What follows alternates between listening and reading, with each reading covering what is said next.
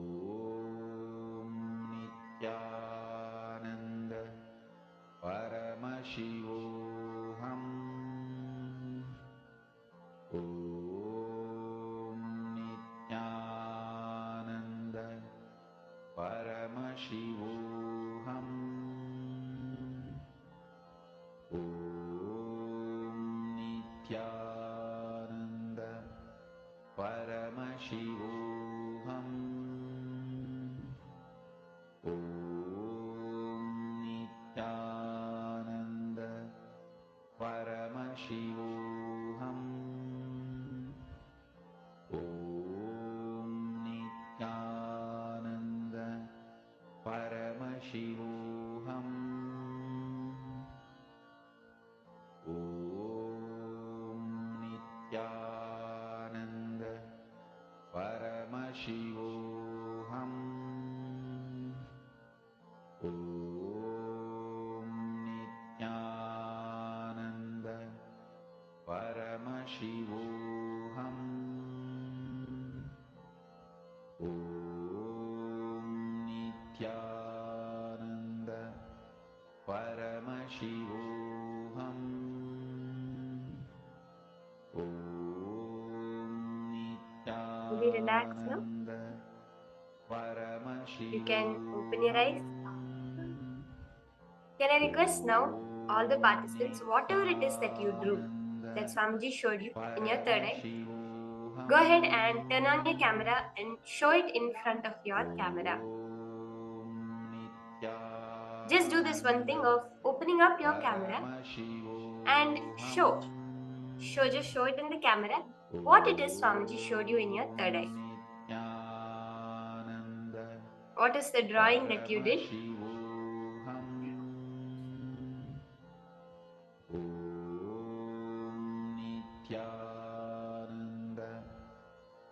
See, whatever the manifestation has happened, even if you got one element right, I'll be showing the answer to all of you now shortly. Just see how by connecting to Swamiji, it is about developing the feeling connection. It is not about anything else like, oh, did I get it right? Did I get it wrong? Was it accurate? Was it not accurate? No. It is about how did you connect to Swamiji. So you can see here, this was the image that I had projected to all of you for all of you to draw the picture of Swamiji.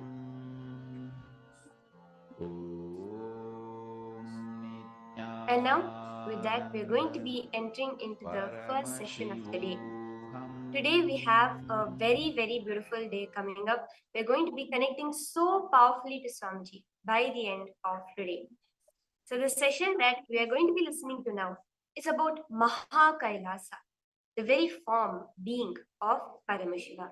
Let us now listen to these higher powerful cognitions directly from Swamiji himself.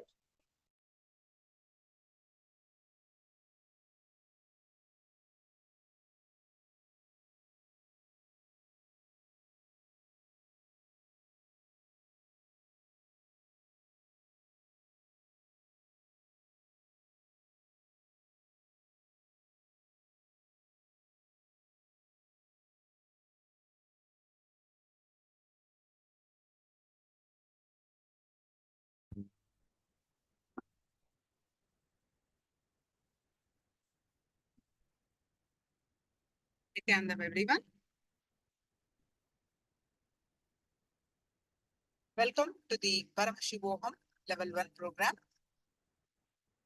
With the blessings of the Supreme Pontiff of Hinduism, Jagat Guru Mahasannidhanam, His Divine Holiness, Bhagwan Nityananda Paramashivoham's blessings, let's start our sessions with the Sadguru Vandanam. Nityanandam Paramasogadam Kevalam Jnanamurtim Dandvadidam Gagana Sadusham Tattvamasyadilaksham Ekam Nityam Vimalamachalam Sarvadi Sakshibhutam Bhavadidam Triguna-rahitam Sadgurum Tam Namami. Nityanandam. So today is day 21 of the Paramashivoham Level 1, Level 2 and Level 3 program. So today you are going to learn and experience the Paramashivoham. What are all you need to do to experience, to keep these learnings as an experience What are all the experiences, healings, breakthroughs, powerful cognitions that you have been learning throughout these sessions here in Paramashivoham Level-1 program, and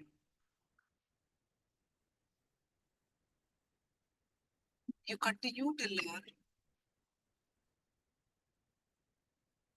and get more and more deeper understanding and more raise in your consciousness. All what you need to do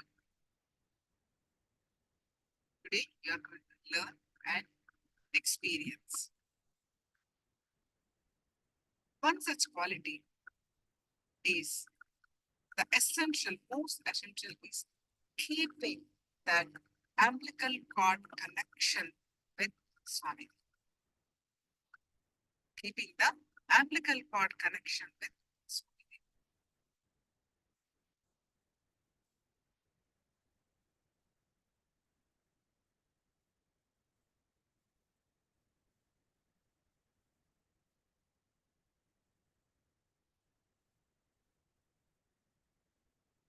Having the Guru Bhakti. Meaning what? Guru Bhakti is the devotion to the Guru. Appreciation what Guru has done, given the breakthrough, transformed our life. Remembering that and continue that light, whatever the light that is ignited in us, continue to that light. What we need to do, having the devotion, having the feeling connection is essential. When you have that feeling connection,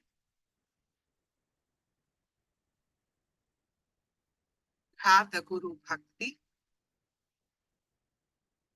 you continue to grow.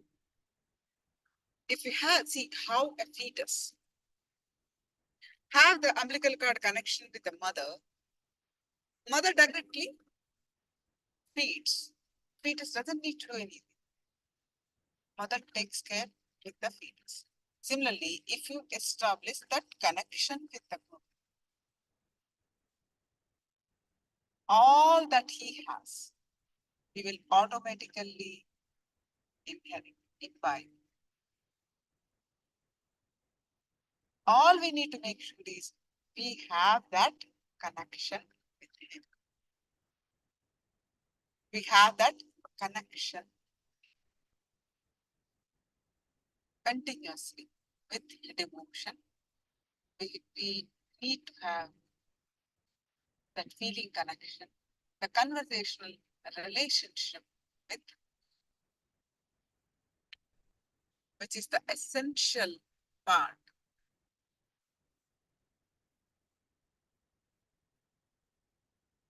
So what is conversational relationship with the Guru?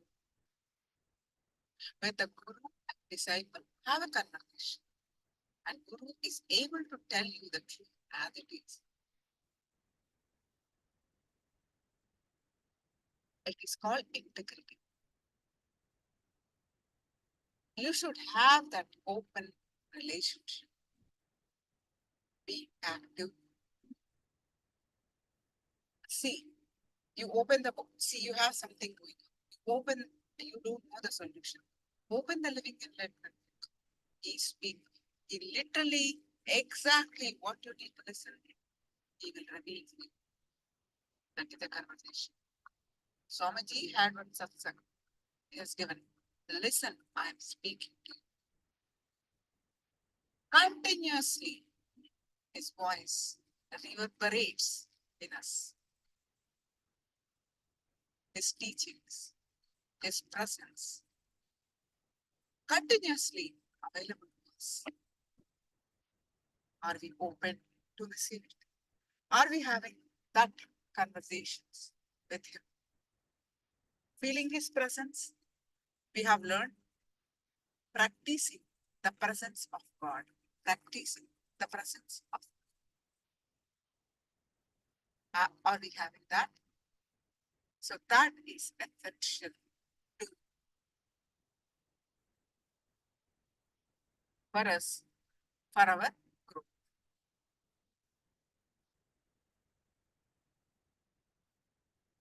Unless you help yourself with that,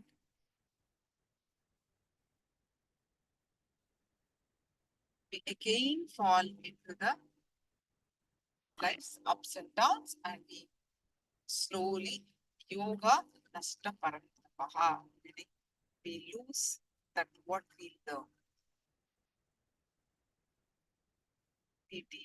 We dilute what we have learned.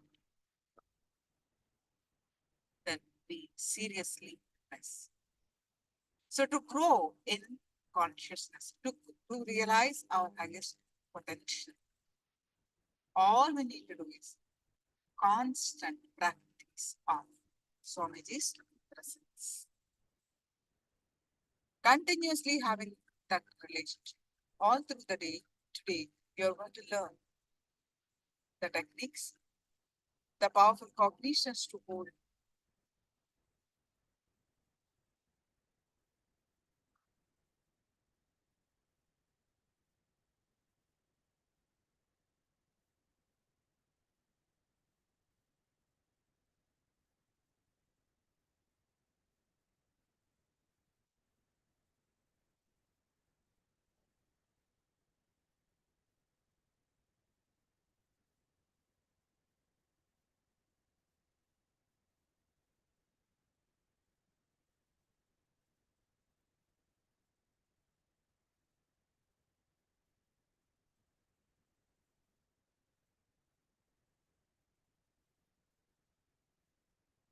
So now let us listen from Swamiji the importance of having that conversation, relationship with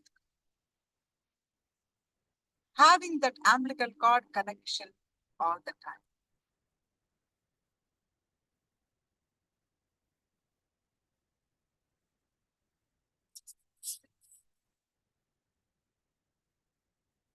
Basic quality, basic thing that we need to take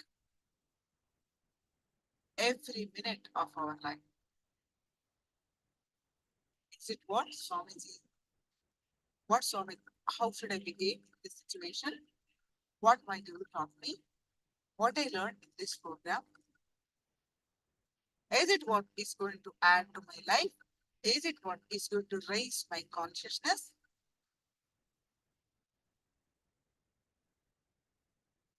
Is it what is going to make me powerful?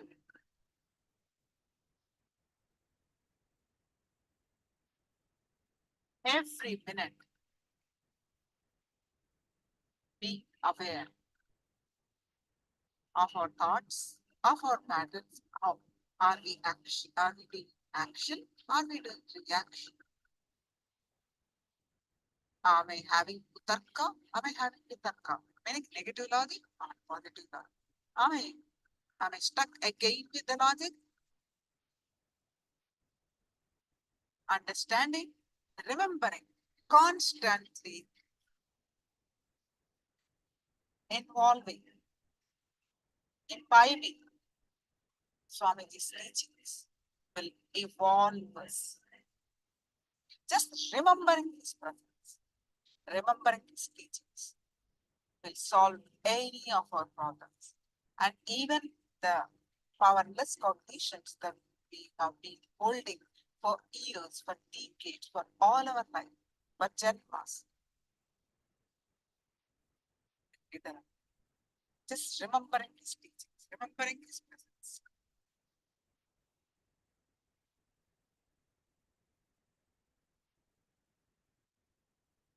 Having that Guru Bhakti devotion, simple, it can be acquired. I don't feel connection. Not worry. Can be acquired. Understand and listen more and more Swamiji's teachings. Fall in love with him.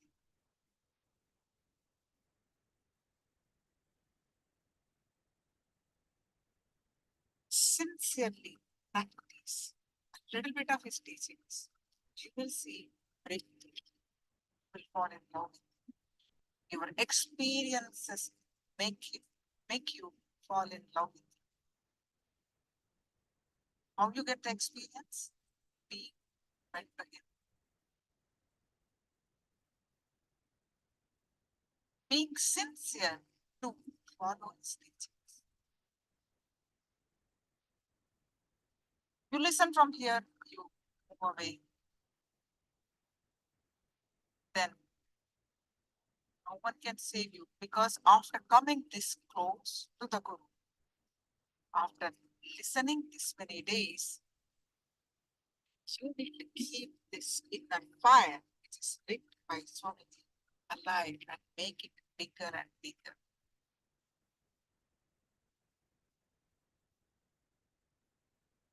You, what did you learn from Bhagavad Gita? It is you. You are your own friend. You are your own enemy. If you constantly help yourself, you will evolve yourself, you will become friend. If you do not, you become enemy to yourself. There are countless techniques Swamiji has given. See what experiment, whatever suits you, stick with that and help yourself. Following his teaching sincerely, you express your devotion to Swamiji.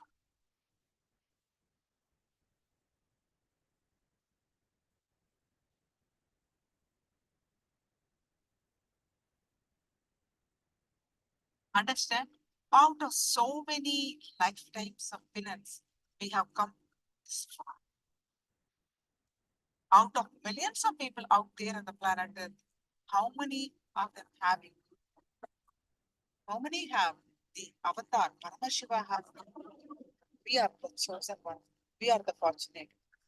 Now it is our responsibility to keep this inner fire alive. We need to help ourselves continuously.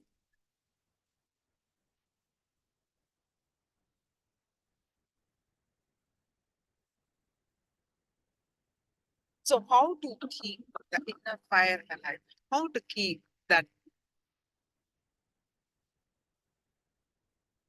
the beautiful umbilical cord connection with the Guru? Let's listen from Swamiji and invite.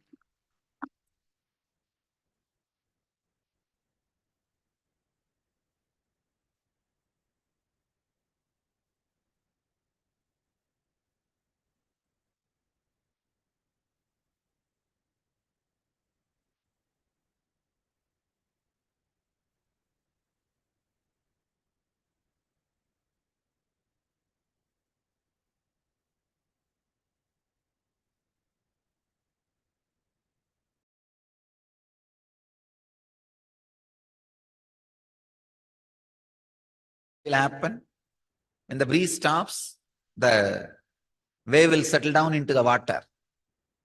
Same way, whenever a strong devoted samyama is the breeze. Water is the pure consciousness. Whenever the strong devoted samyama from a disciple happens over the conscious water, Master Swams appear and blesses you, graces you, and again it relaxes back into the same water. There is no perishable component. Please understand.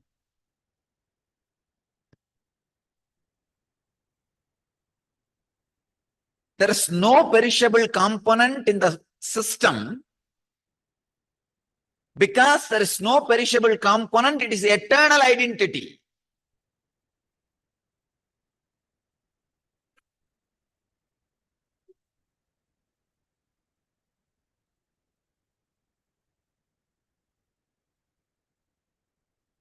Siddha is a being whose all 7 sariras does not have any perishable component. Means any engram is perishable component.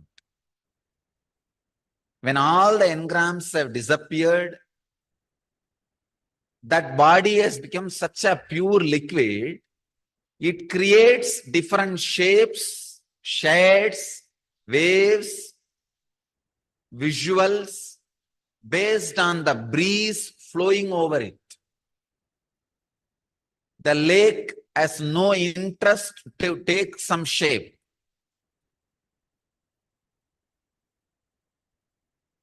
The flow of the breeze decides the shape. Master is a being happening without any perishable component.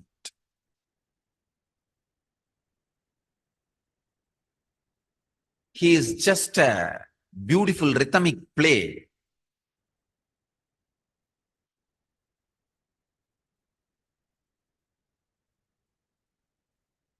The pure, non-perishable experience happening in the source.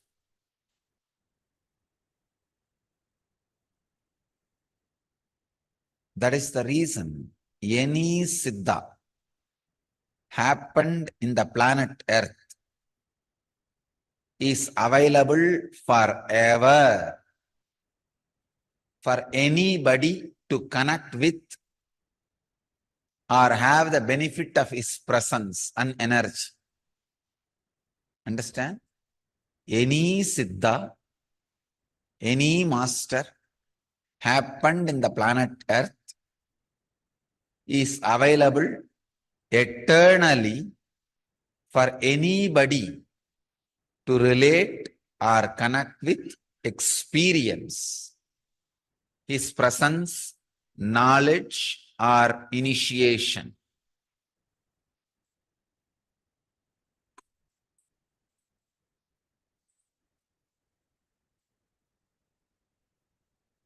The word mystic and word enlightened master, avatar, there is no much difference. It is just a reference, different reference. Please understand? There's a big difference between difference and reference. Here, the word enlightened master, avatar, Bhagavan, mystic, God, Atma, Paramatma, all these, between all these words, there is no difference, but they are all different references. Mystic is the word usually used for creators. Please understand. Person who uses energies which are beyond five senses and creates is a mystic. For example, materialization. If somebody uses the powers which is beyond the senses, beyond five senses, those energies, using that energies and creating something which is beyond five senses. For example, when I materialize a diamond or certain object, there is no normal human power is used. The powers known to the five senses are not used. The powers which is beyond five senses are used. Anybody who uses the powers beyond five senses and creates something is a mystic. Don't mistake. Person who creates is a mystic. A mystic constantly creates. Even in you, when the transformed you is created, you become a mystic. Mystic is a person who is constantly creating so many new things, continuously using the extraordinary powers. Actually, anybody who creates, contributes to society will be a mystic. Otherwise, you are a mistake. In society, only there are two kinds of human beings. One who is a mystic, another one who is a mistake. Mystic is a person who goes on, creates, using mystical energy. Enlightened master is a person who constantly showers enlightenment on others. Avatar is a person who is direct descendants, directly appeared from superconsciousness, radiates all the sadgunas, all the auspicious qualities. Bhagavan is a being who radiates all the qualities, including giving enlightenment. God is the formless energy. Atma is the energy, formless energy reflecting on the form. Paramatma is the formless energy in its original existence and all its reflections put together. I have defined all the technical terms. As I said, there are no differences between all these terms. They are only different references.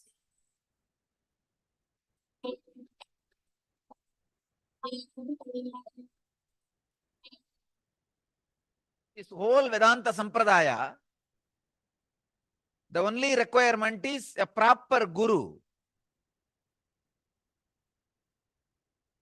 Beautifully, Vedanta Sampradaya describes how to catch the right guru.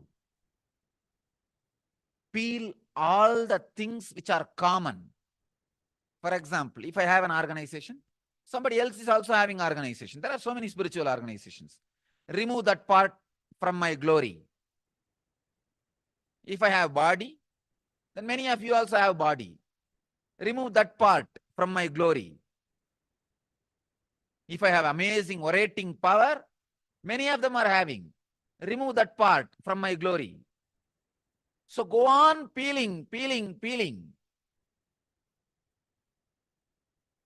Finally, at some point, your logic will not be able to peel further, but still you will feel he is something more than all these things.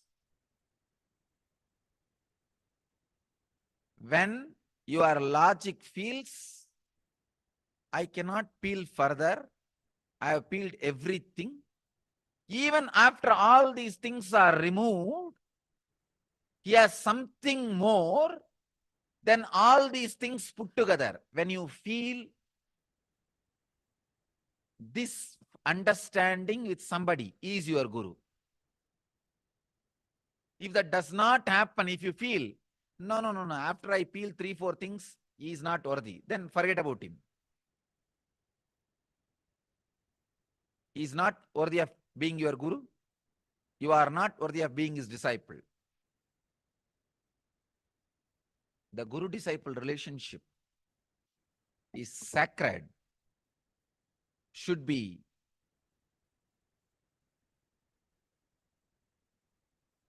started after thorough study and research and should never be ended. Should be started after thorough research and should never be ended. I tell you, ending the guru-disciple relationship in your life is a worst crime you will do to yourself, worst punishment you are imposing upon yourself, worst conspiracy against yourself. One more thing I want to tell you. Change of guru is perfectly all right, nothing wrong. For example, you go to one guru. After some time, you grow out of him or you get more matured. You feel connected to some other guru. That is perfect. Nothing wrong. At some point, if you feel you have grown out of me, please carry on with your life. If you are feeling connected to somebody, great. But dropping from the guru and not having some other guru is the crime. It means you did not drop from this earlier guru because you are advancing. You dropped because you have fallen.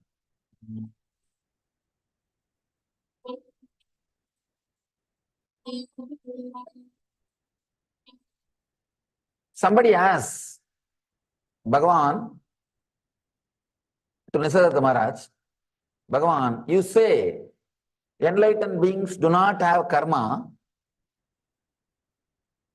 then how are you moving your body? You cannot even move your body without having karma. Understand? You need to have some karma, only then you can even move your hand or you can talk. He is asking Bhagavan, you say enlightened beings do not have karma, but how you are talking? How you are working? He said, I am not doing anything. The disciple says, no, you are not understanding my question. How you are talking to me, even that is a work. How you are talking to me if there is no karma? Bhagavan says, I am not misunderstanding. You are misunderstanding. I am telling you, I am not talking to you. Very difficult to talk to these guys. I understand many times what my disciples go through.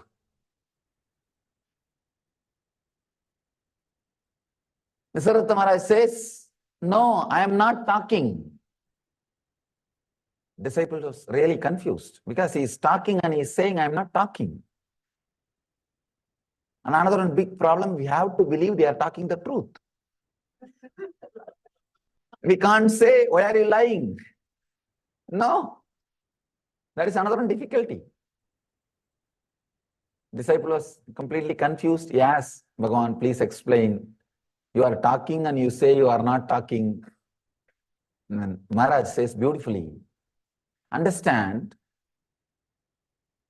because there is a movement in you, you think there is a movement in me. You can never understand talking can happen without any movement in the inner space. That is why you think when the sound comes out of my mouth also there is same kind of a movements in my inner space. Maharaj says, in you, you never had a time or a moment where your body or your mouth can move without your being moving. In me, I have experienced my body or mouth or even mind, anything can move, but inside me, my inner space, nothing moves. Understand? Having such a strong, clear peace inside you, even your thoughts cannot disturb. That is enlightenment. I wanted all of you to understand. Do not think enlightened masters don't have thoughts. I can say the space is so big, it is negligible part. In normal mind, if you have 10-acre mind, all 10-acre is jumping like a zoo. With an enlightened being, they have 1,000,000 acre. Only 10-acre is zoo. In 1,000,000 acre, can you consider 10-acre being a zoo is something disturbing? Some movement? No. It is negligible. Practically, which is not there. It just no more. It is not there. That is why Ramana Maharshi says, for normal persons, I am body. For enlightened being, I am also the body. It's not that the idea that I am body disappears, it just expands. I am also the body. This is also part. So I have nowhere to go. It's a very important thing. Judging the masters based on their movement, physical movement, is the worst thing can happen to a disciple. Because he will judge master's action from his idea. If he does that particular action, what logic will go through in his head? He thinks that same logic is going through in his head. Especially the people who live around few days or few years or who claim, I know Swamiji for so many years. That's a big problem. That's a big problem. I always tell people, these people who claim, I know Swamiji for so many years. What do they know? Nothing. First of all, they don't know themselves. And they think they know me. They think with their logic, the logic with which their head functions, with the same logic, my head is also functioning. If the same logic, with the same logic, if my head is also functioning, then why I am sitting here and why you are sitting there? No. There is no logic which you can understand logically with which master's system functions. There is no logic with which you can understand logically the master's system's function. But slowly, slowly, you see, same way only he walks, same way he talks, same way he eats, same way he laughs, sometimes much more than us, and almost looks same. You start thinking the inner space, inner programming is also same. That is where you miss. That is where you miss. Inner programming is not same. That is where Nisargadatta Maharaj says, I am not talking to you. He says, what you understand by the word talking is not happening in me. Just I am reflecting the movements which is happening in you. Whatever you want to see, you are seeing it in this body. Like a mirror reflecting. People come and ask me, Swamiji, many times I feel you are talking exactly to me, directly to me. It is not the public discourse. You know you are talking only to me. They ask me, how do you read? Did you read my mind? And are you answering all the questions which I am having? Did you read my mind? I tell them, first thing, I never do that job because I respect your privacy. Second thing, who want to waste time with all the nonsense which goes on in their head? Neither I am interested, nor I am willing to read somebody's mind. What exactly happens, the presence of the master is so intense. Any mind which comes and sits in front of it, just by the very presence heat, your questions are answered. That's all. Whatever questions you carry, just the answer comes out without even me logically reading and answering. Many times, I ask people to talk so that they will understand what their problem is, not for me to solve. Because the master's mind, enlightened mind, does not work with the logic with which your mind is working. If you think the enlightened master's logic work in the same way your mind is working, you miss the whole truth. You miss even the master. You will not be able to understand the truth. You will not be able to raise yourself to his level. You will bring him to your level.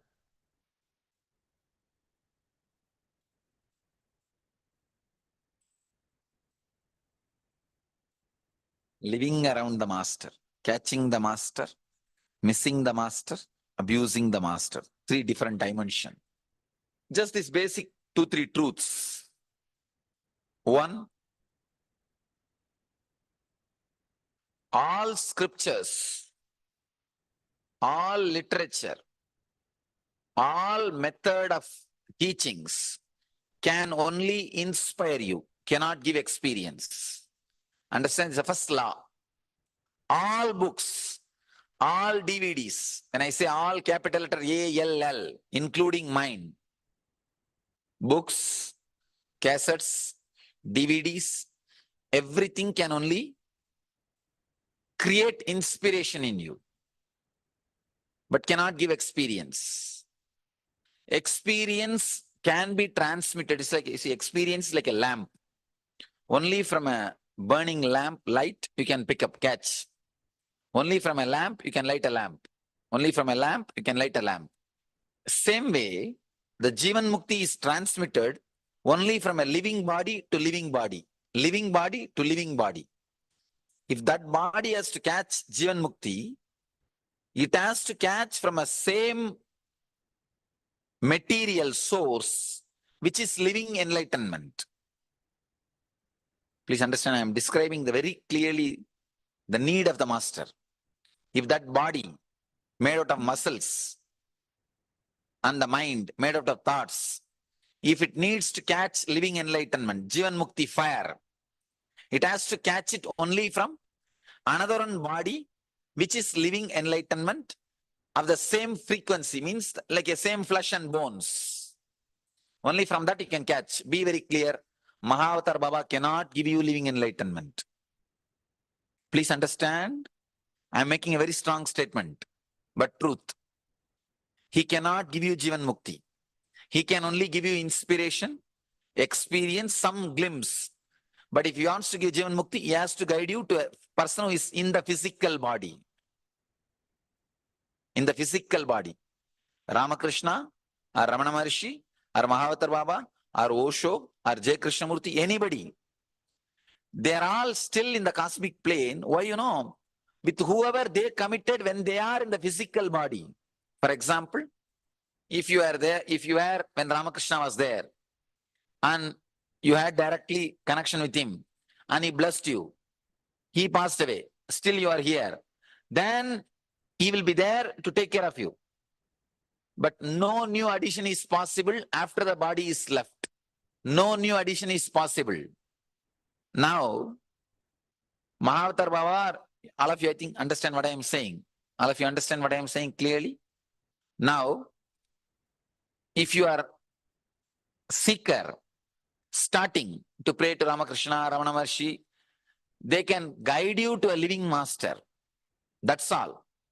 They themselves will not be able to give, because it has to be transmitted from this plane, from flesh and bone. That is why the need of living master again and again and again comes back. Understand? That is why no huge organization is able to own spirituality than a living master. Seekers are around me. The reason is, it can be transmitted only from flesh to flesh. The person who is living Jivan Mukti through his muscle memory and muscles. See, I'll be living Jivan Mukti without muscles after I leave the body. I'll be living in Jivan Mukti, that is not a problem. But because there is no muscles, I will not be able to transmit it to the person who is with muscles. If I initiate you now and give you the assurance, only then I can handle you even if I leave the body. So if you had assurance from Ramakrishna, Ramana Maharshi, or Osho, somebody, when they are in the flesh, then you don't need to go to new master. It may not be needed. But even then, usually they guide to a living master, because living around the master is not only living enlightenment, it's a joy. It's an ecstasy. It's a way of life. For that reason, they guide. Understand thoroughly. Otherwise, if you have not had connection with them physically, when they were in the body, even they can't do anything. Mahavatar Baba will not be able to give you enlightenment or the spiritual experience. He can only guide you. That is the reason why still that living master's necessary is not replaced at all. It's not replaced. Still, the necessity for living master is there when the whole thing started by Shiva millions of years ago. The only thing which is not yet outdated, which can never be outdated, is necessity of a living master. See, the only difference between you and me is not enlightenment, because you also carry that, I also carry that. In our 7 layers, see, you are having 7 body, I have 7 body.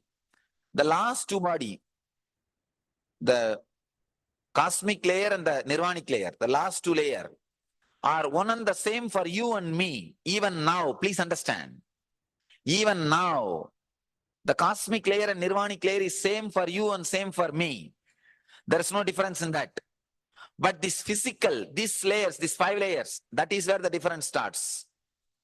So all you need is not enlightenment, but the body language of enlightenment. Please understand. I think all of you catch what I am saying. See, this first 2 layer, this nirvanic body and cosmic body. In this, in that 2 layers, you are one and the, both of us are same. Only these layers, these outside layers, like a physical, oh God, not right.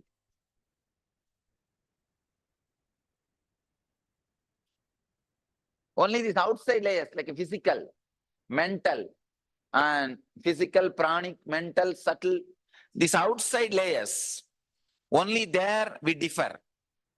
It means what?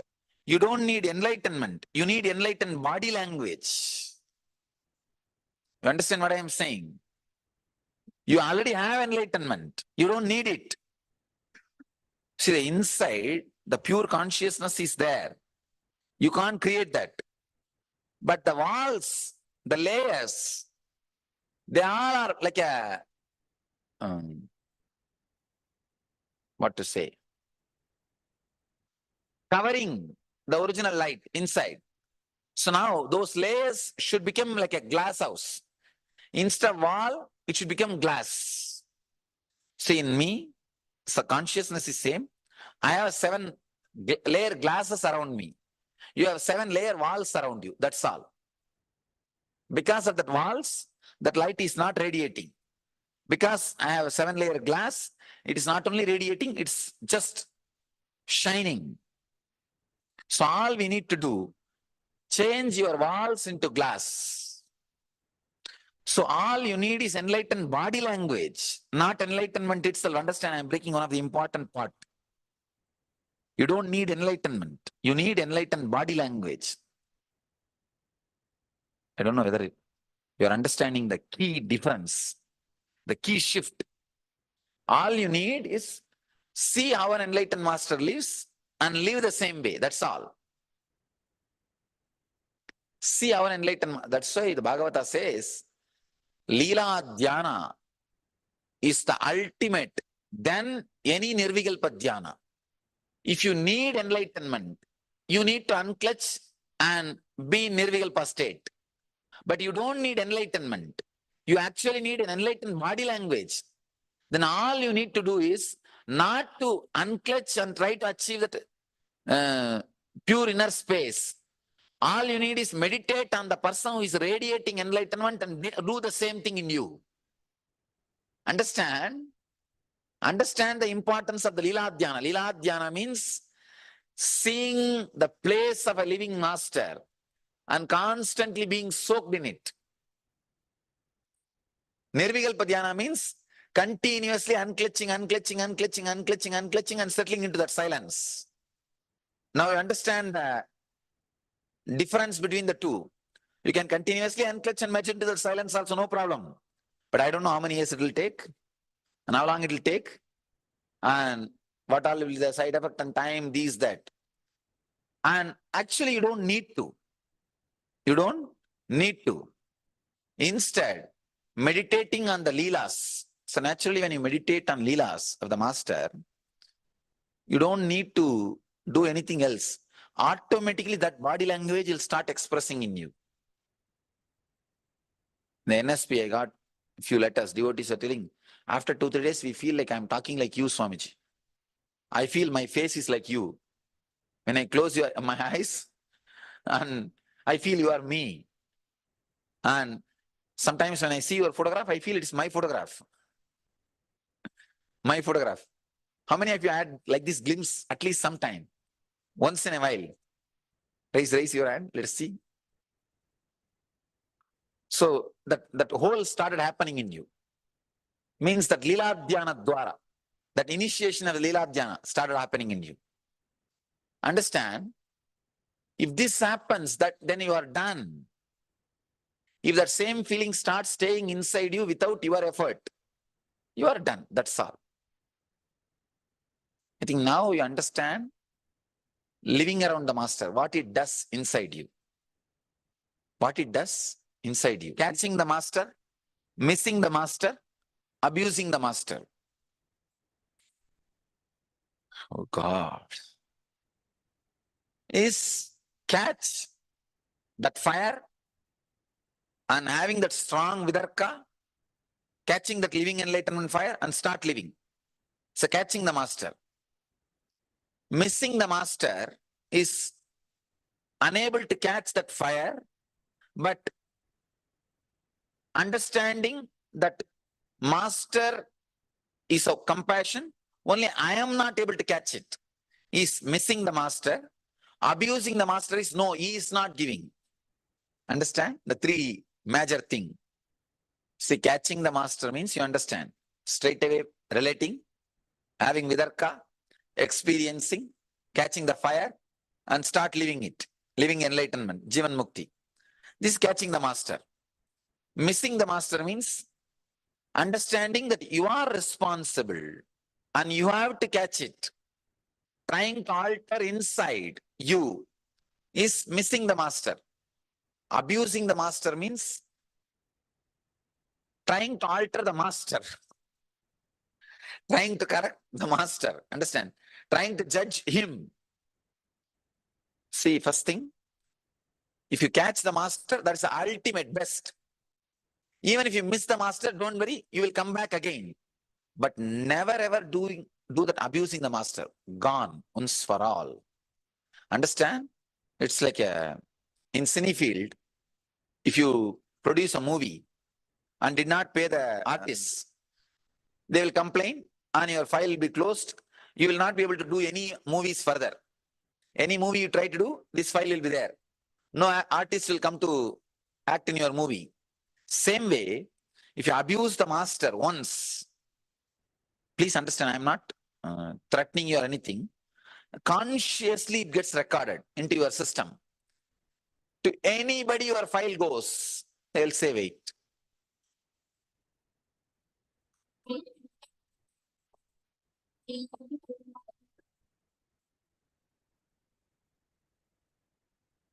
Living with the master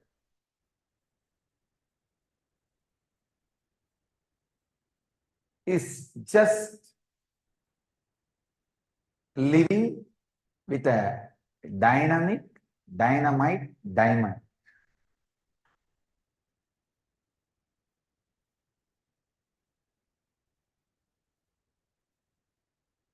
When a dynamic diamond is made to work on any stone, other than the diamond part in the stone will be completely removed. See, the quality of diamond is when it is dynamic and made to work on any object, all other particles in that object except its very strength, diamond, it will all be removed. That's the way the diamonds are polished. Only the diamonds are used to polish the diamond. It's like any stone has some component of diamond in it and some component of ordinary carbon in it. When the moving dynamic diamond is made to work on that object, all other particles except the diamond component, carbon or anything, is burnt away. Same way, when you live with the master, everything other than the master component in you, everything other than the cosmos in you, everything other than the enlightenment in you is burnt away.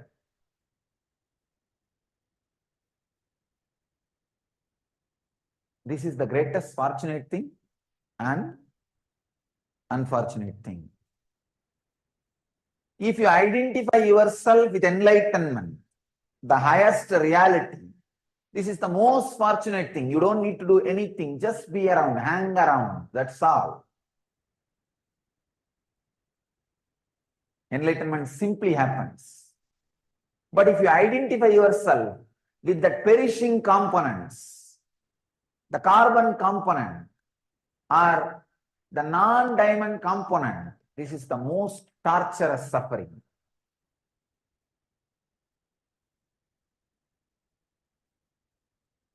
Very beautifully, George Gurdjieff, one of the greatest revolutionary master of modern days, he says, only if you associate yourself with me, be around me. If you think you are separate, I am separate, then this is not the place for you. Because constantly you will feel threatened by me.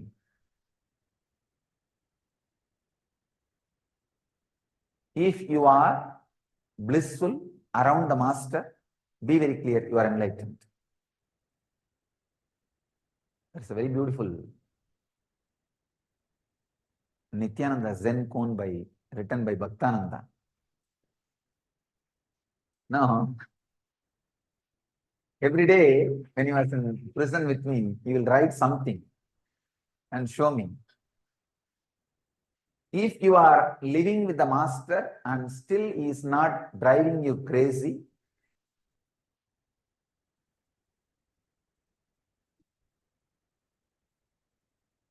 up in the wall,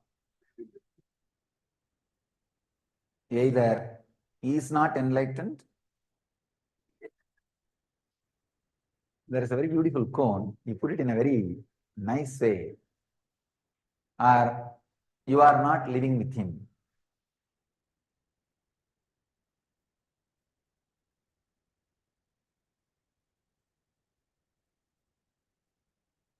As long as you think you are a separate entity other than your higher reality, he will be driving you crazy. Constantly shaking the very roots on which you build your foundation. But fortunately, if you identify with him, with your higher reality, this is the most fortunate thing can happen in the planet Earth, because without any effort, the ultimate will just happen in you. The ultimate will just happen in you without any effort. Nothing needs to be done, just hanging around. But you will see his simple movements, his simple words, his just look will be shaking the very foundation on which you are building you, or the false you. Anything you do, he will be constantly on his job. How he will create situations, how he will create people, how he will create happenings around you, you do not know. You can't imagine. Just the person who is walking next to you will exactly hit you where you are holding you. Don't think he is hitting you. I am hitting you. When you are around the master, please understand, when you live around the master, including a mosquito bites you, after taking permission from him about the time, the intensity of the bite, and the place where you are needed to be bitten. I'm very clearly telling you, please understand. If you are inside his Sangha, you are under a controlled condition where your ego is constantly operated. Whatever is not you, but you hold on to it as you, is removed from you. I can say, living around the master without resisting is living enlightenment process. the definition of living enlightenment process.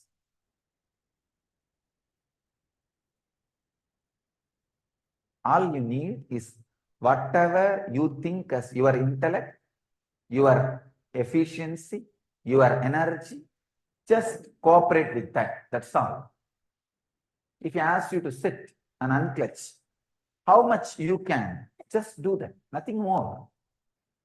See, if you fall into unconscious, means if your mind drifts away somewhere, or if you fall asleep, it's not under your control. Then don't worry about it. Don't have guilt. But as long as you are aware, as long as you have backbone to sit, as long as you have awareness to unclench, do it. That's all. Nothing more. If he asks you to chant the Mahamantra, as long as your energy is there in the throat, as long as you can hum, do it. That's all. Nothing more. See, when you feel you can't do anymore, just your body falls, either falling asleep or your mind has drifted away somewhere, then nothing can be done. It's not under your control. So you are not asked to do things which is beyond your control. No.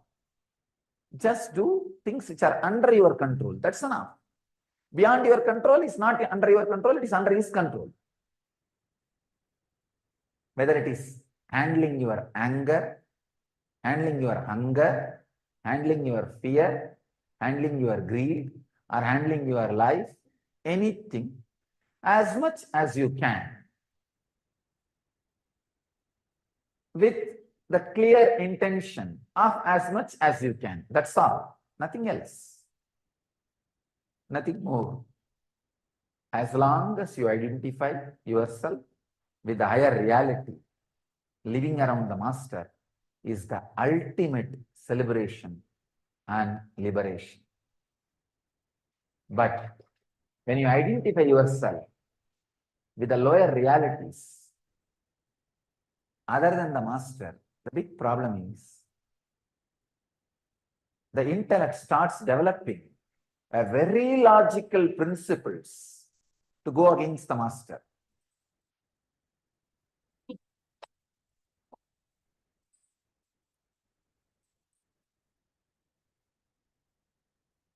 How to find out whether I am with the right guru or wrong guru? A right guru will go on pushing you continuously to move forward.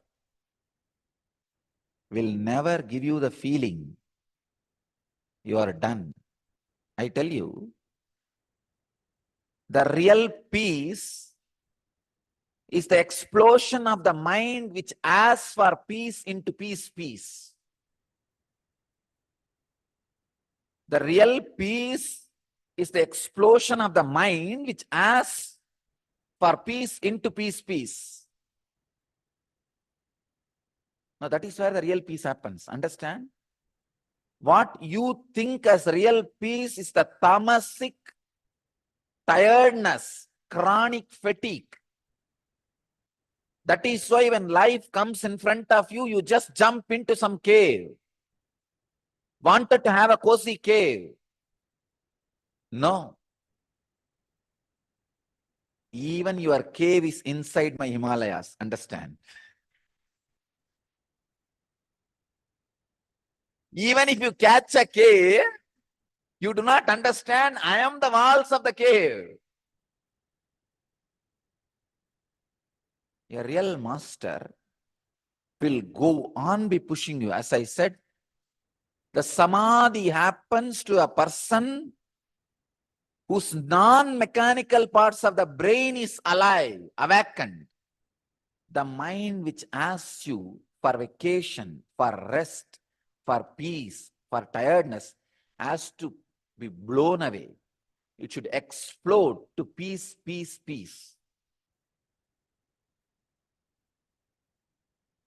Only then peace happens. A real master will go on be pushing you, will not encourage that fatigue, tiredness.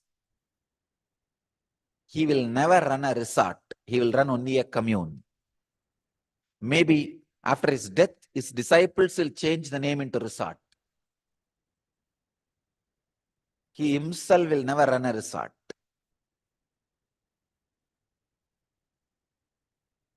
Person who asks for the peace of the resort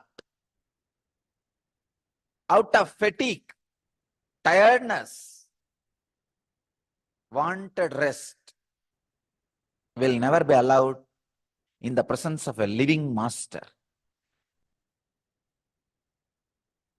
The mind which asks once in a while, I think I need rest. I think I need a break. Yes, you need. Not from the situation. You need break in the root. You need to be broken. The mind which asks for the break need to be broken. That is the break it needs. A real master is a person goes on pushing you. Ability to receive the suffering as prasadam, poison as nectar. What you think as poison, not the real poison. What you think as poison, the ability to receive what you think as poison and stand with it.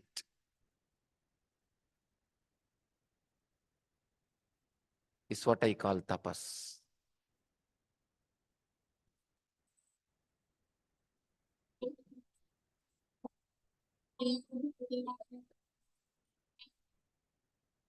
To surrender to a living master fully is almost impossible for me.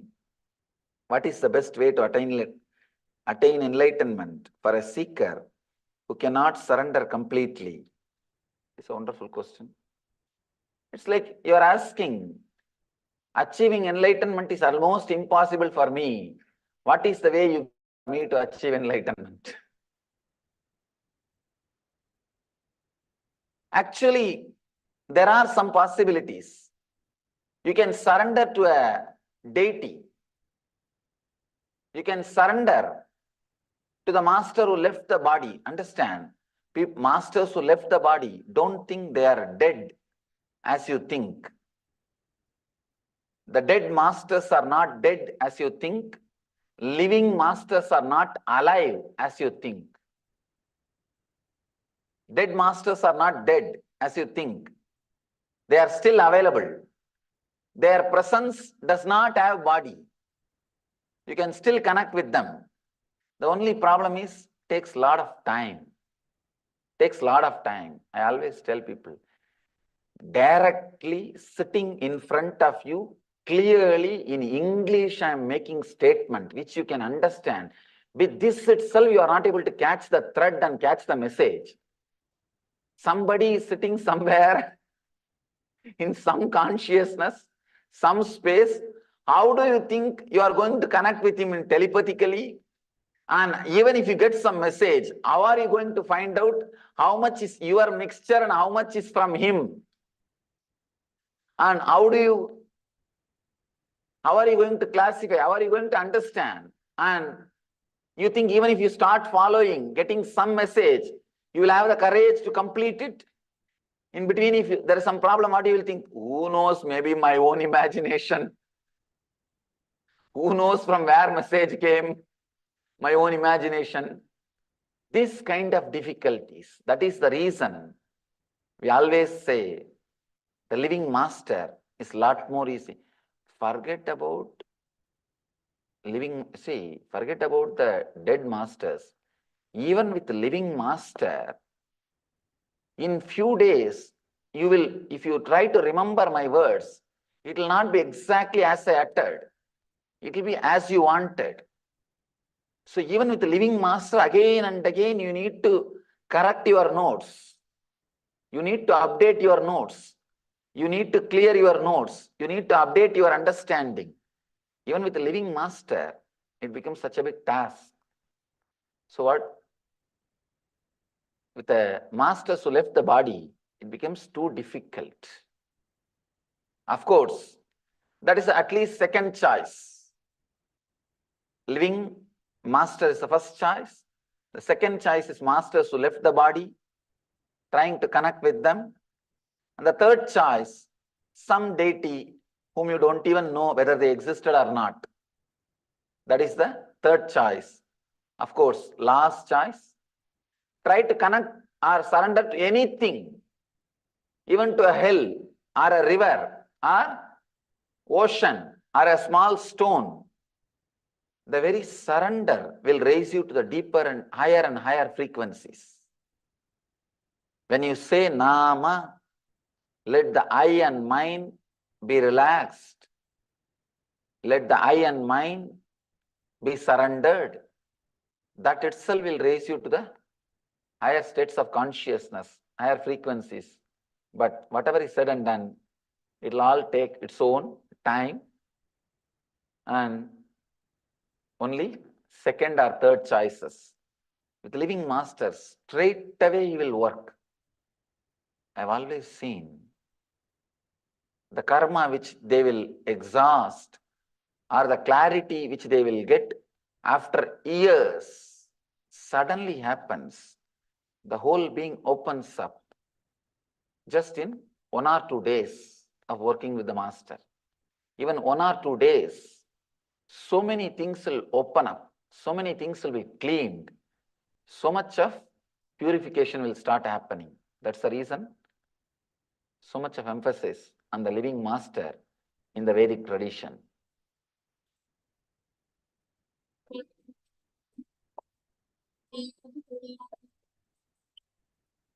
When you enter into me, you disappear into something beyond you. That's what we call black hole. Black hole means all these planets, everything disappearing into something which is beyond your comprehension, beyond your understanding. So when you disappear into something which is beyond your comprehension, that is black hole. I made another one statement. When I enter into you, it is Big Bang. Means, what is Big Bang? Whatever you see appearing from something which you can't understand is Big Bang. Understand, when I enter into you, it is Jivan Mukti, living enlightenment. When you enter into me, it is Videha Mukti, enlightenment beyond body. So Big Bang means what? Initiation. I'm me entering into you, you experiencing new you. At some day, suddenly you will feel even the trace of your old identity is not there in you.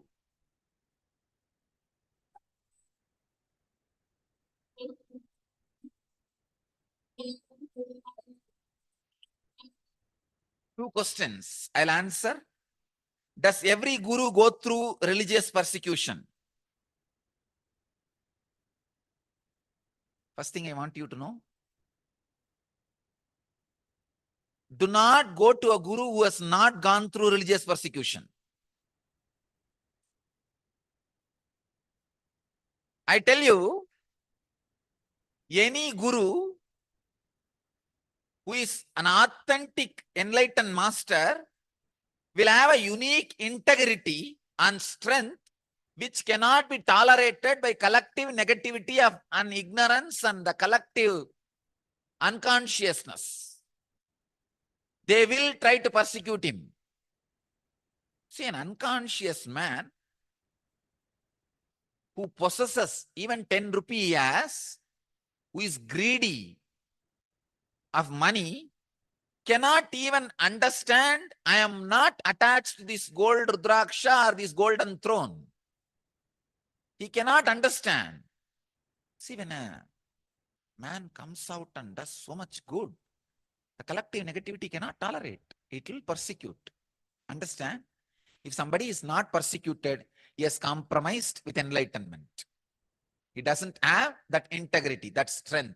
So I tell you, don't go to a guru who is not persecuted. Persecution is being persecuted is one of the basic scale to find out whether somebody is a real guru or not. That's the truth. That is the truth. Gurus go through religious persecution because of the honest, truthful contribution they give it to the world.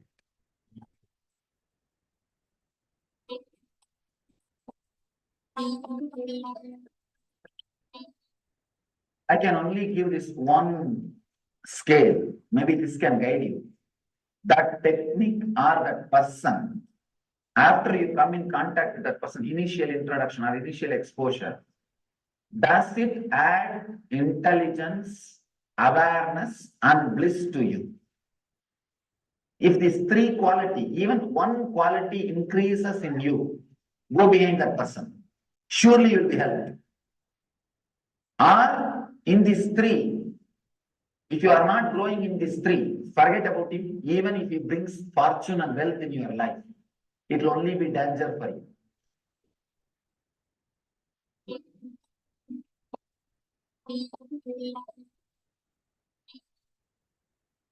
Please understand, I am your father, mother, friend, beloved, and something more.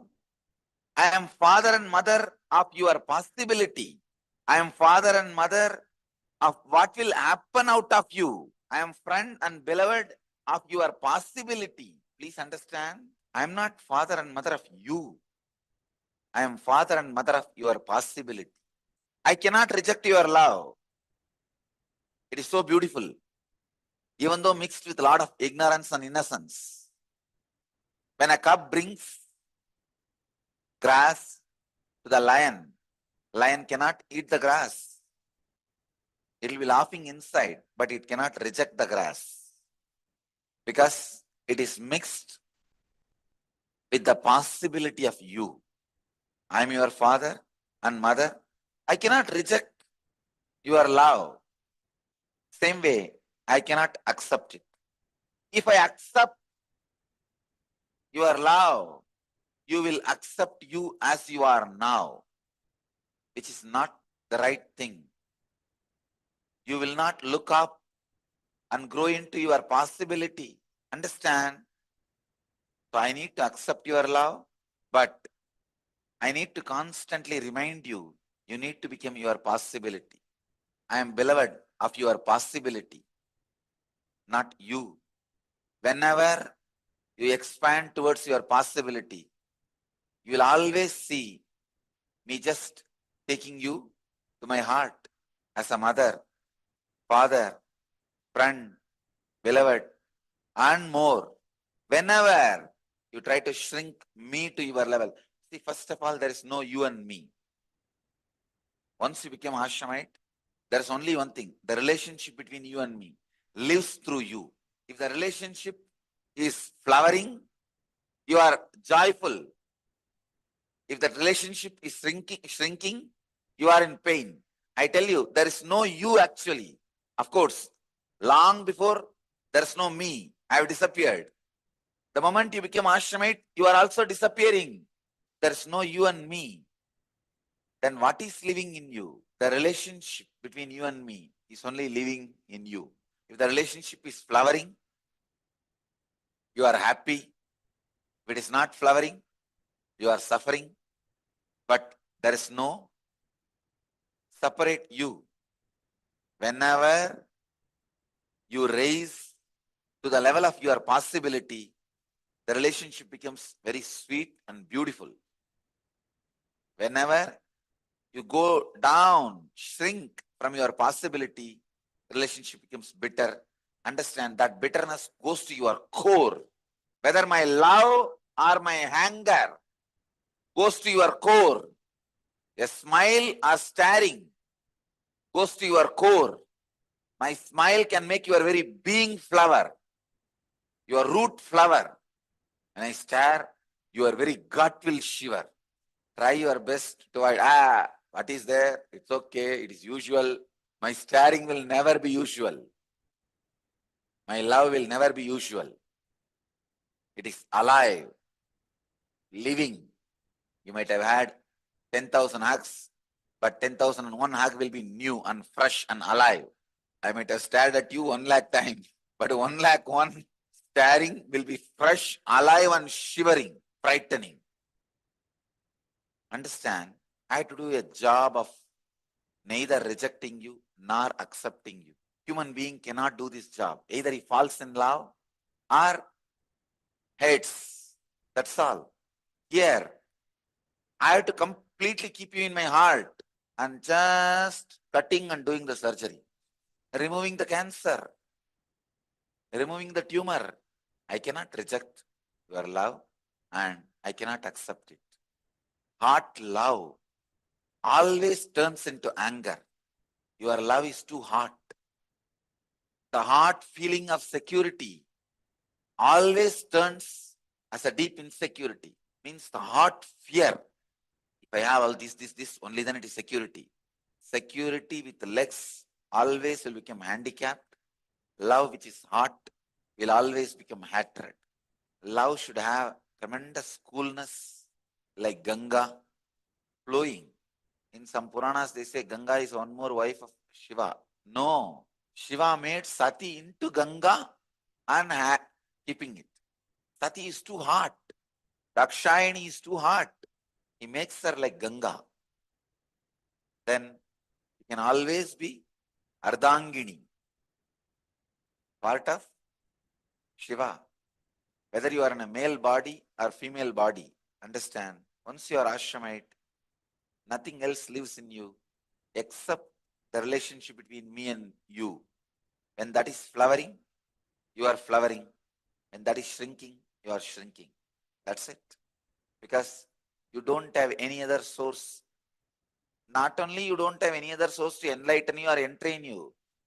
In the ashram, you don't even have any other source.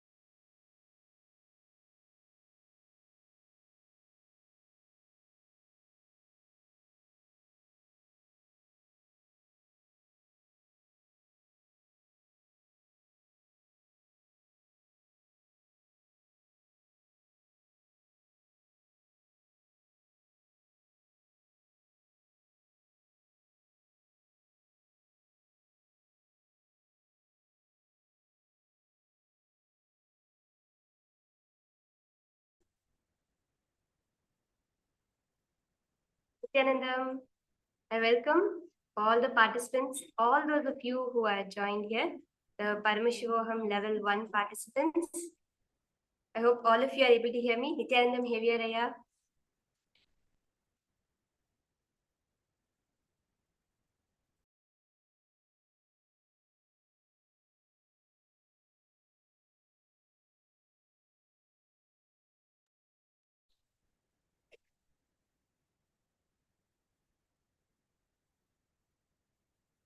Hope all of you are enjoying the session.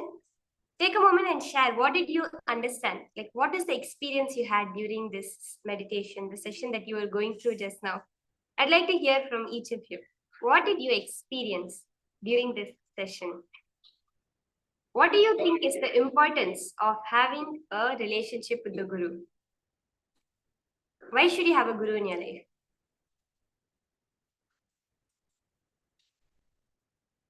Can type it and post it. Ma Pooja Karin, I request you also, ma. Go ahead and take a moment, type it and post. why do you think we should have a relationship with the Guru? Why is it important to keep that relationship alive?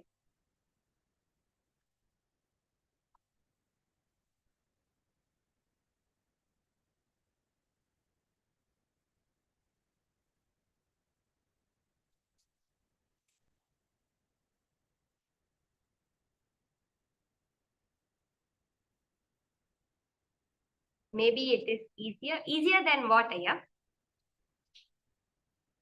The seeking.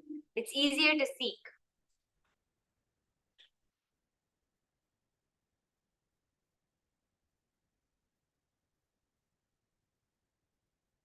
Okay, life and seeking is easier than when you don't have the relationship with the Guru. Aya, why don't you share? Why are you with Swamiji? Why are you sitting in this program, Paramashivoham Level 1 program, the whole day? Why is it that you are sitting?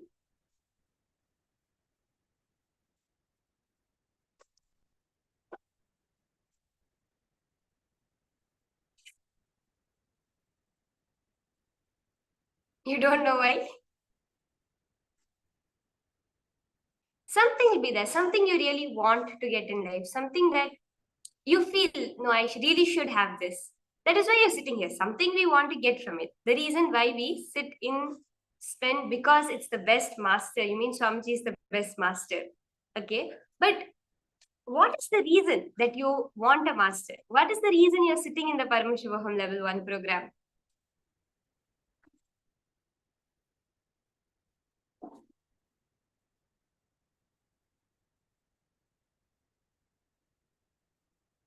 Because you want to be free from the Maya, whatever it is, whatever we call as the attachments, samsara sagara, what they say in Hinduism. You want to be free from that.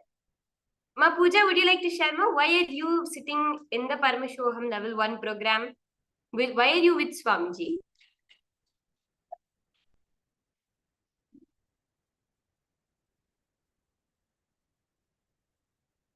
Swamiji, see, there's one thing Swamiji says. What is the difference between an enlightened master and an incarnation?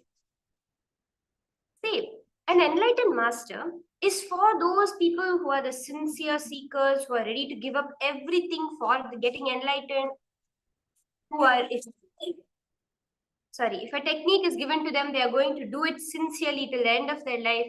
That is for the people for whom an enlightened master comes down. He comes for a select few seekers. But an incarnation is one. An incarnation is one who comes down.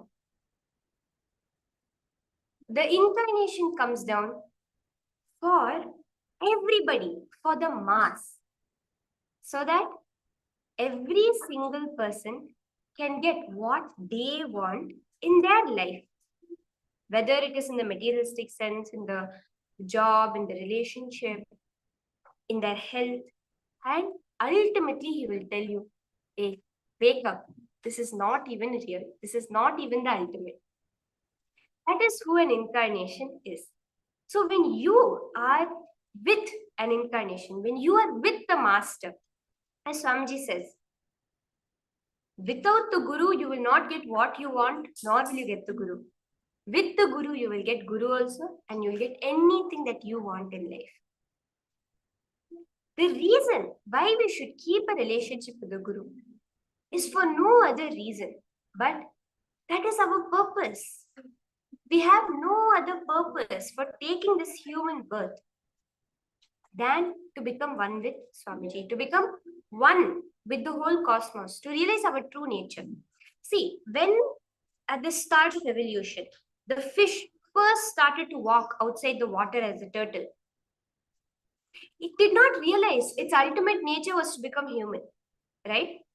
It would not have known, I have so much of capabilities.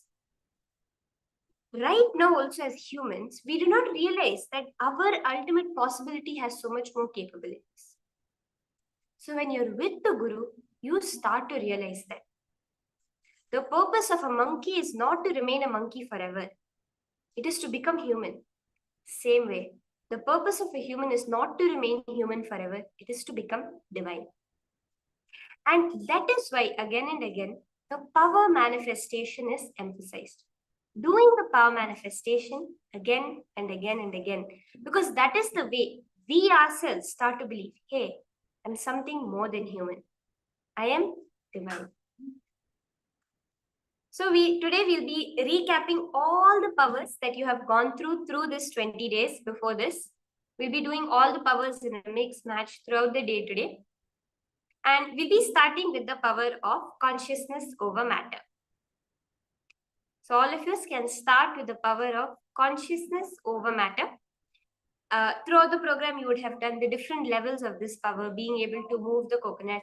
Let's start today with moving the coconut on your own hand. So you can, if you have a coconut, orange, any round fruit that you want to manifest with, can get it and come for you to manifest.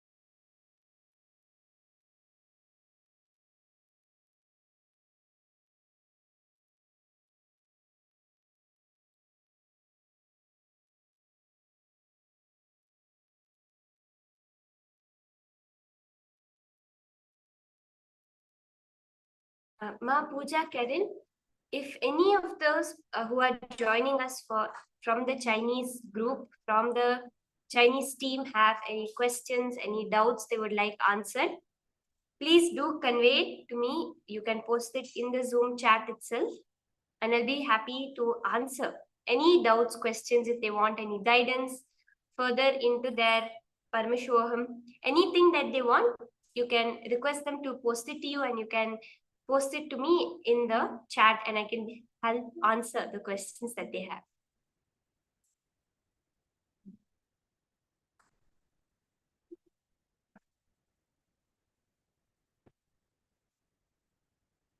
Okay, let's start now.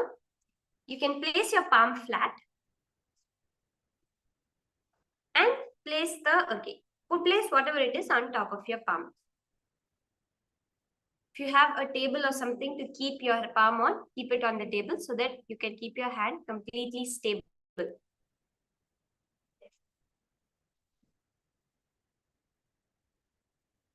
Remember one thing Swamiji says. If I have a will established in consciousness that can move my hand, which is also matter, that same will can move any matter. If I have a will established in consciousness that can move my hand, which is matter, that will can move any matter in the cosmos. Just chant the Mahavakya, Om Nityananda Paramashivoham, intensely inside your inner space.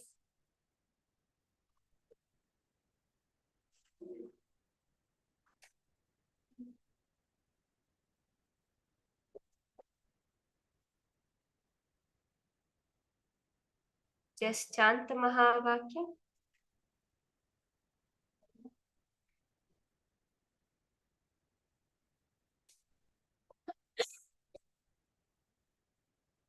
As you chant the Mahavakya, just allow Swamiji to flow through you.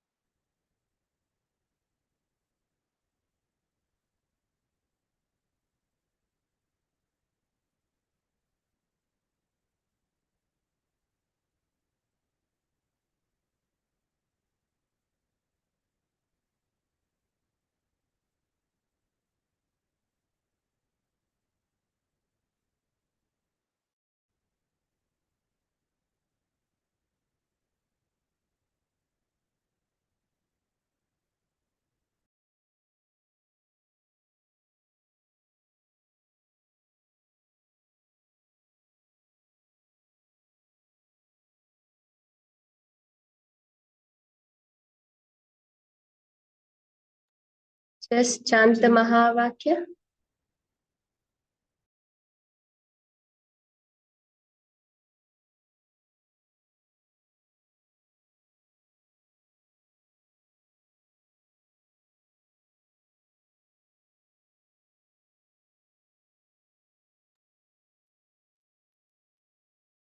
As all of you are manifesting, I'll just share one incident that happened in my life. Okay. So one time, my grandmother came and she said, "You say that you do so much of this power manifestation and all, no? Why didn't you move the coconut on my hand?" So she was not very much connected to Swamiji in any way, and she sort of resented that we had left our life. Me, my brother, my mother, and father had come and joined as Adinavasis, and so she said that you claim to do so much power manifestation. Why don't you move the coconut from my hand? Okay, in your people's hand, if you move the power, it's not counted. You move it in my hand. And she held the coconut, and somehow because of that feeling she had that no, this cannot be real, it didn't move. So I was sitting with her, sitting with her, and 3 hours passed by. Okay, she was very will persistent. She's like, today I'm going to prove that this really cannot happen. I'm going to show her that it's not useful her being in this play. So she was holding the coconut, and she was sitting on a sofa. She had her hand on the armrest, and she told, "Move the coconut from my hand." 3 hours passed by. Actually, at the moment, after 3 hours, there was a shift within me. So this was many years back, actually, maybe 2016 or 2017. I remember feeling, from the beginning, I remember feeling, she's doubting, so it will not manifest. She will not allow it to manifest. But at the end of 3 hours, suddenly I relaxed. I was like, yeah, why am I feeling, oh, it will manifest, it won't manifest? I decided to accept the fact that she's doubting it, and I just relaxed. I remember this very well. I just relaxed, like, okay, whatever needs to happen, Swamiji will make it happen. Within 1 minute, not even more than 1 minute, the coconut rolled off her hand. And she was shocked out of her life. She was like, no way, how could this happen? I didn't even move. I was so sure it would not happen. And there was actually another time where one man had come to the Adinam and he said, like, we used to enrich people who come by doing power manifestation for them. And nobody was moving it. He was holding it. Nobody was moving it. So they called me and they asked me, okay, move this from his hand. Within 21 minutes, when I was just sitting with him, I was looking into him. And I was just saying, Swamiji, tell me, why is it not moving from his hand? Swamiji showed that he is having a lot of fear for powers. He is having fear towards the manifestation of powers. So then, as I was doing the manifestation, I was just telling Swamiji, Swamiji, heal him from that fear. And the minute I did that, within 21 minutes, the coconut rolled off his hand. So whenever you feel that, oh, it's not manifesting for me, you have to have two things: will, persistence, and you have to just be relaxed.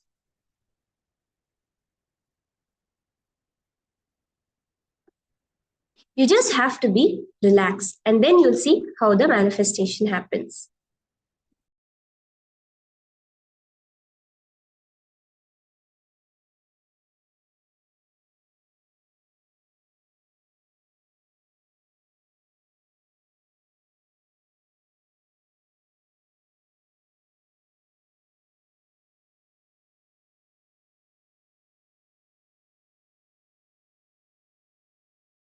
So take a few more minutes and continue manifesting. Now, remember to relax completely at Swamiji's feet.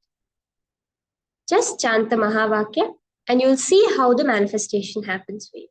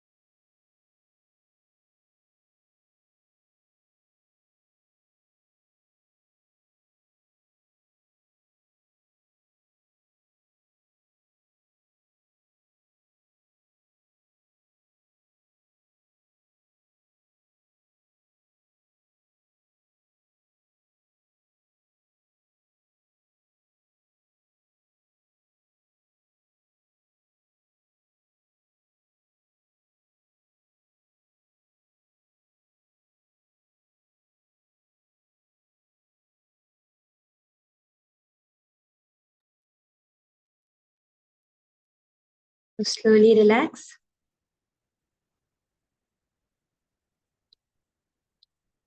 Just enjoy that we are getting this time to spend with the ultimate. At every manifestation, don't worry what the result is, especially when we are just starting. The whole focus of power manifestation is not about what is happening in the end. It's not about the result. It is not about did you manifest or not. It is becoming comfortable with the divine within you, becoming comfortable with Swamiji inside. We'll be now moving on to the next session. Actually, before that, I wanted to ask one question to all of you. From whatever you have understood about Swamiji throughout the program, if you have to summarize Swamiji's life, Swamiji, in one word, what would it be? What would you use one word to describe Swamiji?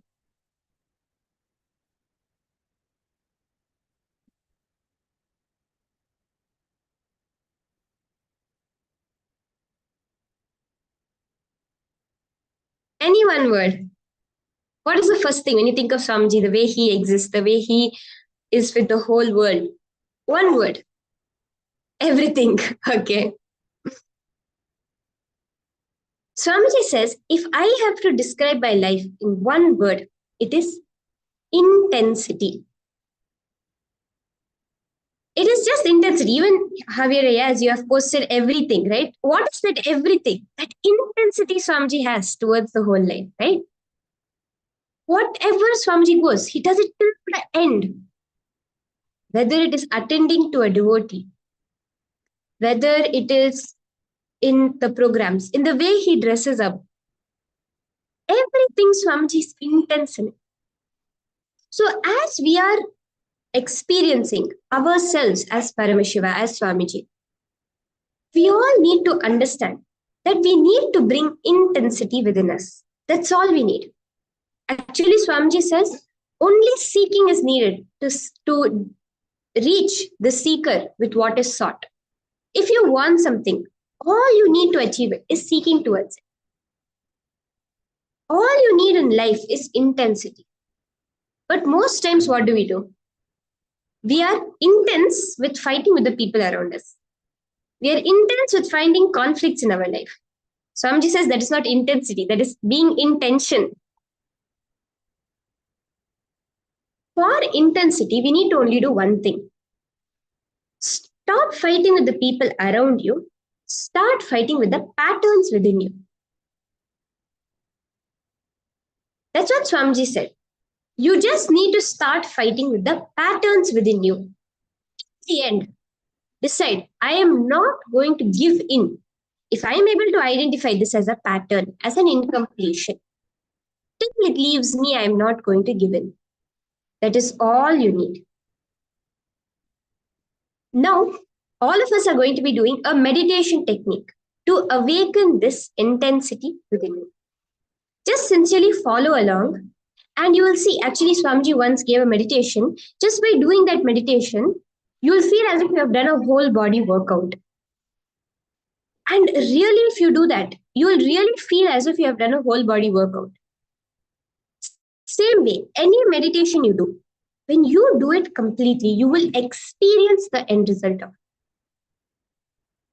One of the only things that stops us most of the time is lack of intensity.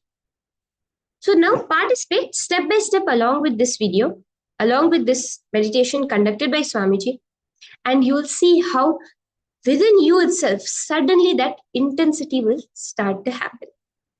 So let's get ready for it.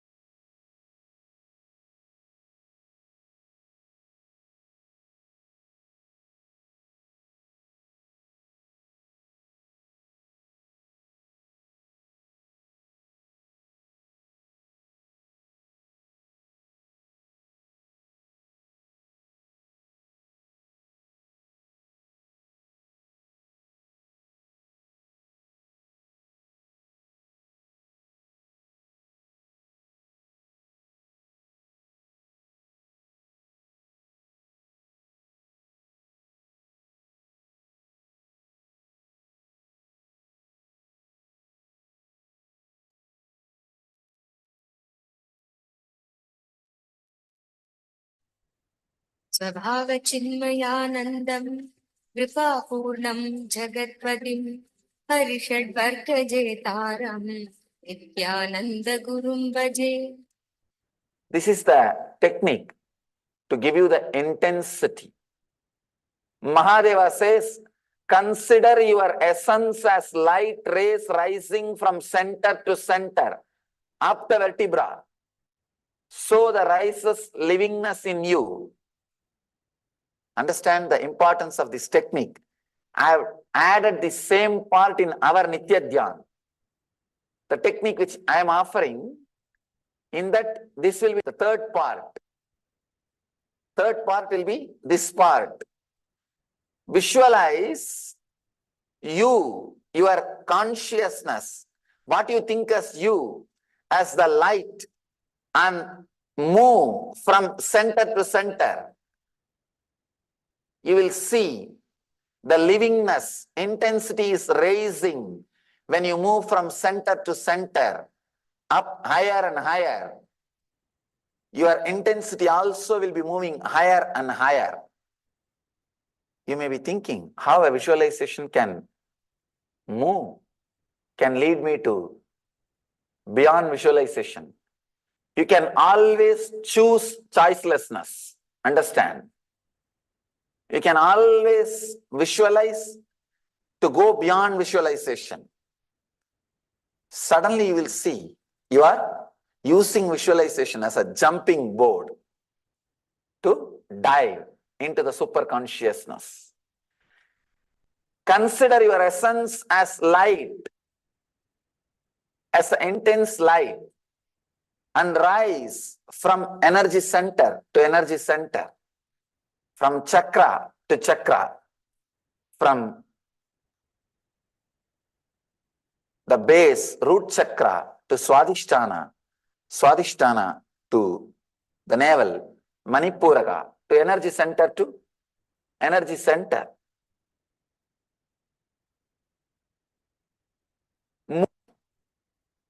Mahadeva says, and so rises livingness in you. Livingness means radiating the energy which does not create any conflict inside and outside. That is what I mean by the word livingness, intensity. Intensely being inside. I've seen some people intensely creating conflict every moment. Anything you tell, they will be ready to create a conflict. Intensity means which does not create conflict, which is really smoothly flowing, but very strong. We always think if it is flowing smoothly like a river, it will not have intensity. If it is intense like a stone, it will not be flowing freely. No.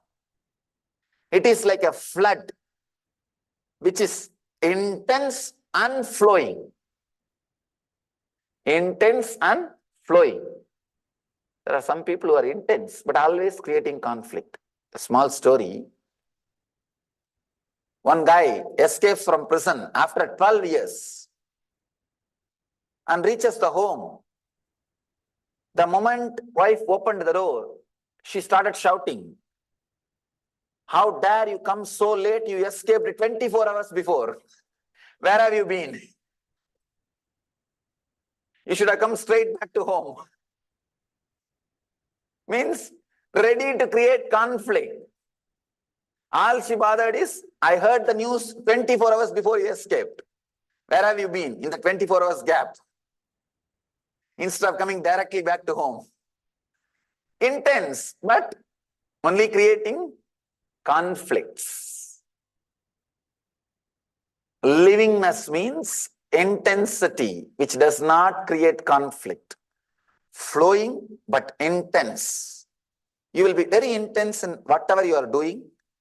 When you see there is a hill in front of you, when you are clear, you will not bother to take a diversion.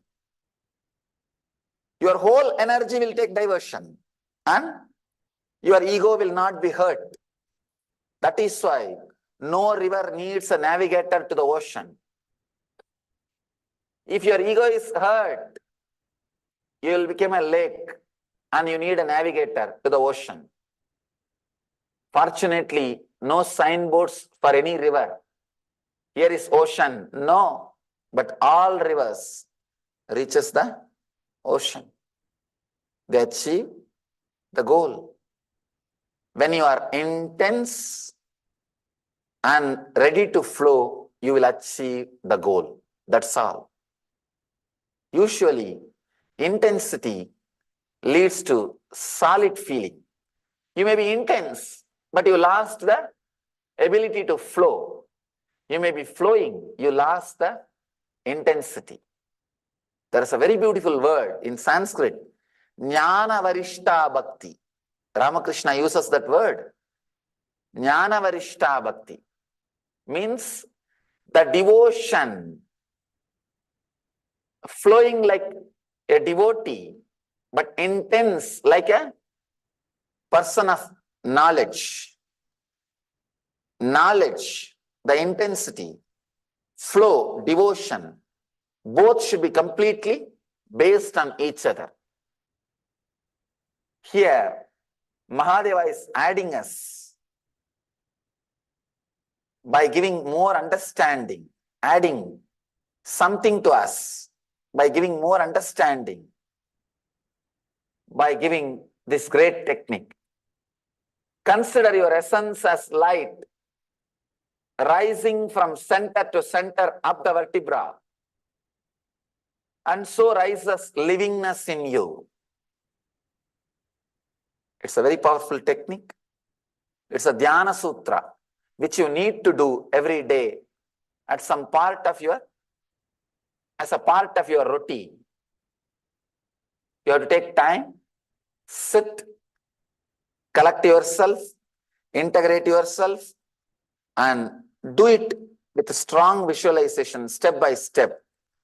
These kind of techniques are good, wonderful, when you really need intensity.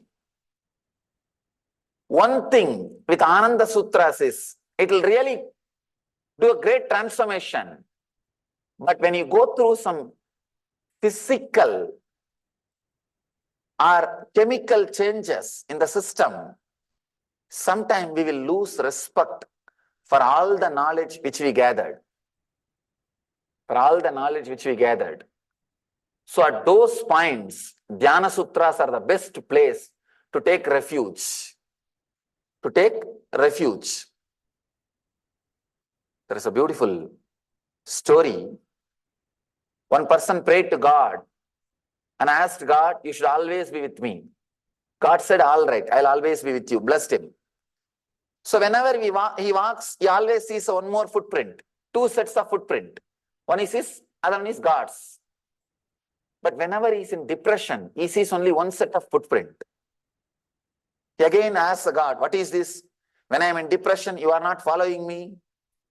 I don't see your footprint. God says, fool, when you are in depression, I am carrying you. You are seeing only my footprint. You are not seeing your footprint. So these techniques can be like a carrying energy. You can relax on these techniques when you are really facing some mood swings, some change of energy. They can be so powerful. They will just bring you back to that same intensity and connect you back to that higher intelligence. Let me describe the technique. You should start with the root center, Muladhara chakra at the end of the spinal cord. Visualize yourself, whatever you think as you, as a light, intense, energetic light ball. Then slowly come up to the Swadhisthana. Then come up to the Manipuraga. Swadhisthana is the spleen center, just 2 inches above the Muladhara. Then 2 inches above is navel center. Then heart center. Then throat center. Then brow center. Anya chakra. Then Sahasrara. By the time you come up to the next centers, your livingness, intensity also will come up. You will become very intense. Only after this, you can do unclutching or understanding the Ananda Sutras. That is why I arranged the Nitya Dhyan in such a way. First part will be very physical. Sitting in Vajrasan and inhaling and exhaling intensely, chaotically. You will see, you have any digestion problem, it will be completely healed. Your body will be ready. See, physical health means digesting whatever you eat and making that food as part of your body. That is physical health. Mental health means digesting all the ideas and problems which you get and making a clear solution, living without conflict. Spiritual health means receiving all the great teachings and energy which you receive, digesting it and living a liberated life. That's all is the definition of health. If you have the clear digestion, a complete digestion, if your digestion system is working perfectly, that is health. You don't need anything else, I tell you. Nothing else is required. If your digestion system is perfect, you don't even need food because the system will be so intelligent. It will take the energy directly from the ether. If your digestion system is perfect, you may need very less food or no food. One of my great inspiration on Naga Baba, a naked saint who lived in Uttarkashi. I had the fortune of living around him for 6 months. I have told many stories about him, especially him converting the copper coin into gold coin. It was a very funny story, how he lives and how he lived. Never had a food. I asked him once, at least that 6 months I saw him, I never seen him eating or drinking. I asked him, Master, please teach me the science. He said, your digestion system has to be healed. It has to be cleaned. He said, what do you mean by it? He said, he gave some methods and techniques like drinking the salt water and vomiting. And he will take a small piece of cloth and swallow the whole cloth and it will go to the whole, completely to the stomach. And he will just do something through the stomach and take that cloth out. I have seen the smoke which is takes inside, even if the small bits of that powder or tobacco goes inside his nose, he will take that out through the cloth. That will all be stuck in the cloth. It was shocking. Of course, don't try. Don't try. I have seen he used to have smoke the tobacco, the small particles of piece of tobacco and all will go through the nose or mouth. When he swallows the cloth and takes it out, I have seen those particles on that. I was surprised. He says, if you keep the navel, the digestion system clean, you don't need food separately. It will be so intense and alive. It will take energy directly from ether. I tried. Actually, my intake has reduced drastically after I tried to work with those techniques. This technique will create a healthy, heightened emotional awareness. And the last part, you will be ready for unclutching and rest into the heightened spiritual consciousness, the choiceless awareness.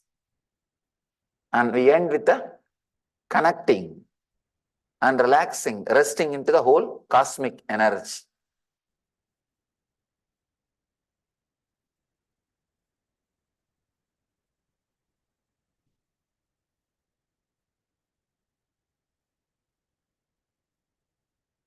Now, let's enter into this technique,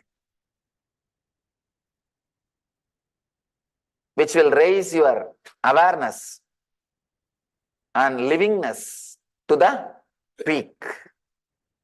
Please close your eyes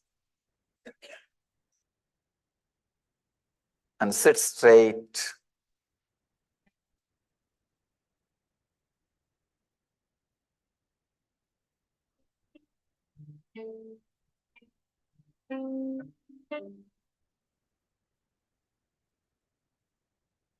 Inhale and exhale as slowly as possible, but as deeply as possible.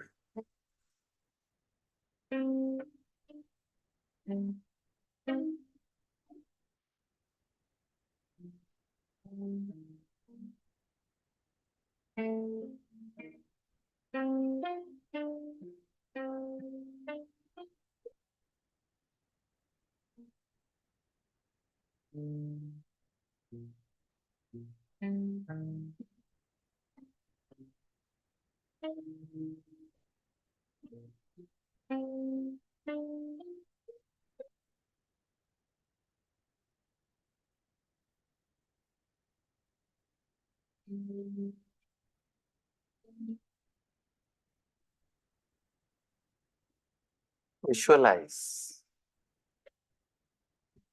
yourself as a light in the root center, at the root of the spinal cord.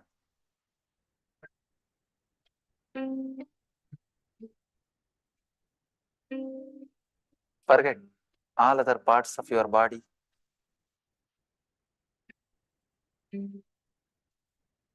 Forget everything. Just be the light.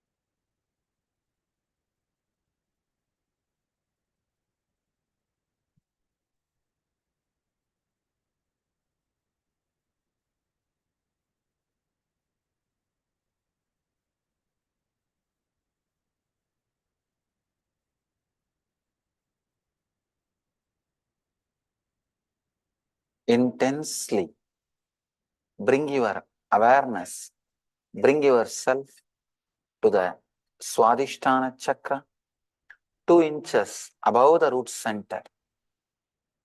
Be there, be in Swadhisthana intensely. Forget the other centers, other parts of the body. Just be in Swadhisthana, spleen center.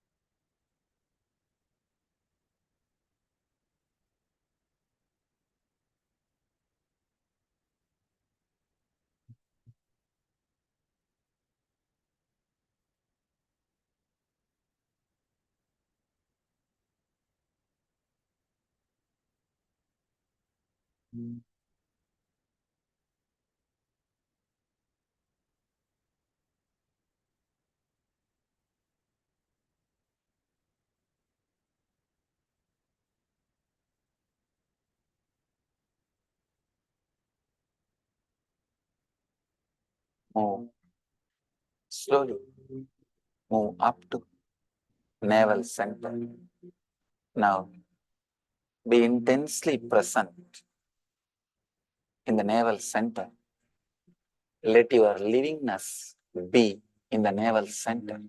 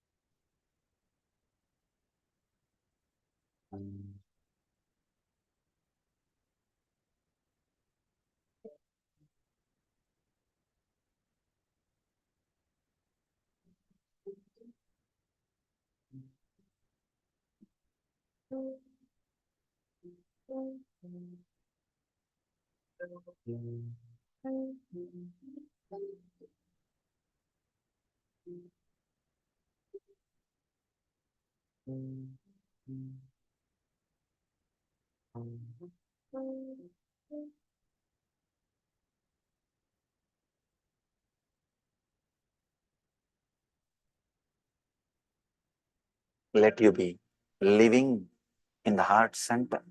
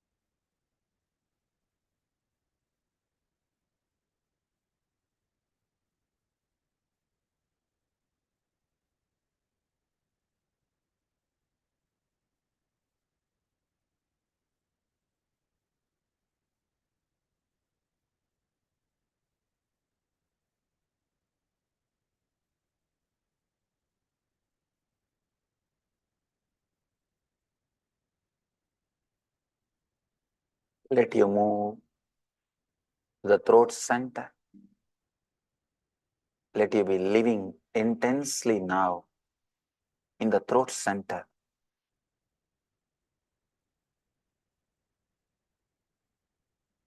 Let the intense energy light ball be in the throat center, which is you.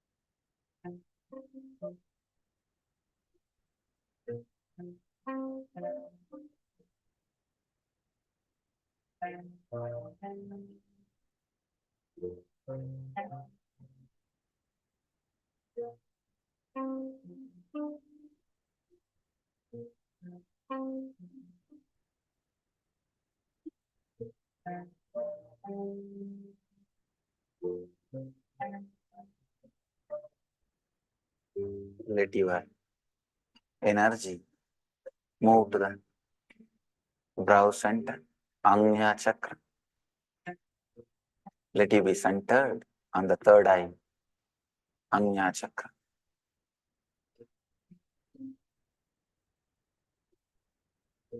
Let it be living on the Anya Chakra.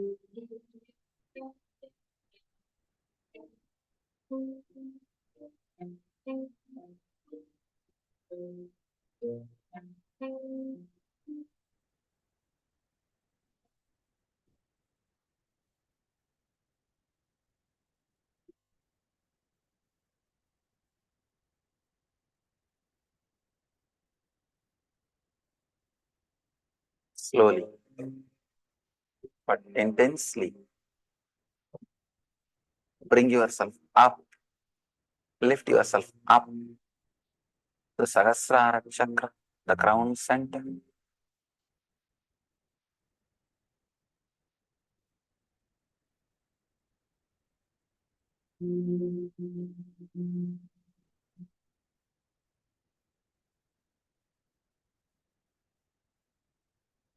Let it be intensely present in the form of a light, the crown center.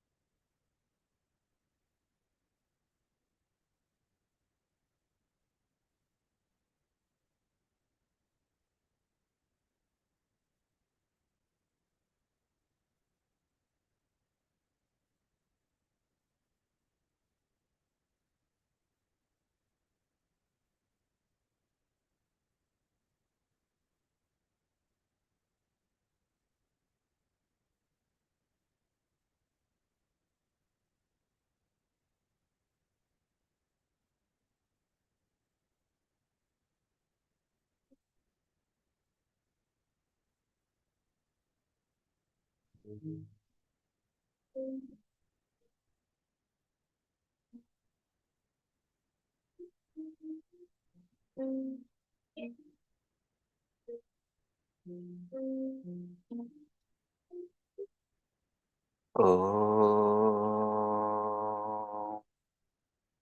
Shanti, Shanti, Shanti.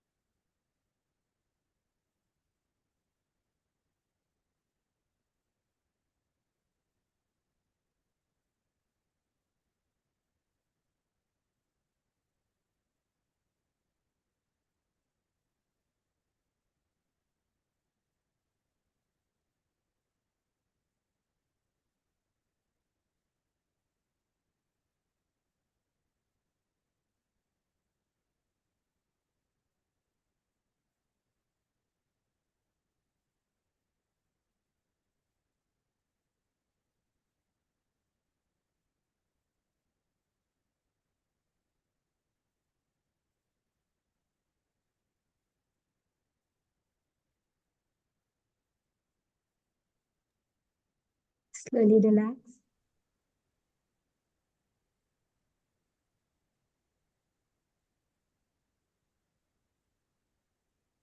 For all of you, take a moment to share.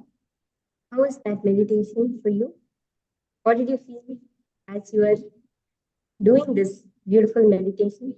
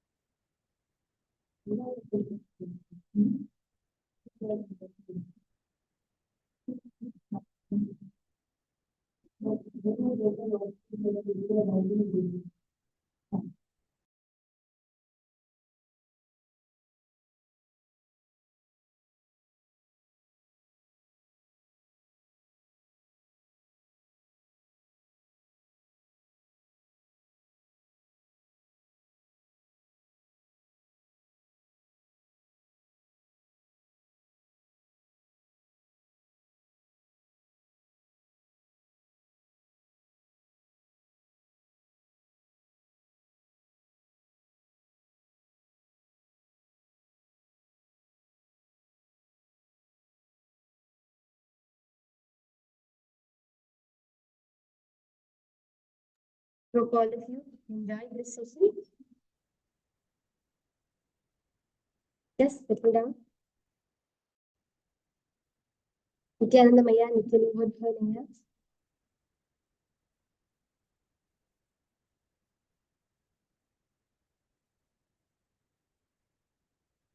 We'll now be in that same space doing a power manifestation session. The meditation you all went through is very, very powerful. For that meditation to become a reality is what we will be doing as power manifestation. That meditation that you held within you, whatever the process, as you went through it, it released intense energy in your system.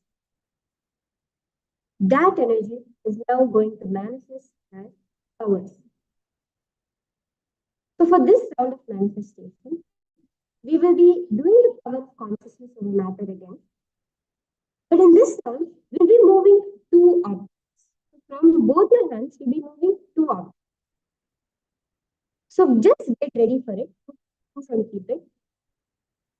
I'll tell you one powerful way to do more and more of the manifestation.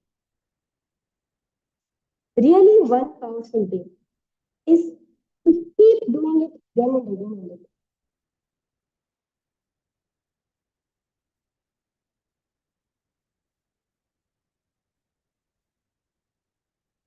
When you do the power manifestation again, again, the more number of times you do it, the more you will see it happen.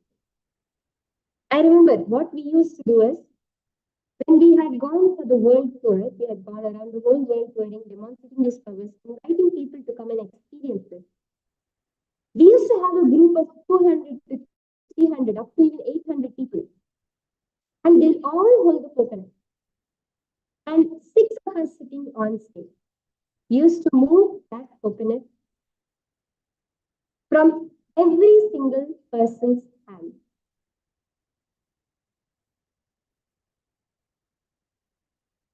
There's some audio issue, is it? The audio is cutting in and out, is what I'm hearing.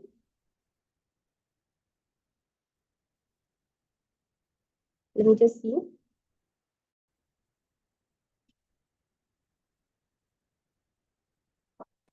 Are you able to hear me better now? Is my voice still cutting in and out, or is it better? Yes, okay.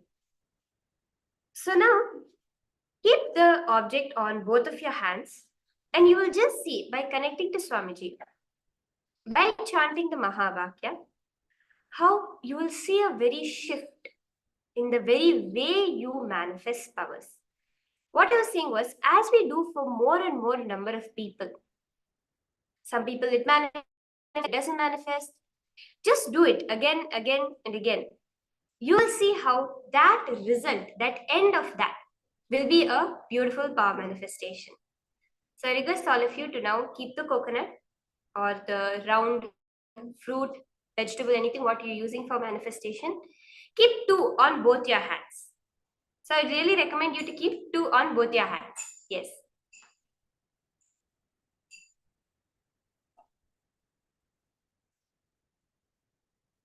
Connect to Swamiji.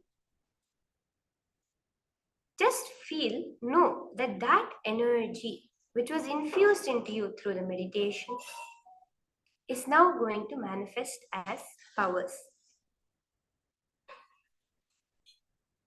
Nothing else.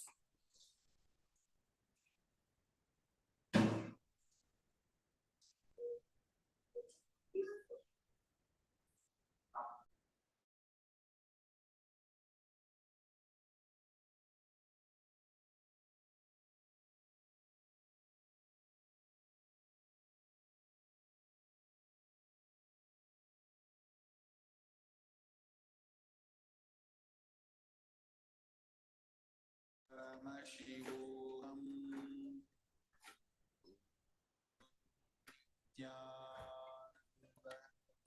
Paramashivoham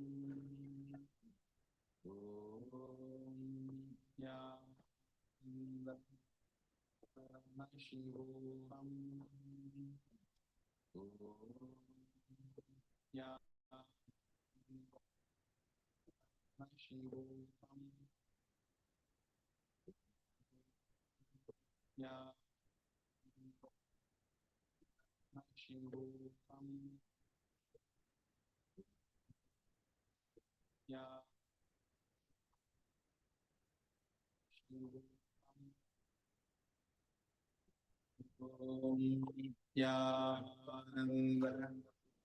Paramashivoham Om Nityananda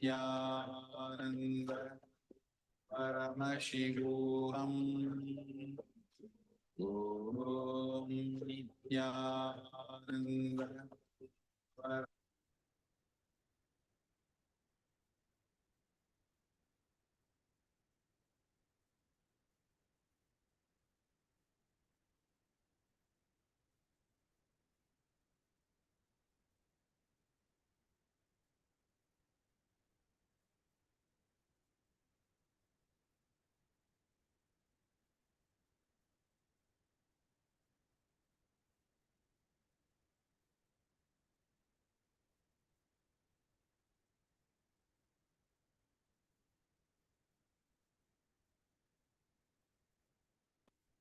Slowly relax and open your eyes now.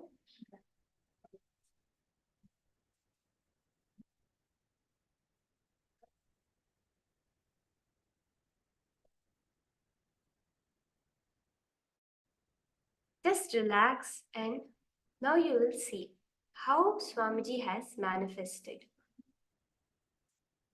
You will be able to directly see the difference in your own life.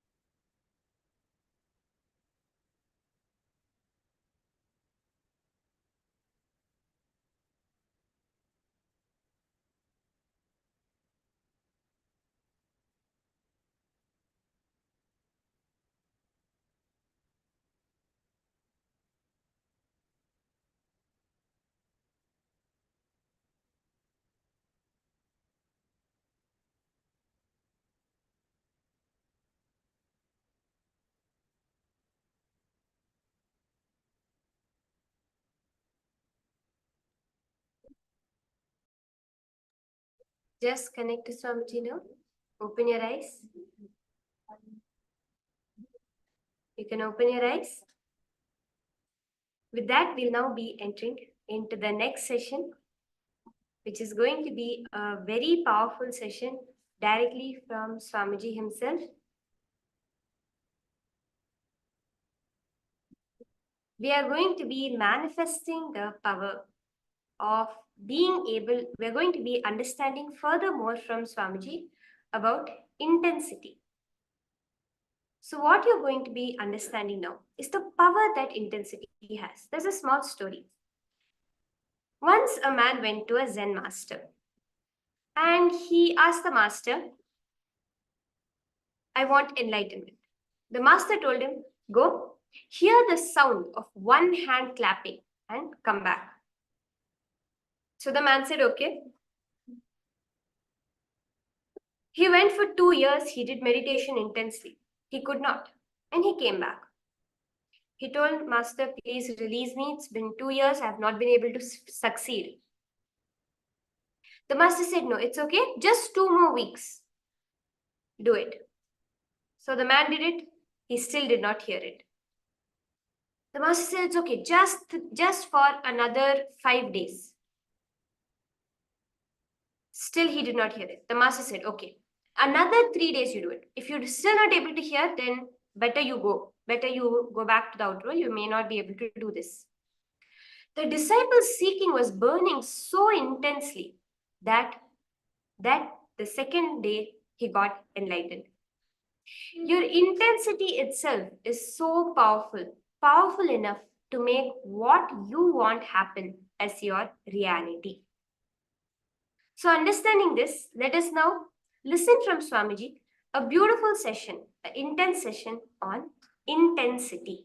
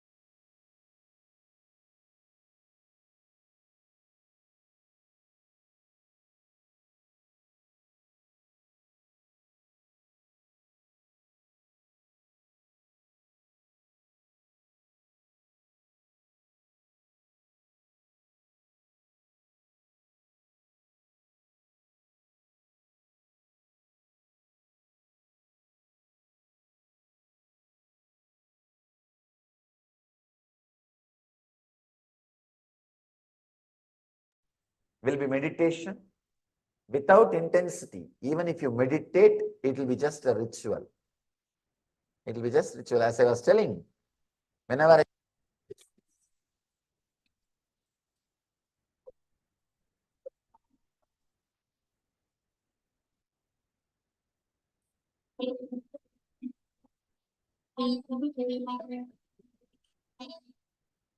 different techniques, different methods, different deities, different paths, then what is the point that decides the person's enlightenment? Because in all paths, in all the ways, people achieve enlightenment. What is that it decides? Intensity. That decides the person's enlightenment, the higher experience. With intensity, whatever you do will be meditation. Without intensity, even if you meditate, it will be just a ritual. It will be just ritual. As I was telling, whenever I teach meditation to 100 people, I learn 100 versions of that same meditation. Success depends and the person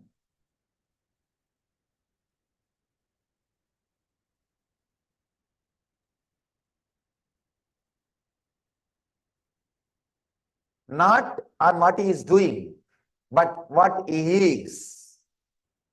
But what he is. It depends on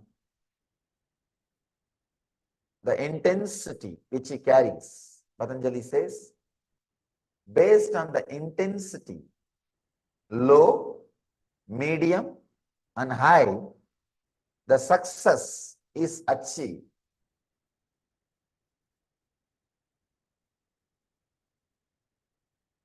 I just want to drill this one point again and again and again, so that you will become intensely intense. You will become intensely intense.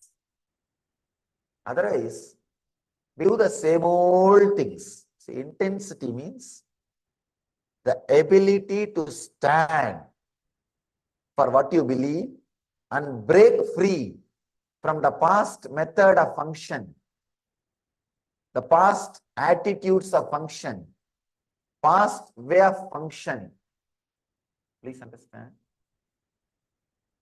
Ability to break from the past way of functioning and live in a new way, to start in a new way. That is what I call intensity. Otherwise, we go on and on and on in the same way. You can see in your life, even inside your house,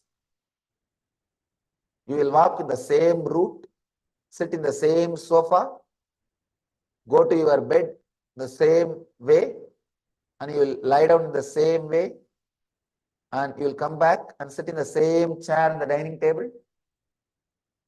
You will eat and come out to the garage. You will drive in the same way. You will not even be alive, creative. I always tell my brahmacharis, my ashramites, at least do new mistakes. I'll have some entertainment. Even for that, we don't have creativity. You need intensity to do things new. Otherwise, even your mistakes, same old, maybe a difference in quantity, little big or small, but not in the very quality. I have a story for you. A cowboy rode into town and went into the saloon for a few drinks. When he came out again, his horse was gone. He stormed back into the saloon and shouted, "Who stole my horse?" There was no reply. He was getting angry. Right. If no one owns up to stealing my horse, I am going to do what I did in Arizona. Still there was silence. The cowboy was fuming. This is your last chance. If no one owns up to stealing my horse, I am going to do what I did in Arizona. Just then, a lone voice piped up. What did you do in Arizona? The cowboy said quietly, I walked home.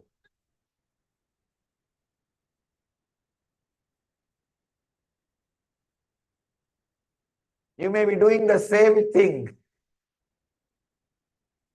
When there is no intensity, you will be doing the same thing. You will be doing the same thing. Understand, intensity is not seriousness. Intensity means deep passions and passion. Deep passion and deep passions. Strong will and strong prayer. Strong will is passion. Deep prayer is passions. Please understand. If you understand intensity as just will, passion, sometimes you may become serious. I have seen people become very serious. seriousness is sickness. All seriousness is sickness. Somehow, the Indian spirituality is suffering with this one constipation.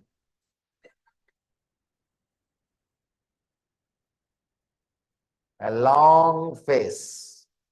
Yogi means a long face. If you see a yogi or some spiritual guy or claims to be a spiritual guy with a long face, he doesn't need your respect. He needs medicine for constipation.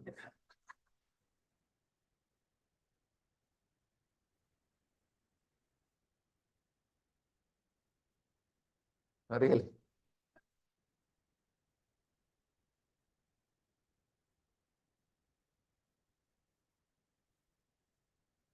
Many times, somehow that seriousness is associated with intensity. No. Intensity is sincerity, but not seriousness. You will be intense and be relaxed. Intensity without passions will raise number of thoughts. See, just intensity. Passion without passions will raise number of thoughts. It may lead to outer world success, but never inner world success. Just a deep patience, acceptance without having number of thoughts may lead to inner world success, the silence, the peace, but not the ultimate enlightenment itself. Please understand. Just passion naturally will raise the number of thoughts. You will be successful in the outer world. The more number of thoughts you have, the more successful in the outer world. If you have just passions, you will deeply accept everything. You may be successful having peace in the inner world, but not the ultimate success, the enlightenment itself, which gives you the fulfillment in the outer world and the inner world. So the enlightenment is totality of passion and patience. Intense number of thoughts with a deep silence. Means your very frequency will be different. So please understand, in the intensity, you do not have just passion. You have passions also. You became complete. You became fulfilled. You just radiate the truth. Intensity is a strong feeling that I should achieve, and strong prayer that I should achieve. It's like you put your whole being, you put the whole effort, and you know the ultimate is supporting you. It's like you have a deep will, strong will, and deep prayer. Even if anyone is missing, it can't be called as intensity. Strong will and deep prayer. Understand? If you understand the divine is supporting you, the effort you put, even if it is little, suddenly you see the success happens. Just by remembrance, the divine is supporting you. You don't even have to bother whether it is factual or not. You don't have to measure. Am I supported? How many hours it stood with me? What has happened? There is a story.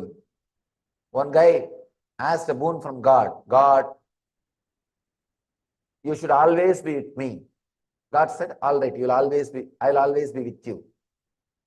So whenever this guy walks, he will see one more set of footprints behind him. means God is walking. Whenever he is in joy, he will see two sets of footprints, he and God. Whenever he is in suffering, he will see only one set of footprints. So he called the God again. What is this? Whenever I am in joy, you are following me. When I am in suffering, there is only one set of footprint. You are not following me. God laughs and says, fool, when you are in joy, you are walking, I am following you. When you are in suffering, I am carrying you. So the footprint which you see is mine, not yours. So be very clear. When you are intense, when you just remember, he is there supporting even simple effort, suddenly you see it will become reality, success. It will become success.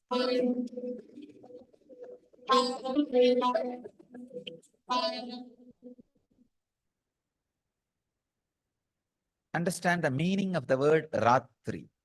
Ratri means intensity. Whatever you are, you become intense during a particular time. That is Ratri. Navaratri means 9 of such nights.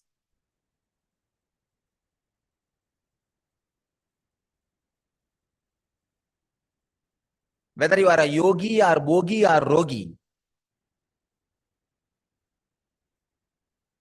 night makes you intense.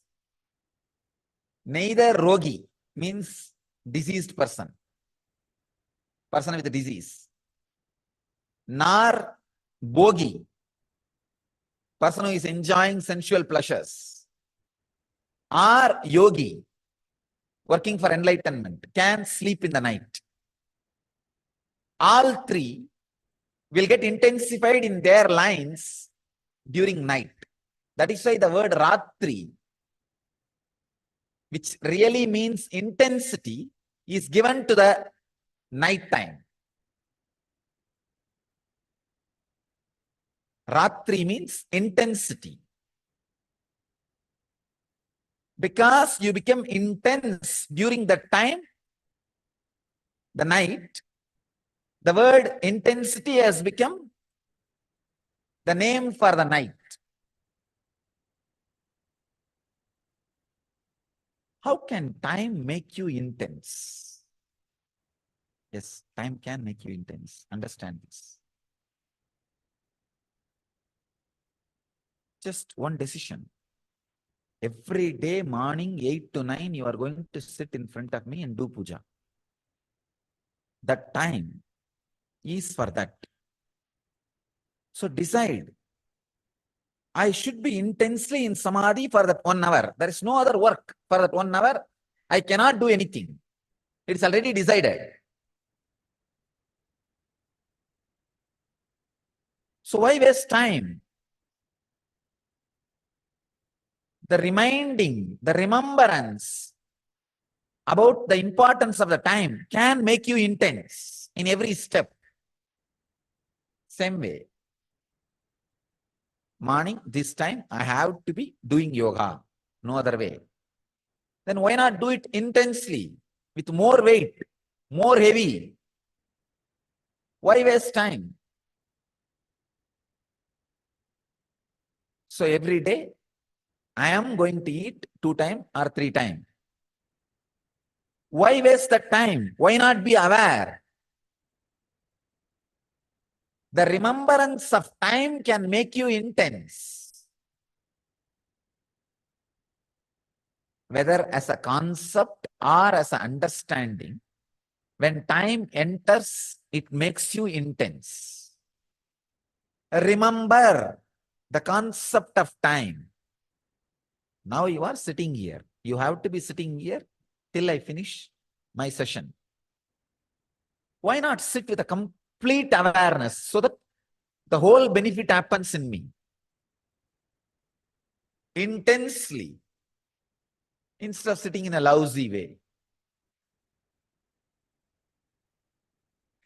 While eating, why not be intense while eating, instead of being in a lousy way.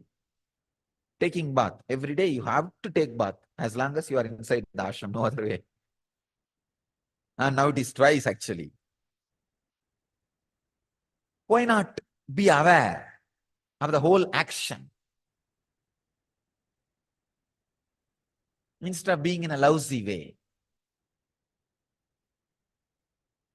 You have to eat. You have to do Guru Puja. You have to do yoga. You have to take bath twice. And you have to sleep. Just these 5 actions, which are inevitable in you, bring intensity. That's all. In your life, there are many inevitable actions, like a driving every day to office. Inevitable. Like this, there are many inevitable actions in your life. Bring time consciousness into all that. I have to be sitting in this office this many hours, no other way. I can be sitting in a lousy way and be as a clerk or a low level engineer for my whole life. Or I can be intense and raise where I want. The concept of time brings intensity to you. And same way, when you understand the concept of time, when you understand with the boundary of past and present, it makes you passionate. When you understand that there's no boundary of past and present, it makes you passive. Both are blessing. If it makes you passionate, you will achieve outer world. If it makes you passive, you will achieve inner world. Both are blessing. Even if you understand with the boundary of past and future, that understanding will lead you to the experience of boundaryless time. So through passion becoming passive, through passion, passions will happen. Through intensity, intention will change. Understand? I'm opening another one door. Understanding about time with the boundary of past and future is what I was talking about all these moments. Like, I am going to be here at this time. Why not be intense? This will naturally make you perfect in the outer world. Yogaha karmasu kauchalam. Yoga is perfection in action. Will happen in you. Because you decide, I am going to be here for next 1 hour doing Guru Puja. Then why be lousy? Let me chant the mantra intensely. Let me be aware intensely. Let me be fully alive intensely. This makes yogaha karmasu kauchalam. Yoga is perfection in action. That will become reality. If you are supposed to sit in the office 8 hours, why be just an engineer, clerk for next 10 years in a lousy way? Why not be intense and rise in the ladder? Means that understanding about time brings intensity in the outer world and success. The passionate. Another one important thing, when you decide 1 hour I'm going to be here, let me be intense and chant, be aware, do the puja properly.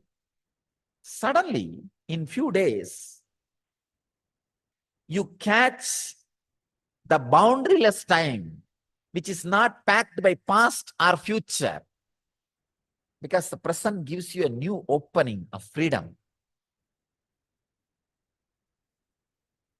The suffocationless inner space. That's what I call Vedic mind. When that breakthrough happens, not only you realize yoga is perfection in action, yoga is perfection in action.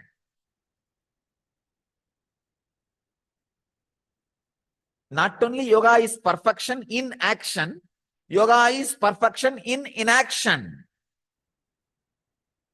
Yogaha karmasu kauchalam, yogaha akarmasu kauchalam.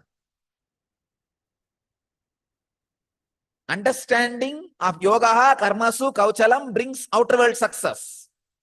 Yoga is perfection in action. Understanding yogaha akarmasu kauchalam. Yoga is perfection in inaction, brings you inner world success. When you understand time with boundary of past and future, it brings you the responsibility of being intense. When you understand the time without boundary, it brings you the tremendous freedom of inaction.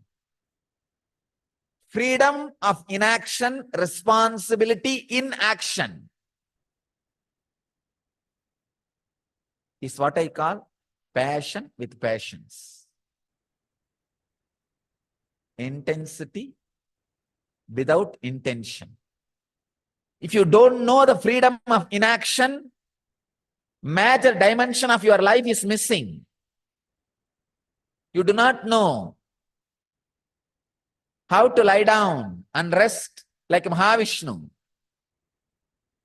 in the Milky Ocean, being in Yoga Samadhi. Just being in Samadhi like Shiva in Kailash. Same way, if you do not know the responsibility in action, you don't know how to be like a Shakti, Devi, with 18 hands, fighting the greatest battle, finishing off all the negativity.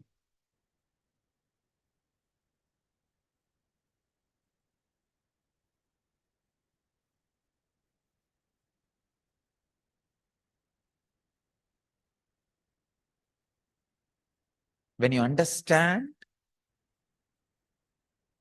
time with past and present bounded, you become responsible in the outer world. When you understand time without boundaries, you become free in the inner world. Perfection in action and in inaction. Freedom in inaction. Responsibility of action.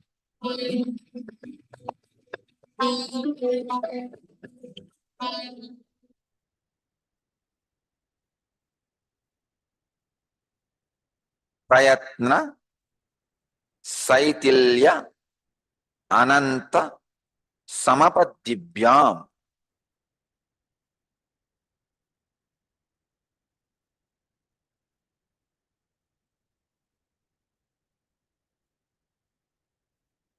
Each word is a technical term. The orthodox translations say, through the lessening of the natural tendency for activity caused by identification with the body and through meditation on the infinite, posture becomes pleasant and firm. Let me try to give my insight, my experience. How the asana posture becomes steady and comfortable. How your body can be aligned towards superconsciousness, and how the posture becomes steady and comfort. Prayatna Saitilyananta. Prayatna Saitilya Ananta Samabadhibhyam.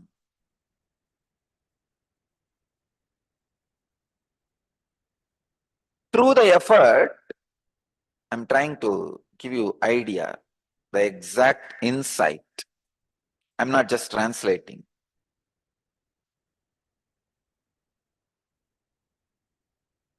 Through the prayatna and samabadibhya,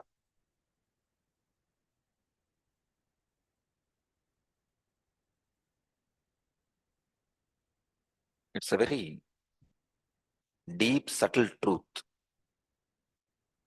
I can say this sutra can be a technique to live enlightenment every moment. See, two things you need to do to achieve the aligning to awakening. One, work intensely. Second, continuously when you work, meditate on unending infinite cosmos, means unclutching. All your postures are to align yourself with the cosmos.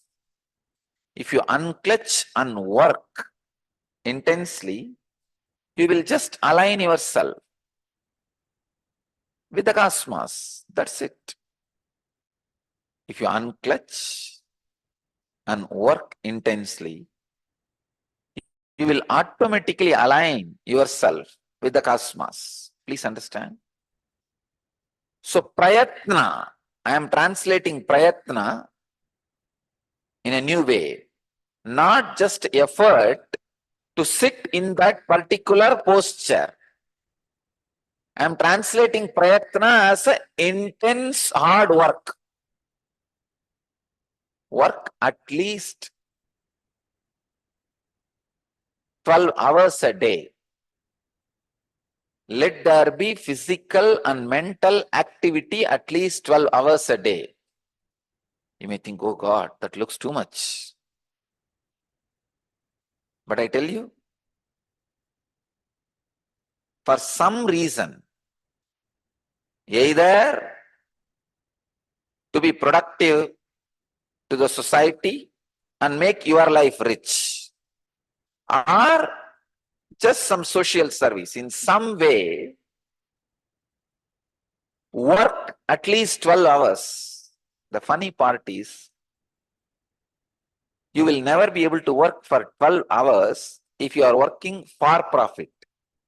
Means to make your life more luxurious, more comfortable. Because your biomemory is such, it will give way. It will say after maximum 6 hours of work, it will say, no, enough. If I have to work more than this to make myself comfortable, I don't want that comfort. It will just do a strike. Then how to work for 12 hours? The remaining 6 hours? Decide to do some non-profit activity. I tell you, non-profit activity is the ultimate creativity. Seva is the ultimate creativity. You will never become tired. If you learn the trick of seva, the trick of seva means the knack of seva, means knack of serving without remembering the result, just working as a lifestyle. How? You don't breathe for purpose. You know it is your life. For life, you breathe. Same way. Prayatana, effort, just as life. Working physically or mentally or physically and mentally. 12 hours a day. Take this as a spiritual instruction. Try. You may think, no, I'll become tired and all that. No, nothing. Just try. Try for next 2 months. You will see the asana happens in you. Working for 12 hours a day in unclutched way. Whenever you remember, Let the inner space be unclutched, the outer body be intensely working. You will see aligning to awakening happens. Please understand. Empty mind is devil's workshop. I tell you, empty body is devil's residence. Devil goes for work only for a few hours. He resides in his house for a long time. The lazy body is devil's residence. Empty mind is devil's workshop. Lazy body is devil's residence.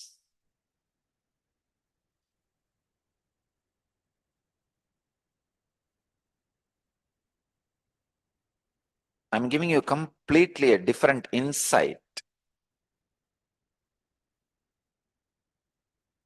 Some of the orthodox translations say that reduce the activity which comes out of the idea that you are the body. I'm saying the same thing in a very practical way. When you unclutch and start living, please understand, after unclutching, start living. Don't start waiting for death. I'm seeing so many of these Vedantis. The moment they learn a little bit of some Vedantic ideas, they stop living. They are just dragging their life, waiting for death. No. Unclutch and start living. Be active, alive, intense. As long as you don't physically become active in unclutched way, the suppressed pain engrams in you will continue to haunt you. One of the major problems all the male Vedanta sannyasis suffer is the laziness leads to indulgence and creation of new engraved memories. One of the major problems all the female Yoga Vedantis, sannyasis suffer is the physical laziness leads to the indulgence of the past suffering engrams. Please understand. All of you, followers of me, students of me, disciples of me, devotees of me, even if you are married, your mental setup is evolved to such a way you are Yoga Vedanta sannyasi. So if you are male, the major problem you suffer is due to the laziness caused by the non-appliance of proper unclutching creates indulgence and new engrams. If you are female, because of the non-appliance of proper unclutching, the laziness causes, makes you indulge continuously in the past suffering and engrams. So understand, the ultimate aligning to awakening happens by intense, please understand, intense working. Take up for profit or non-profit work, something. I tell you, in non-profit work, the seva, service, is the highest form of creativity. There you get all opportunity, possibility, everything to express your creativity.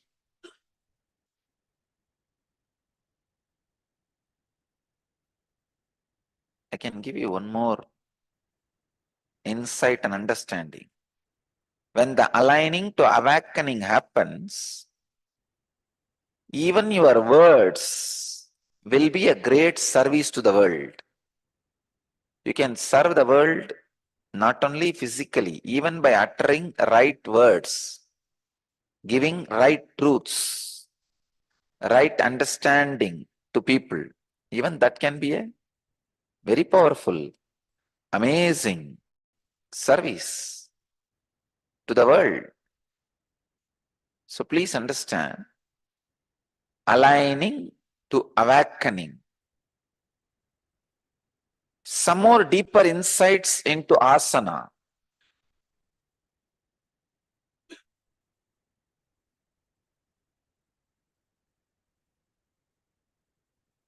From my own mentor, Raghupati Yogi.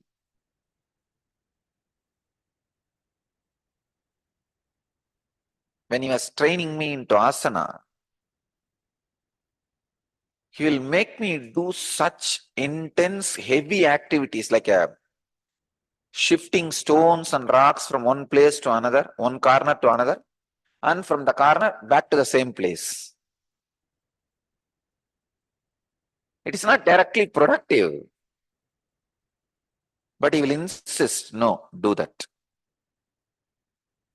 And after certain exhaustion, when I feel exhausted, then he'll ask me to do the same work in an unclutched way, means meditating on the all-pervasiveness, meditating on the infinite. I used to very clearly experience, first if I work, that shifting a stone from right corner to left corner for 6 hours and I am tired, after he initiates me into the technique of meditating on infinite, next 6 hours I will be able to work, shifting the stones from here to this corner, back.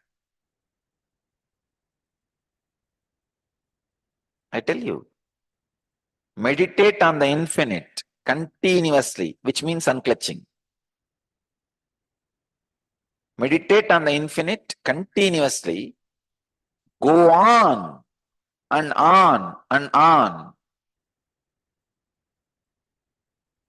Take this as a process. Work for 12 hours a day. Something physically or mentally. If you don't have any work, contact our centers. We have a lot of work.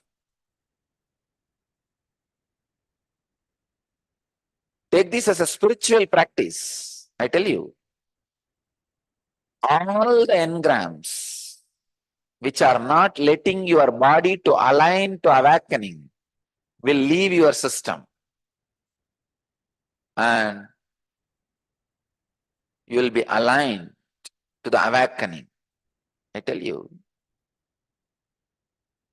every action either releases or creates certain engram in you. If your action is done not inspired by the engram, but meditation on the infinite. See, if you are engaged by the engrams, it is engagement. If you are inspired by the infinite, it will lead to samadhipatya, what Patanjali calls samapadipatibhyam. Samapadibhyam, the state of ultimate consciousness, aligning to awakening. So I am making this whole sutra as a practical process which you can do every day. Do your regular job, which you need to do to keep yourself alive for survival necessities, food, clothes, money. Keep your regular job. Apart from that, continue to do more activity, work, by meditating on the infinite.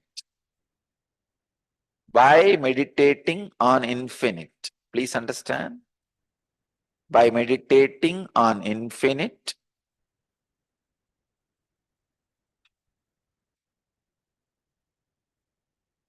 when more and more activities are performed, when more and more actions are done,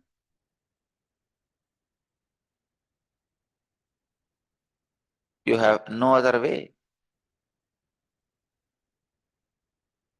Simply, your engrams will leave your system. I tell you one small example. Every action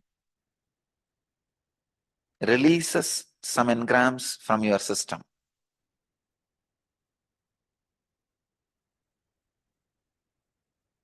Even during the levitation, which is happening in your body, when the Kundalini is awakened, all the stored, suppressed engrams leaves your body. You can see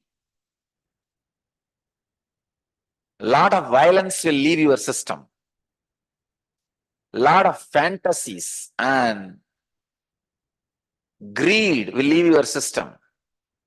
Just the intense physical vibration, your deep craving for the physical pleasure and fantasies will leave your system.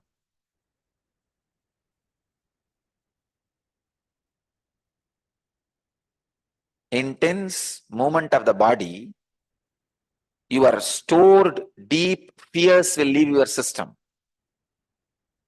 Fears, the desire for pleasure, fantasy, all this leaves your system just like that.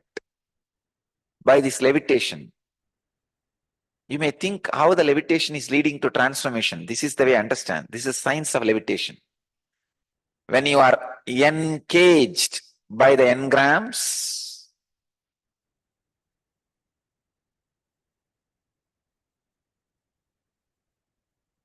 you are gravitating means you are just pulled down.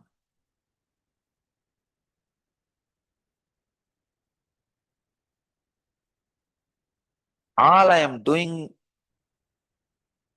when I awaken your Kundalini is just make your short-sighted intellect into a vast-sighted intelligence. Make your life energy alive. Naturally, your ego dissolves into life energy. For those few moments, your intense bioenergy gets awakened. Naturally, when the bioenergy gets awakened, you are no more tied down by the engrams, engraved memories.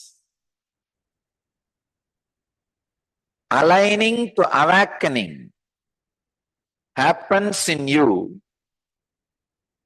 when you work intensely for 12 hours, continuously contemplating on the infinite.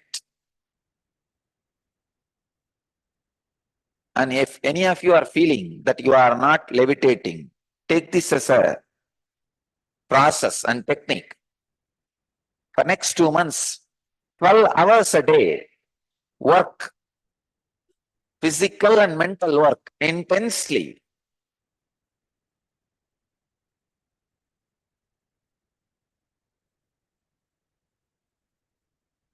You will see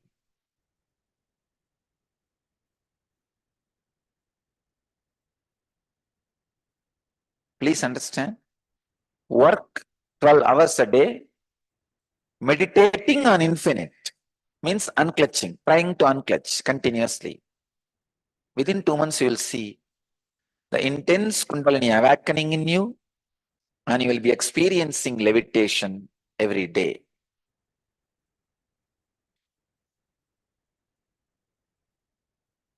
The levitation is an intense conscious experience which removes all the engrams from your system.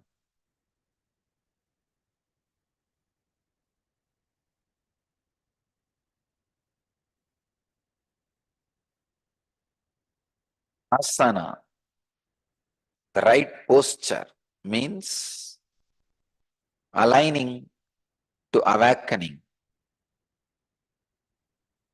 Understand these ancient scriptures the right way.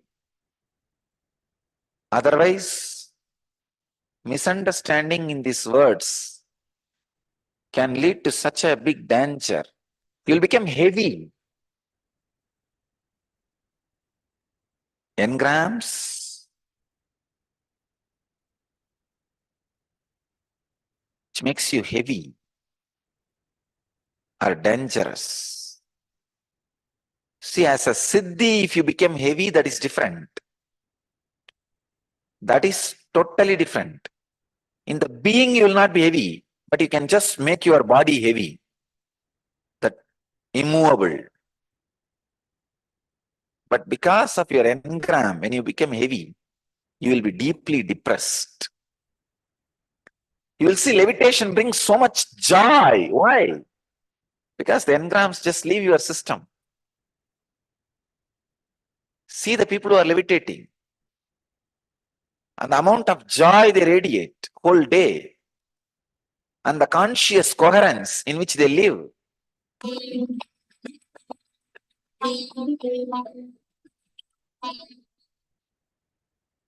Yogo nashtaha, the signs of inner awakening, how it gets lost, how the yogo nashtaha, as Bhagavan describes, loss of intensity, spirit, honesty, how it happens. Let me give you the postmortem report of yogo nashtaha, because many times the spirit, the intensity died. Again, it takes birth out of some master's tongue. It takes birth in master's tongue, dies in disciple's heart. Unfortunately, never the postmortem was done so that the future deaths can be avoided. Now I am doing the postmortem. Why the spirit, the intensity dies? First reason, not having spiritual freedom. I tell you, the fellows, whether they are 30 rupee per day or 300 crore per day, you don't have 5 hours of your time.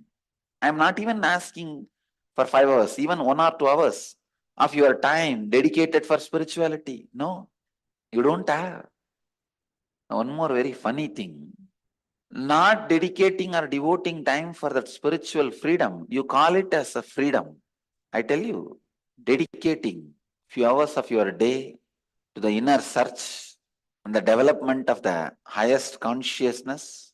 And first thing, you need to understand the importance. Second, you need to be convinced. Third, after convincing and you accept that system and routine, 1 or 2 days, even if you slack, you should be forced into that routine. That is what I call spiritual freedom. Not having the spiritual freedom is the first reason. Second, when you look around, if others are losing the spirit, inspiration, justifying your loss also, seeing, oh, he is lost, losing, he is losing, he is losing. Oh, this is the way it seems. What is the wrong? I can also lose. Then tomorrow he is going to hell, he is going to hell, he is going to hell. Then you also go to hell. That's all. If the inspiration and the spirit is getting lost as group, let's have then group ticket booking for hell also. That's all. Justification. Because the other person has lost the inspiration, is no way going to be making your inspiration loss as the right thing. Understand? These two are the major reasons, two reasons why the death of inspiration happens, death of honesty happens, death of integrity happens. I tell you, yoga, like Bhagavan explains in this verse, intense action-based honesty. That is what exactly I will translate. Here the word yoga means intense action-based honesty. The moment you finish this satsang, if you are having intense routine ahead of your day, understand yoga is dead for you. The moment you pack up and say, come on, now next, I have so many things lined up. So many people are waiting for my next instruction. I am rolling this Dharma Chakra.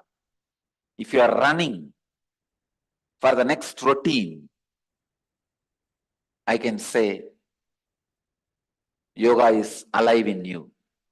Yoga is alive in you. The end living is happening in you.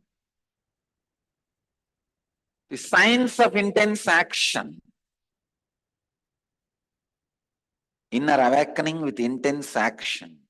Intense action-based honesty. Intense action-based integrity.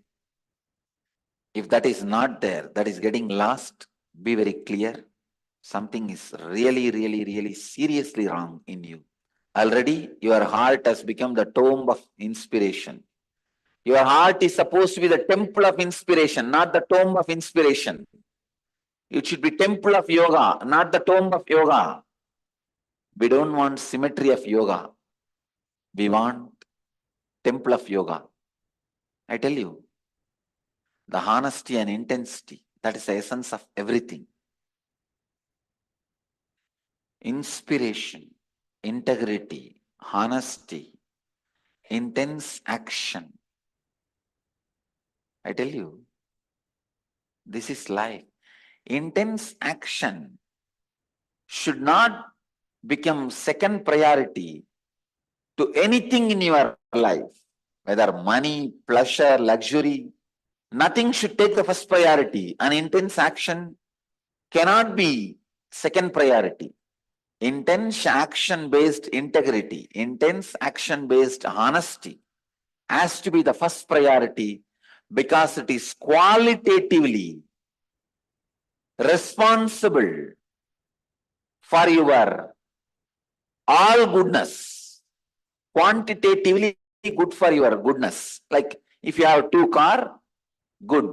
If you have 2 houses, good. If you have 10 houses, more good. So there are many things, if the quantity is added, good for you. But the intensity, intense action-based honesty, by the very quality, good for you. Its very existence brings every auspiciousness to you. If you are living intense action-based intensity, understand you are giving me joy. Intense action-based honesty, that yoga, that only gets lost again and again and again. It's like a hide and seek game. Intense action-based community, honest communities contribute so much to the world and to themselves. If the intense action-based honesty is missing, all corruption, all dilution, all poison gets accumulated and they become the group of demons. How devatas become demons?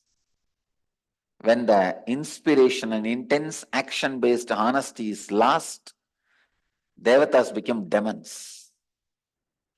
Because unfortunately, when that intense action-based intensity is lost, they become group of demons. All the anti-social thinking and anti-humanity thinking settles.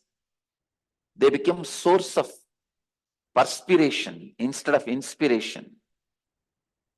This knowledge this great intense action with honesty and intensity was alive. This spirit was alive as long as it was being properly getting transmitted from father to son, father to son, father to son by the Rajal sages, the Raja Rishis. When some sons did not receive that knowledge, the chain got broken. That is where the intense action-based intensity, this great knowledge, science of inner awakening was lost.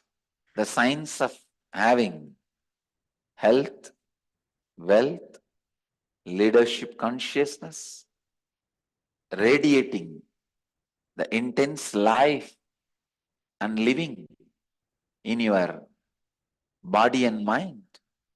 The science got lost. Science of yogic body and Vedic mind and enlightened living. For this inspiration dying, honesty dying is justification by comparing with others. Oh, this person doesn't come to satsang. If that is tolerated, why not me? This person doesn't do yoga. If that is tolerated, why not me? Justification which you do for yourself by comparing with others. That's the second reason why the death of inspiration happens, death of honesty happens. If you are not having intense action-based honesty, understand, you are not walking alone, you are carrying the dead body of inspiration and going around. The inspiration is given birth by master from his very tongue. He is master's child. You killed master's child. If you are not living it, you have killed the master's child. The master's gift to you. Take care, you don't do that in your life.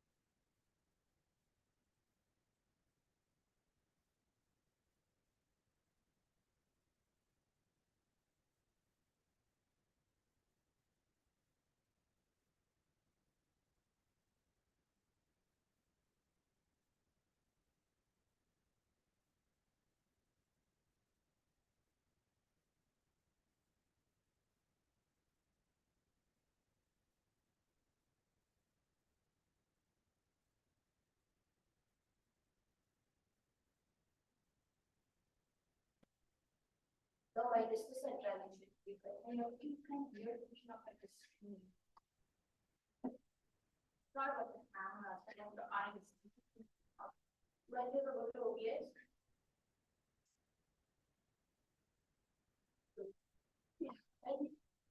first here. No. Minus this first. Minus this book so that you can unmute. Which I'm making now. This one, down version. This one, you have to minimize this one. It's not okay. Let it go.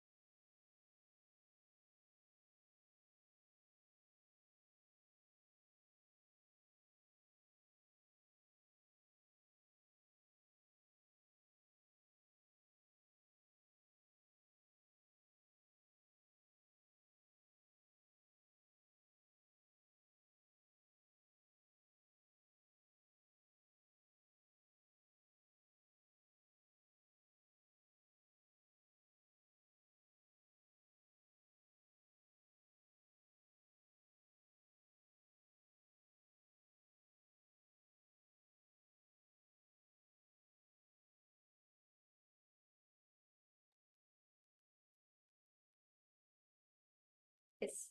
Nityanandam to all the participants. I complete with all of you for the technical glitch. Yes.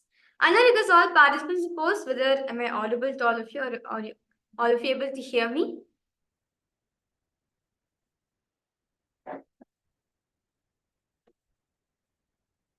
Yes. So very beautifully, all of us just now listened from Swamiji on the power of intensity. What exactly is being intensity? Having the quest that you want to experience that, you want to manifest that. As very beautifully, all of us listened from the story of a disciple who was so intense for him to experience enlightenment that within the second day itself he experienced enlightenment because of the burning intensity which he had within himself. Understand? No matter what you do in your life, just by being intense will help you to manifest anything you want. I see several participants logged in the program. Yes, Ma Susan Solder, Ma Machunyunshi, Hevereya, Nitya Ingodbone, because all participants to please come on camera. Yes. Now I request all participants. Now I request you to post. What did you understand from this session of intensity? When you're intense in something, you manifest that in your life. For example, if you're intense in dance, you become a dancer. If you're intense about manifesting powers, anything like consciousness about matter power or remote vision or any power, if you're intense about it, you will manifest that. Same way, if you're intense in manifesting a reality in your life, you will see that reality is manifesting for you. Yes. Hey, Viraya, I request you to post what you understand you got from this session on intensity. What you understood, you can post.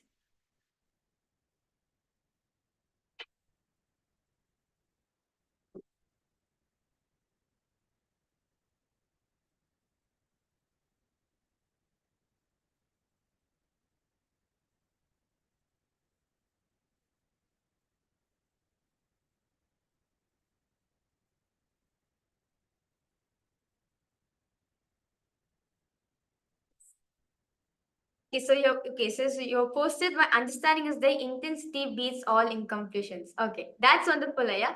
So when you're intense, understand intensity is nothing but for you to be in the present moment. Naturally, when the present moment, no incompletion comes. So that's why when you're intense, no matter whatever comes, even if incompletion comes, also you'll be able to beat it and manifest what you want. So with this same understanding we got from this session, let us now move ahead to the power manifestation.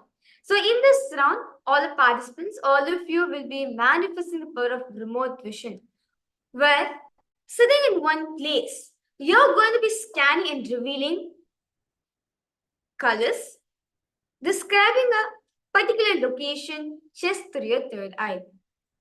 Okay? Yes. So now request all participants now to close your eyes, chant the Mahavakya, visualize Swamiji in your inner space. In whichever form you connect to Swamiji, connect to him.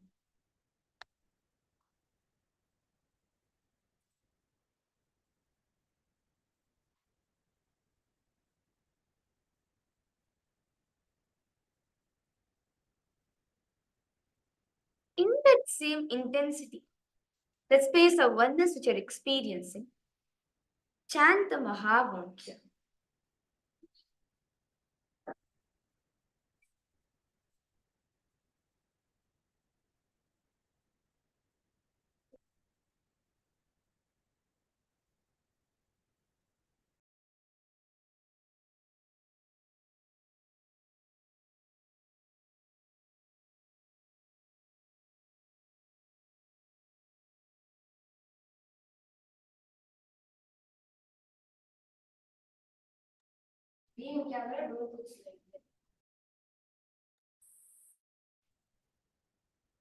Intensely chant the Mahavakya.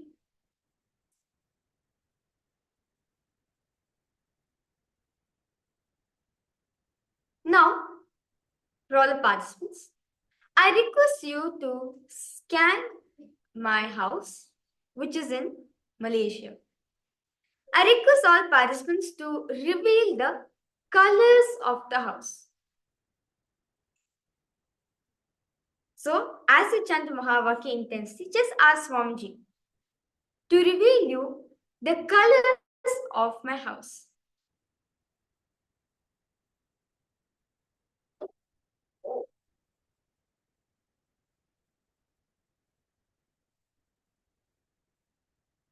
If any self-thought is coming, whether Swamiji is showing me or it's just my intuition, see, if you're seeing something through your eyes closed, it's only Swamiji is showing you. So, if any self-thought is coming, just drop. You just be intense in the experience. Just be intense in the oneness experience, in that space you are in with Swamiji. Just enjoy the presence. The more and more you talk to Swamiji, the more and more in detailed answers Swamiji will be showing to you. Ask Swamiji to reveal the colors which are present in my house.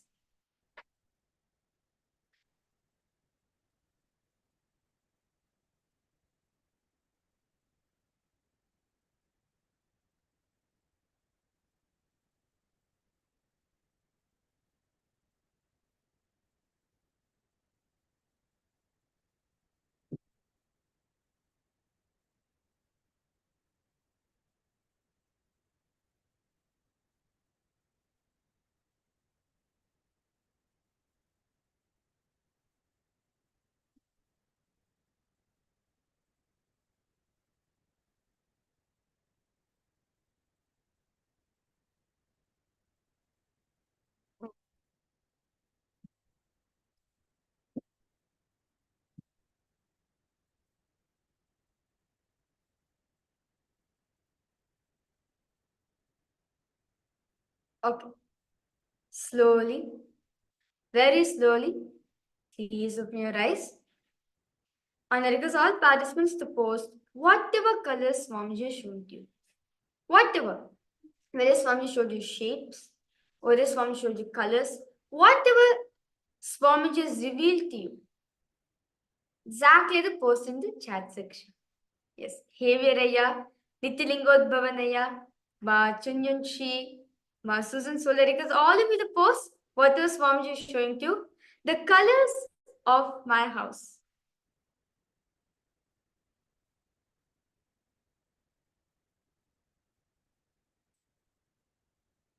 What is Swamiji showing? Exactly the post is in the chat section.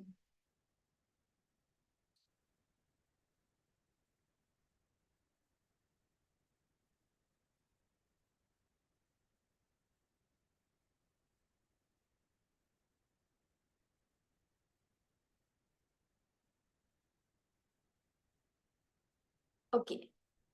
Behavior, Ayya, your posts are yet to manifest. See, Ayya, do not worry. That one is like, just enjoy the experience that you're having with Swamiji. Understand? Each time your power manifesting. It is your personal time with Swamiji. First, you will feel only like only I'm able to see only black color. I'm only able to see only dark colors. I'm not able to see anything else. Just enjoy the experience. Yes, okay, I'm able to see black color. I'm able to see blackness. Post it that. You'll see Ayya, when you post what your Swamiji is showing you, more and more details Swamiji posting. So when you're posting in the chat, understand you're saying to Swamiji. You're confirming to Swamiji, this is what I'm able to see. Therefore, you please show me more. When you post what this Swamiji is showing you, more and more details Swamiji will be shown to you. Do not worry, Ayya. Even the black color, even that nothing is able to see, also because of him. Any of the participants, I request you to post if Swamiji showed you anything. Susan shoulder Ayya, Nitya Lingodbhavan Ayya, Nityanandam. I request you to post whatever Swamiji is showing you. Okay. You have posted, I just see black. Okay, here you have posted, I just see black. Do not worry here. That's fine.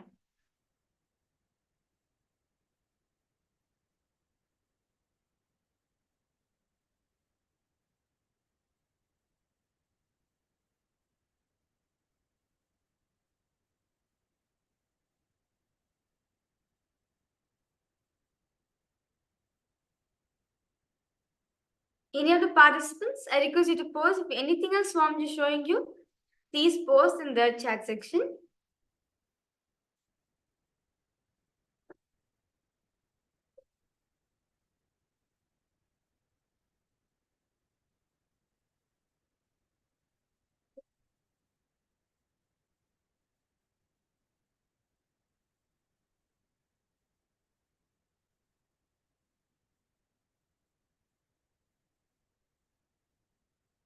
Okay. So let's now verify the answers. So for all the participants, the colors in my house are more of light colors. We have white, yellow, and we have blue. Mainly it's a combination of white and yellow. So if you're able to see these colors, yes, you have manifested. Do not be Raya, Raya. Even if you're saying black color also, it's fine. This only Swamiji is showing to you. Yes. So now I request all participants, let's manifest one more round of this power. Okay? Yes. So request all of you now to close your eyes. Remember Swamiji in your inner space. Connect to Swamiji and intensely chant the Mahavakya.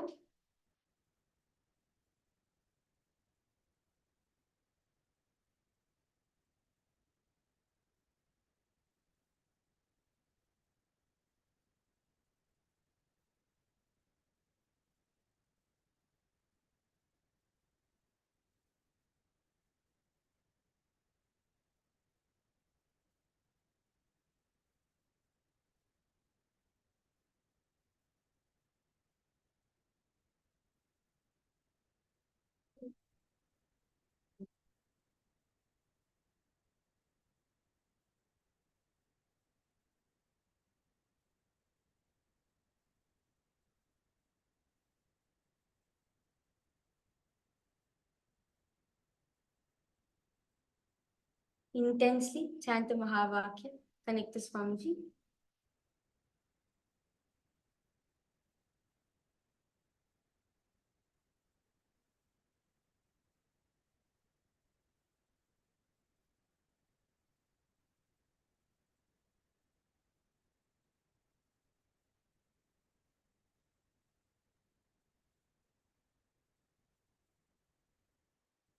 Okay. Now I request all participants now to scan, pin down the colors and details of the auto residence in Austria.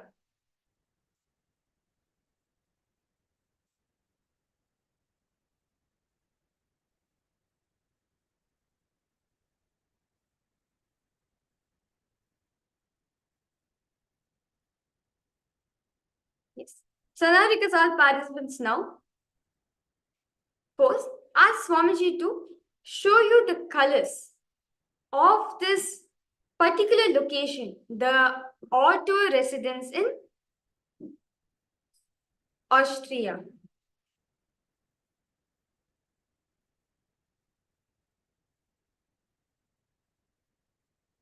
Intensely chant the Mahavakya. Connect the Swamiji. The more and more you talk to him, the more and more details Swamiji will be showing to you. So request all participants, just chant the Mahavakya. Enjoy that experience which you're having with Swamiji.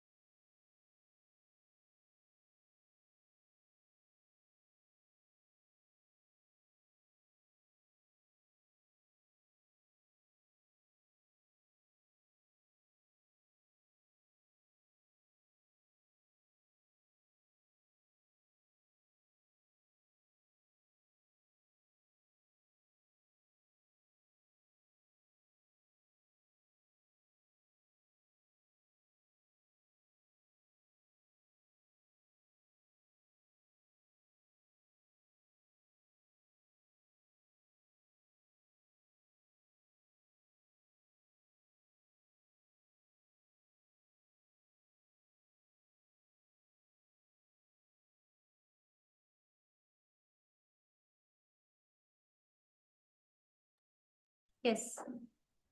Slowly, and I request all participants now to open your eyes and post whatever Swamiji is showing to you.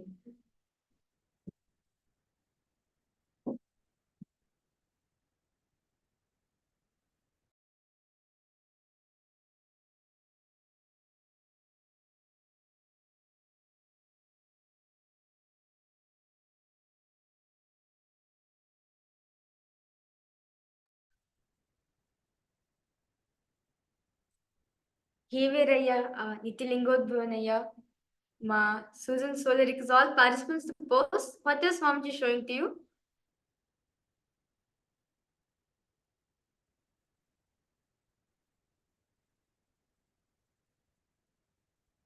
Agama Priya, request you to post what is Swamiji showing to you.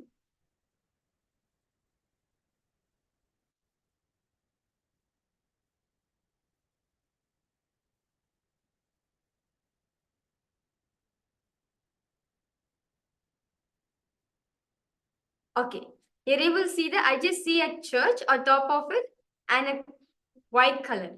Okay, do not worry, you're seeing colors, that's fine. That's a good start.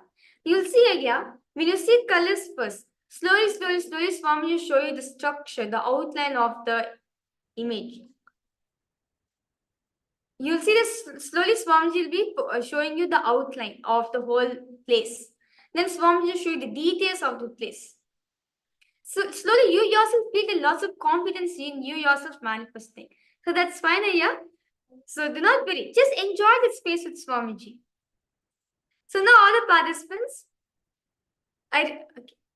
So let's now verify let's now verify the answers. So the colors and the details of the auto residence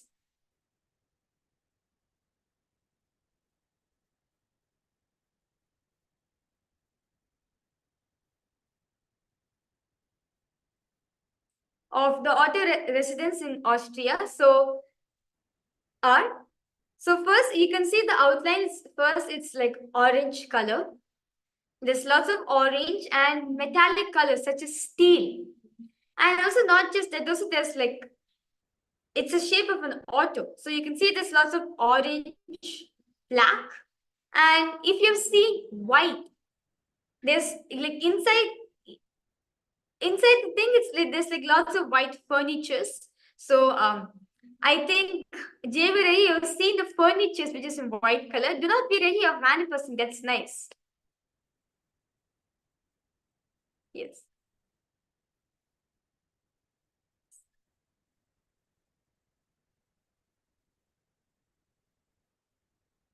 So now we'll be entering into a very important session where Swamiji speaks about the three things which we go through when you're intense in something. It's called Tarka, Kutarka, and Vitarka. Tarka means what? Simple logic, simple understanding. Now all of us are at this stage only. We have simple understanding of whatever truth its Swamiji is revealing, the oneness experience its Swamiji is giving. Simple understanding. From simple understanding, from simple intensity, it goes to Kutarka. When in negative logic, thinking, oh, I'm not be able to manifest it. I don't think I'll be able to experience it in my life. Well, maybe it is true, but I don't think it's not for me. Slowly, Kutarka becomes Vitarka, which is you're experiencing that in your life. Now, all of us in the Paramashivoham program, all of us are experiencing the same thing only. Where, yes, we are getting simple understanding of what is Swamiji saying. But sometimes I feel that, okay, I'm not able to relate it in my life. I don't think that I'll be able to, I don't think I have that mature understanding to explain what Swamiji is saying. When you have simple understanding, simple obedience, immediately experience as it is. To give example for this, very beautiful story of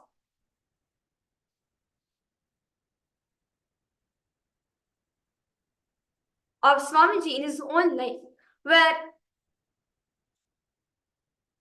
first Swamiji, when Swamiji listened to the story of feeding Ganesha,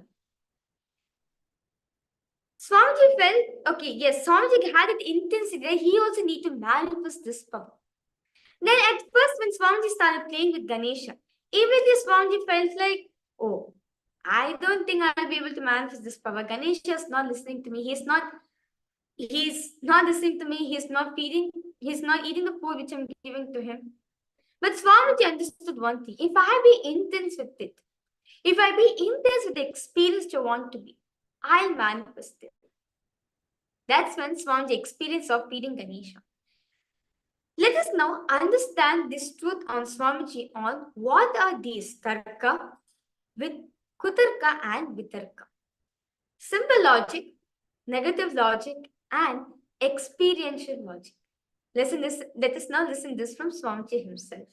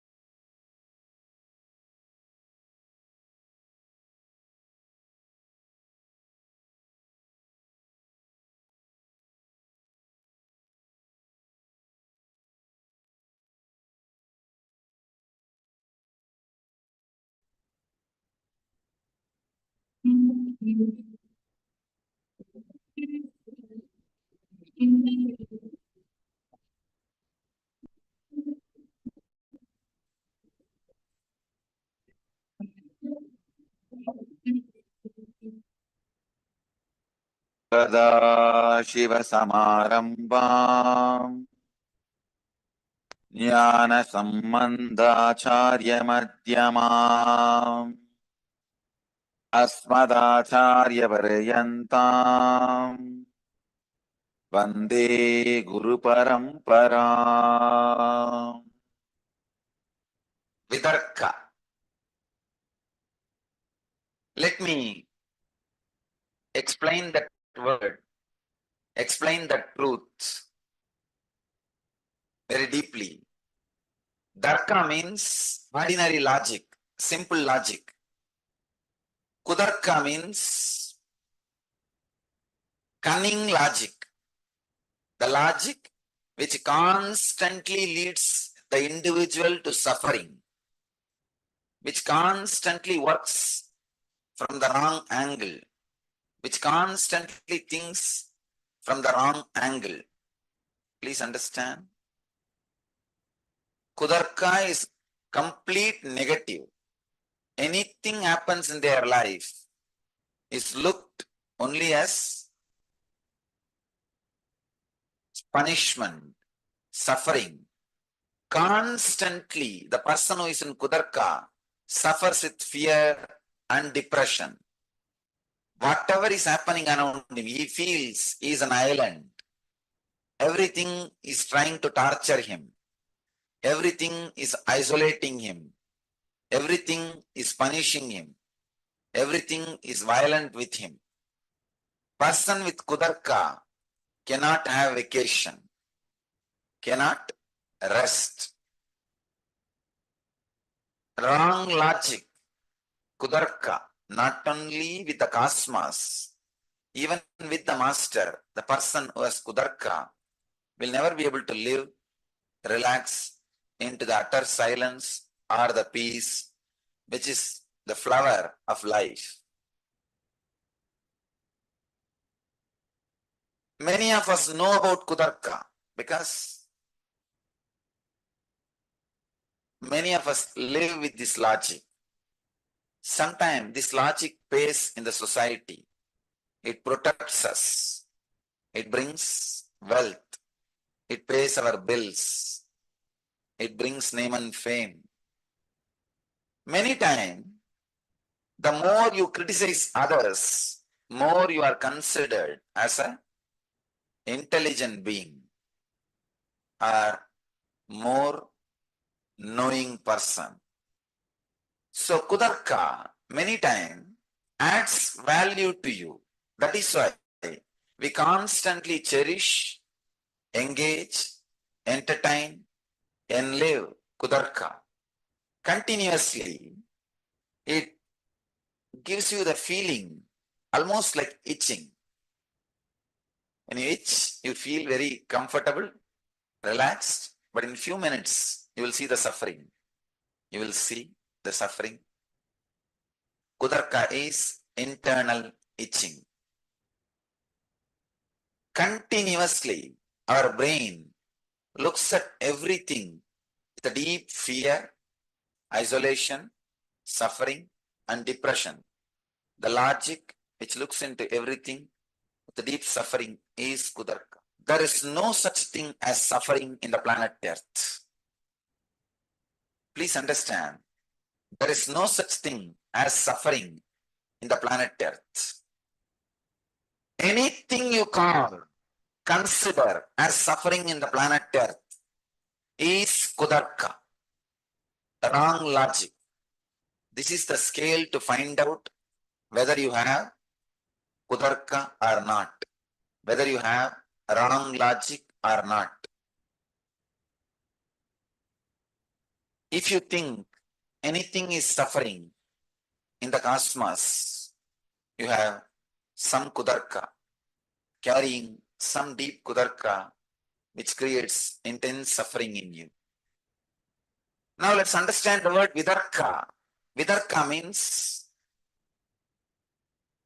ultimate reasoning, beyond reasoning, the logic which is straight, open, available to you and available to the cosmos very directly, which makes you understand the things as it is, which puts you in the complete easiness. Please understand, IS, easiness, easiness, EASE. Easiness is easiness, which puts you into the deep easiness, which puts you into the ultimate easiness, the right reasoning, right way of looking at the cosmos, looking at yourself, looking at the master. If you have kudarka with you, you will torture yourself. If you have kudarka, the wrong reasoning with the world, you will torture the universe, you will be violent. Anybody who is taught life is a suffering from the beginning, he will be ready, he will be carrying violent words, arrogant body language, and hurting every human being around him. Please understand, even carrying the constant irritation and continuously wounding people mentally and hurting people psychologically, causing to deep depression is again violence. Anybody who believes life is a suffering means kudarka with the cosmos will be violent. And naturally, if you have kudarka with the master, you will try to be violent. Fortunately, master can't be hurt. So, you will hurt yourself very deeply when you have kudarka with the master. When you have the vidarka with yourself, you will be completely at easiness. When you have vidarka with the cosmos, you will be completely in peace. When you have vidarka with the master, you are living enlightenment. You are radiating Jivan Mukti. Master, the center of the cosmos, intense life. What you go through by many years, whether joy or suffering, is condensed and given to you. Master can just touch and expand your time and space. And he can shrink your time and space. The mood which you are cherishing, either he can expand it or shrink it.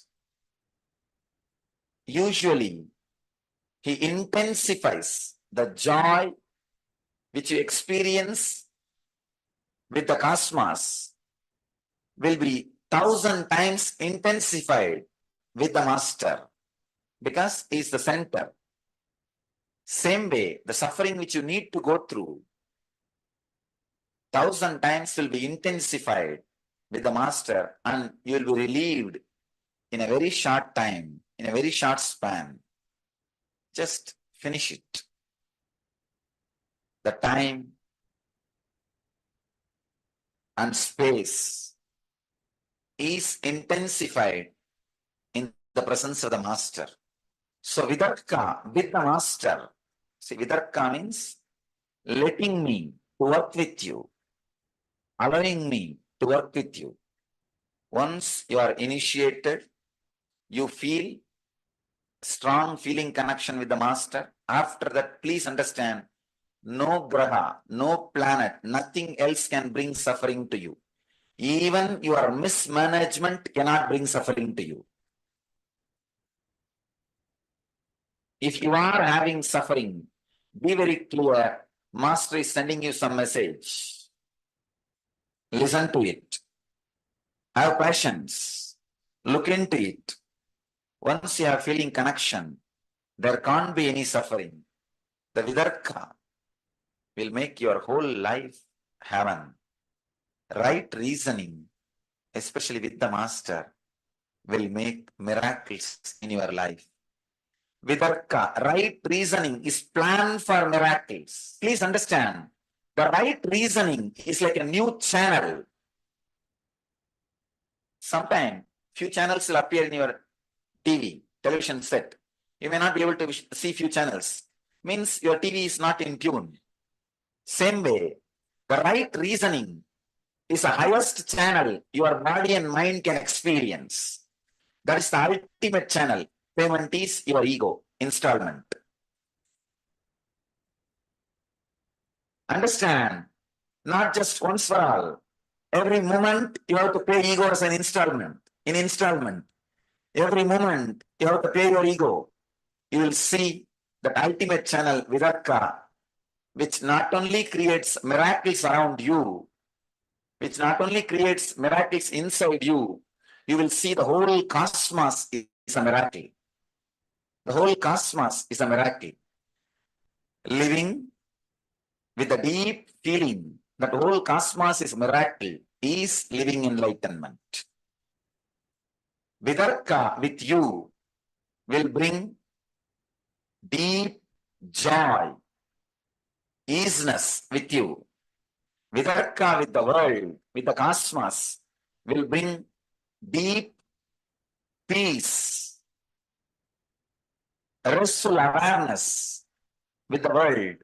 Vidarka with the master brings a deep joy, bliss, intense ecstasy in your being. Living with the Vidarka is living enlightenment. Means looking at everything with the right reasoning, with the straightforwardness. Please understand, do not think only what you know with your logic exists in the cosmos. There are millions of things, not only you don't know, you can't even imagine exists. So, having this openness towards the cosmos, towards the master, towards you is Vidarka. Understand, many times you don't even trust you can love. Means Kudarka, wrong reasoning. If you trust, you can transform, you can love. That is what I call Vidarka with you. Right reasoning with you. Have right reasoning with you, with the cosmos, with the master. You will be living enlightenment. You will be radiating enlightenment. So Vidarka, right reasoning, is the bridge to experience the master, his teachings, his techniques, his initiation, his power, his energy, ultimately his very presence. Pratyaksha Pada Puja. Offer your gratitude to the lotus feet of Paramahamsa Nityananda. Pratyaksha Pada Puja is a rare opportunity in a lifetime to express your surrender and gratitude directly at the feet of the Master, daily at 7 a.m. Indian Standard Time. You can register for e-Pada Puja online and you can receive individual darshan and blessings after the puja. You can send your blessings request at ntv.nityananda.org or call 91-97422-03311. Make the best use of this rare opportunity to be in the space of the living enlightened master.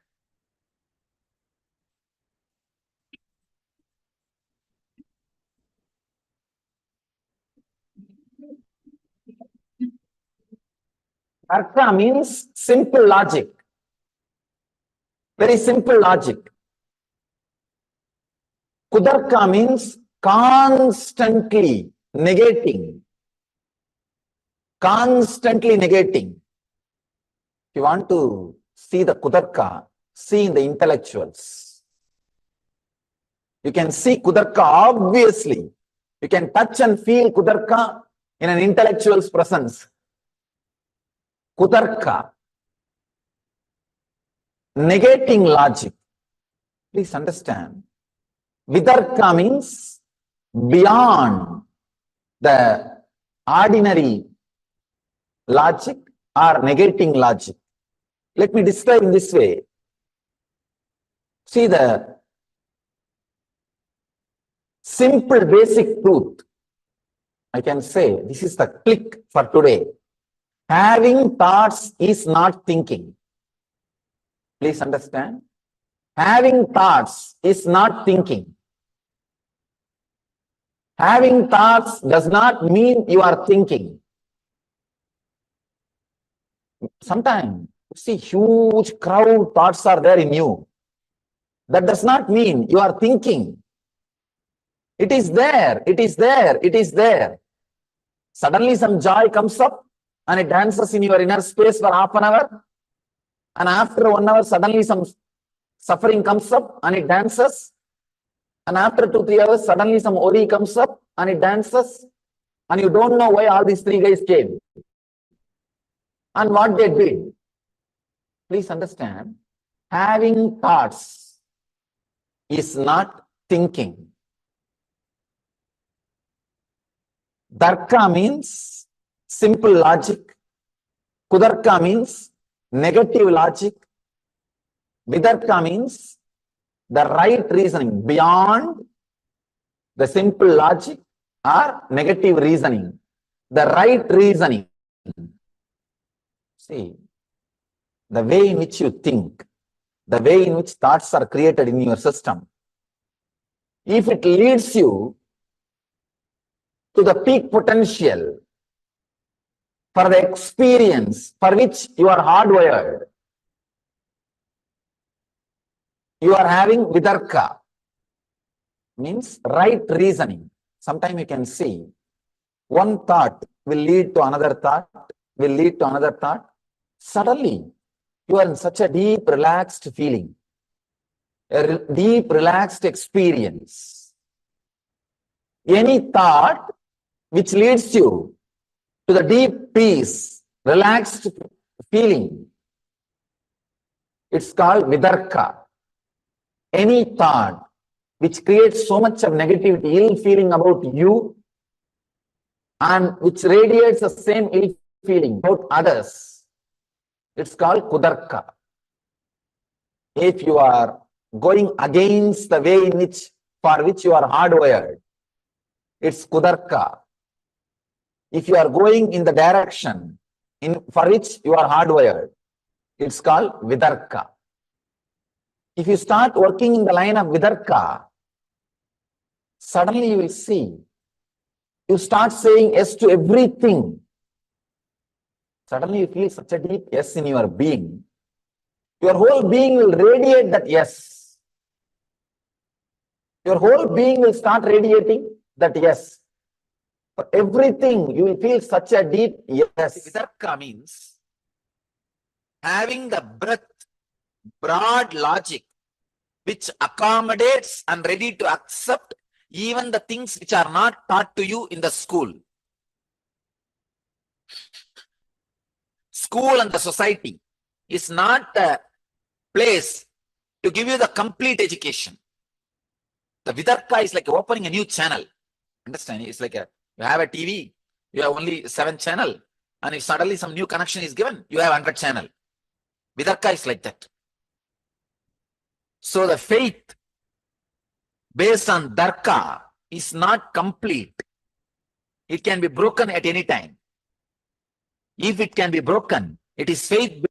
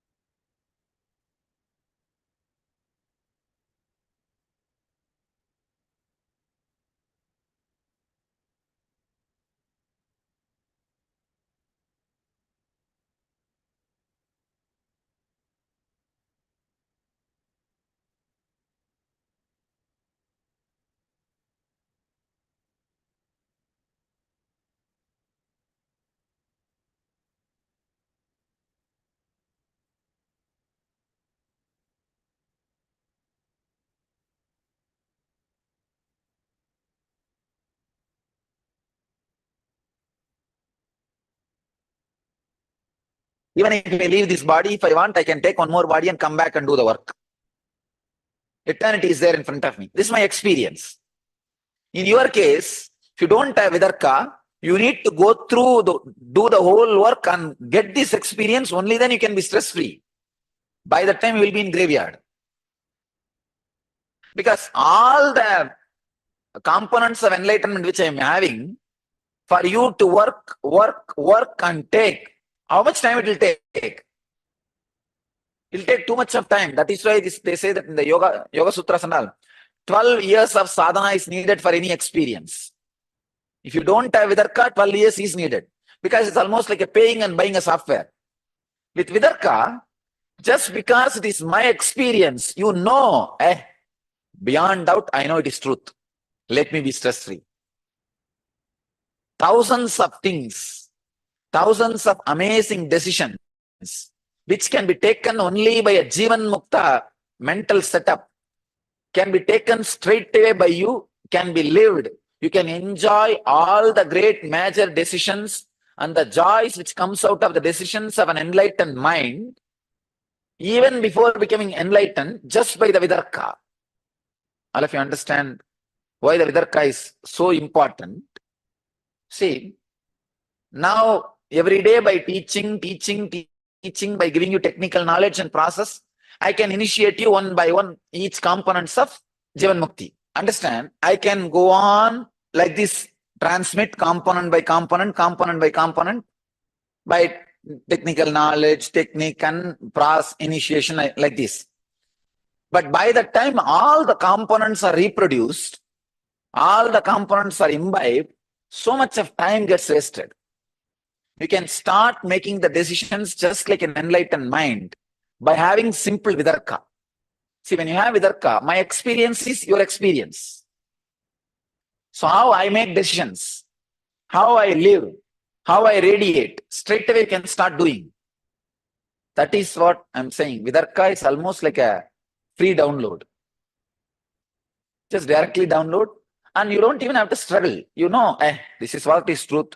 Then let us make the decision this way. Over.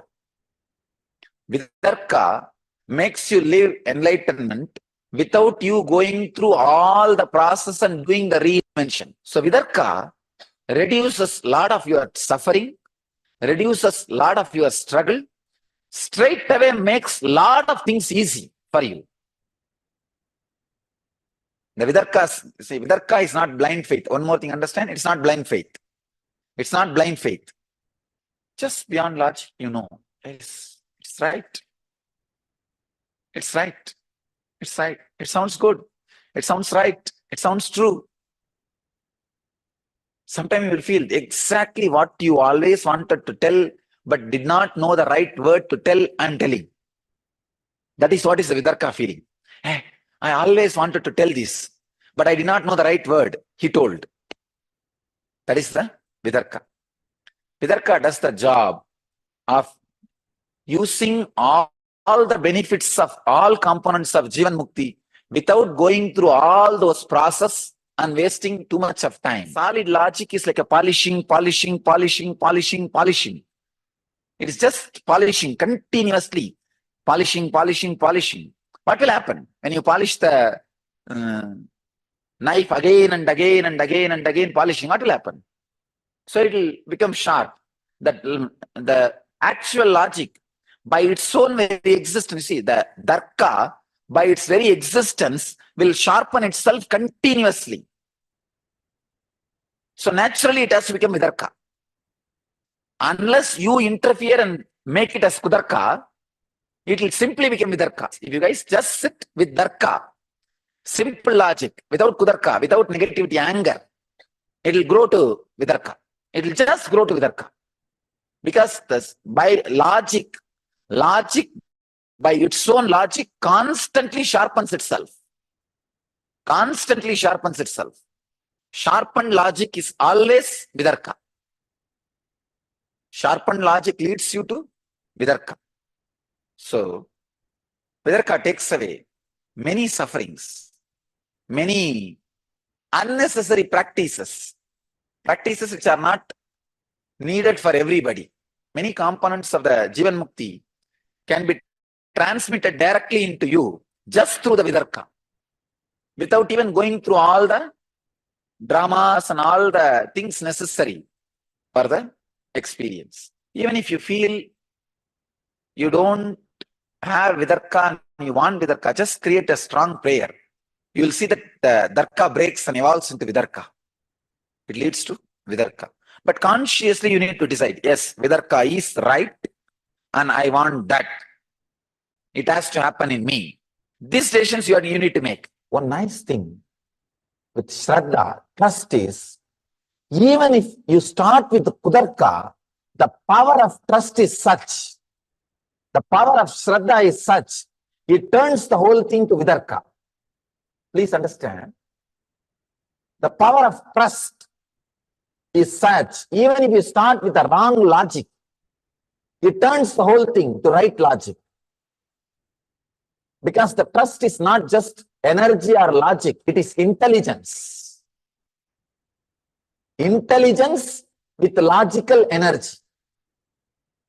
Darka is logic, Kudarka is negative logic, and Vidarka is trust with positive energy and logic. The Shraddha is so powerful. Suddenly something clicked in me. Oh God, I can say this was one of the powerful click happened in my life. Very strong click. I realized that Nambiyanda can be the saint who made Ganesha to eat. That saint tortured himself, not Ganesha. But here I am torturing Ganesha, not myself. That strong click, that Kudarka became Vidarka. The wrong reasoning became right reasoning. When the click happened, I thought, right. Yes. Nambiyanda Nambi found fault with himself when Ganesha did not eat. When Lord Ganesha did not eat the food, he found the fault with himself, not with Ganesha or not with something else, not with the diet. He was not complaining about outside. He turned inside. In my case, I was complaining about Ganesha. I was trying what my granny was trying, and I was talking about the diet, and I was thinking that my mother is not cooking properly, and I was thinking everything outward. I was doing Kudarka. I was finding fault with everything external. Suddenly I realized, yes, I have to turn and look in. Look in. The problem must be within me. Let me work. That Vitarka, click has happened. The right reasoning, that click has happened. Please understand. There's a very strong click. Yes. With Nambiyanda Nambi, he did tapas. But in my case, I am torturing Ganesha. Let me do tapas. When the click happened, see, a strong Shraddha is already there. Shraddha is like a loaded gun. When that right Vidarka happens with Shraddha, it's like a triggering the gun. Without Shraddha, without the strong trust, the Kudarka can never become Vidarka. The wrong reasoning can never become right reasoning. With Shraddha, when the right reasoning happens, trigger was pulled. Just the trigger was pulled. The loaded gun. Trust is like a loaded gun. And when right reasoning happens, Vidarka happens, it's triggered. The trigger is pulled. Understand? Suddenly the click happened. Yes. It's time. I look inside. I turn inside and change something in me. Then I decided, now I am not going to eat till Ganesha eats. It's a strong will. Even in those days, I used to be very strong. Strong will. Once I decide, it has to happen. That's all. Please understand.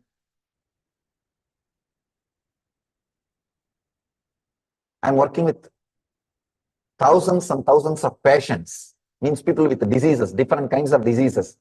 In India, I'm well known for healing. Different kinds of patients, diseases, all these things I'm handling. Last 6 years, I don't know how many thousands of people have been healed, helped.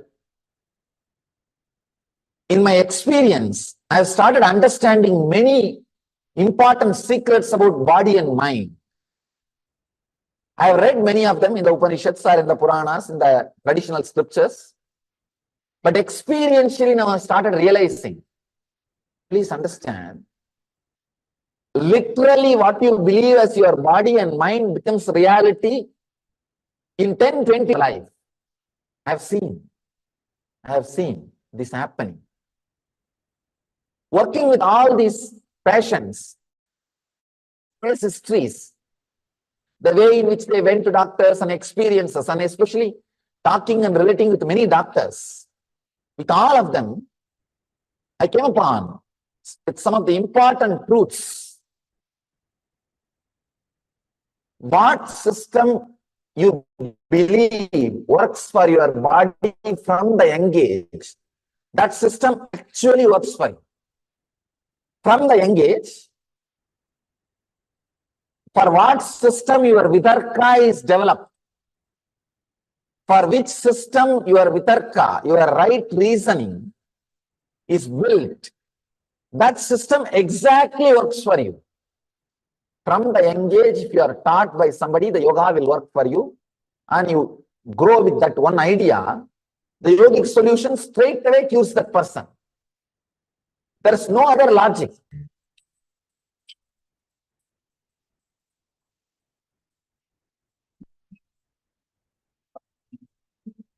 The power of these words, the truth and strength behind these words will directly work on you. You don't even have to believe. You don't even have to have darka or kudarka. You will see the power of these words, because this is vidarka, this is satya.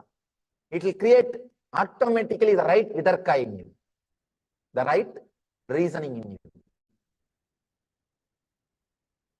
I wanted you to understand this incident, my experience, so that you understand about that vidarka. Please understand. When I heard that master's story and started thinking, when he can, why not me? That is darka. When I started trying the wrong method, wrong technique, it's kudarka. And because of my trust, when the right thing clicked, it is vidarka. And it leads to sampranyada samadhi. That is what Patanjali calls here. The vidarka leads to sampranyada samadhi, means samadhi with the experience of a form. What I had is a sampranyada samadhi with Ganesha. When he came out and started eating, that's called sampranyada samadhi. One level of samadhi. It's like a experience, spiritual experience with the form of the God, with the form of the deity, with the form of the existence. All the enlightened masters' forms are the expressions of the existence. If you have samadhi experience with that, means all of the thoughts have disappeared. Only your master's form is there in front of you. You are having sampranyada samadhi. Sometime, even while you are working, I have seen many of our devotees come and tell me, Swamiji, morning whole day, I was cooking, washing and doing all my work. But as an undercurrent, constantly your memory was there inside Swamiji. It was so sweet. I was just filled with you. I don't know. I was not able to forget you. This is what we call in Sanskrit, Leela Dhyan. Constantly being in the meditation of a divine Leelas. When the Leela Dhyana gets mature, you enter into Sampranyada Samadhi. That's what was happening with me in the Ganesha's thing. Whole day I'll be playing with Ganesha as if I was living with him. I was literally living with him. Whole day, whatever I do will be centered on the Ganesha. Morning, if I get up, I'll make him get up. And before I drink, I'll give water to him. After I brush the teeth, I'll have a small stick to brush his teeth. And after I take bath, I'll give bath to him. Once I put on the cloth, I'll put clothes for him. Once I apply that holy ash, I'll put the holy ash on him and sandal on him. I lived with him. Lila Dhyana was happening. Lila Dhyana, meditating on or strongly feeling connected, starts building up the right reasoning, vitarka, in your life.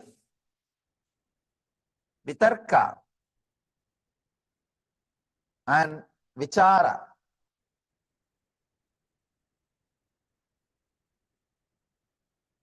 Vitarka leads to ananda.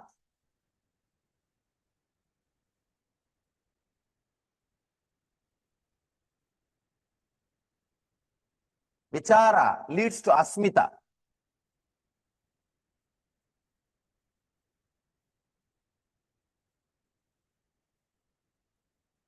All the four leads you to sampranyada samadhi. All these four leads you to sampranyada samadhi. Means the first level samadhi. In Zen, they call it satori. In different traditions, they have different names. Vitarka, the right reasoning, leads you directly to the bliss flowering. Vichara, contemplation, leads you directly to the pure awareness. These are two paths leading you to two different experiences and ultimate to the sampranyada samadhi. To the sampranyada samadhi. Ultimately, both together, they lead you to sampranyada samadhi.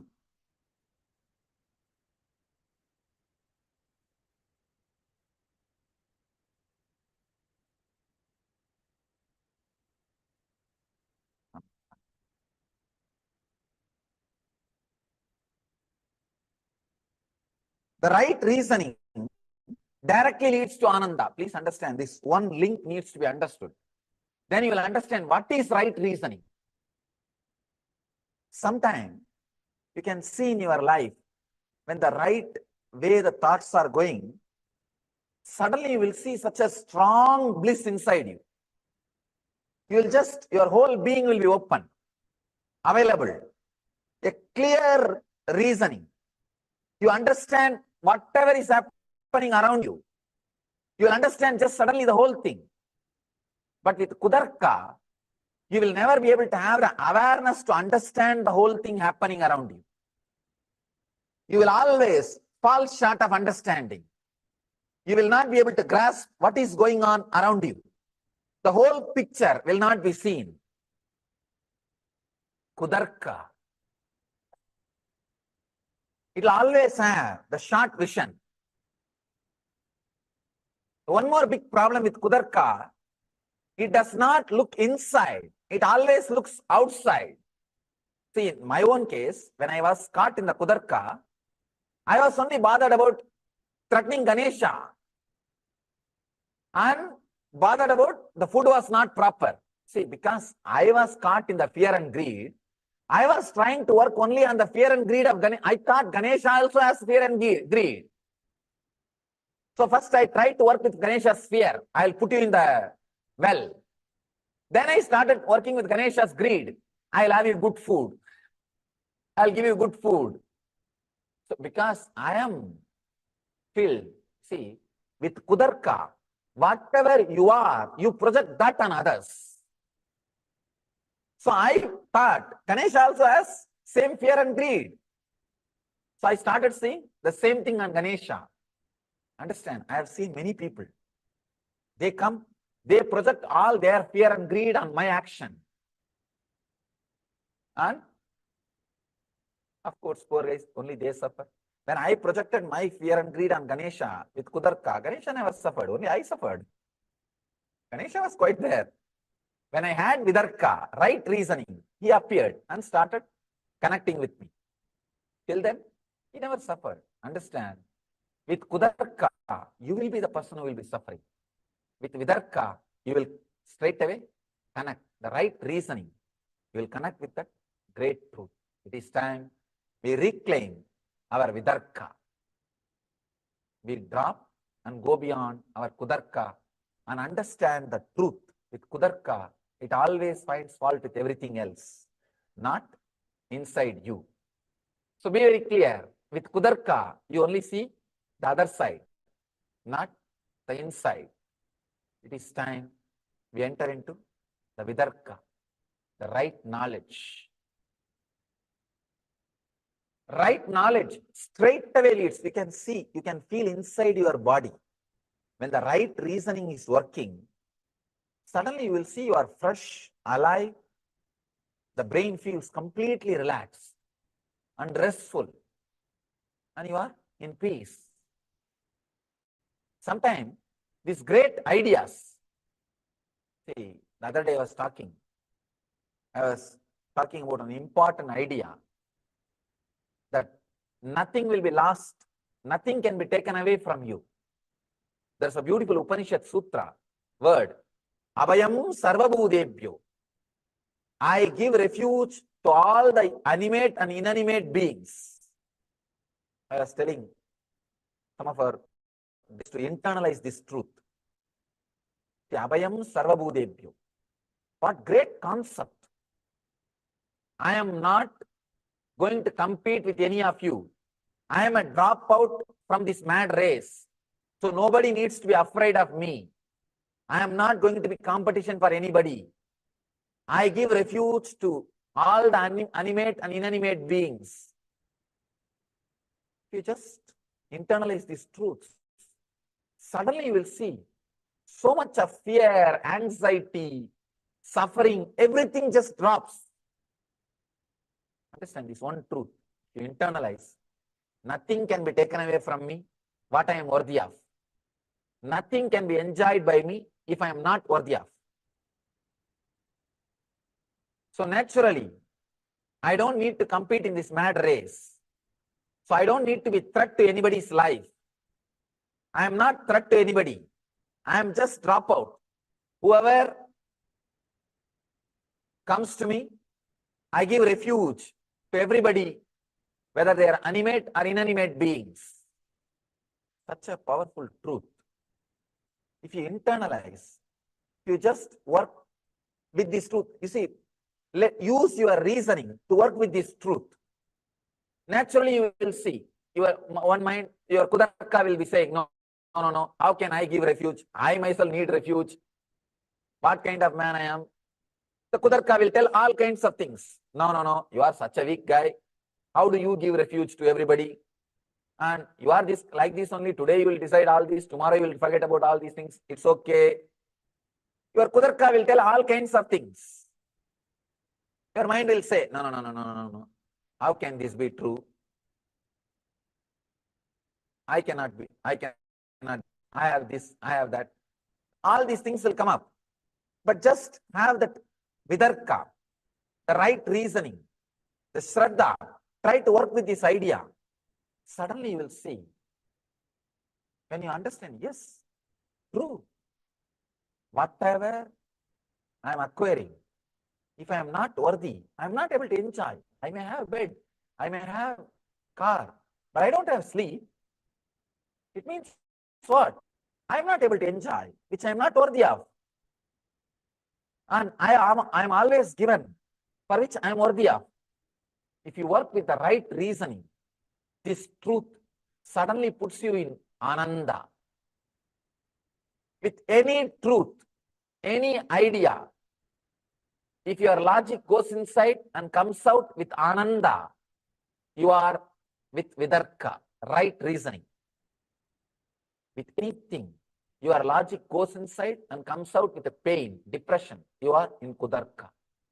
Vidarka always leads to Ananda. Vichara means contemplation, looking in. Looking in always leads to pure awareness. Pure awareness, Asmita. Understand? Asmita and Ananda put together is samadhi. Pure awareness and bliss put together is samadhi. Here, the vichara means look in. Understand? You just look in without doing anything. Just looking in is enough. You will achieve asmita, the pure awareness. See, these two words. The vitarka is supposed to be practiced 24 hours.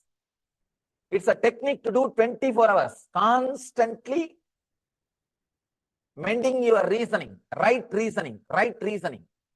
Vichara is a technique which you need to do sitting half an hour or 1 hour with closed eyes. Vichara is the technique. Vitarka is a lifestyle. Then Ananda and Asmita will overflow in your being. Do vitarka whole day straighten out your logic. Constantly bring right reasoning, relaxing, understanding with right thing. Means decide, you will live to express the maximum of your body and mind. That is what I call right reason. Means you will live for enlightenment. Anything you reason should lead back to enlightenment. Should lead you back to that one concept, Atmajnana, Jivan Mukti. Then you are with Vidarka. Anything takes you away from Jivan Mukti is Kudarka. And Vichara. Whenever you find time, sit, look in. Just look in. You will see by and by. See, if you start looking in, at least half an hour, whenever you find time, by sitting, 2-3 months is more than enough for you to touch that asmita, that pure awareness. If you catch only reasoning, right reasoning, you may achieve ananda, but not pure awareness. If you catch only vichara, you may achieve pure awareness, but not ananda. So, if you do both, developing right reasoning and doing a particular technique with closed eyes, if you do both, people come and tell me, Swamiji, I don't have time to meditate, but I read all your books. You may have ananda. Vichara will develop. You will have ananda. People sometimes come and tell me, I don't have time to read your books, but I do Nitya Dhyan every day. You will develop vichara. You will have pure I amness, the pure awareness, but you may not have ananda. Please understand, do both. Nityam, dhyanam. Nityam is what I call developing right reasoning, vidarka, and dhyanam. That's what I call vichara, contemplation. You will have the pure awareness, asmita and bliss flowering, ananda, both. Have nityam and dhyanam, you will have nityanandam in your life.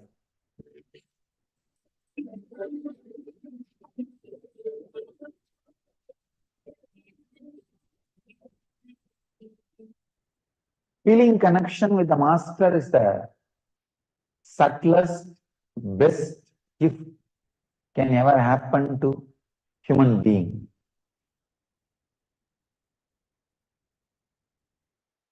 For the fruit to be completely ripened, it needs to be connected with the tree.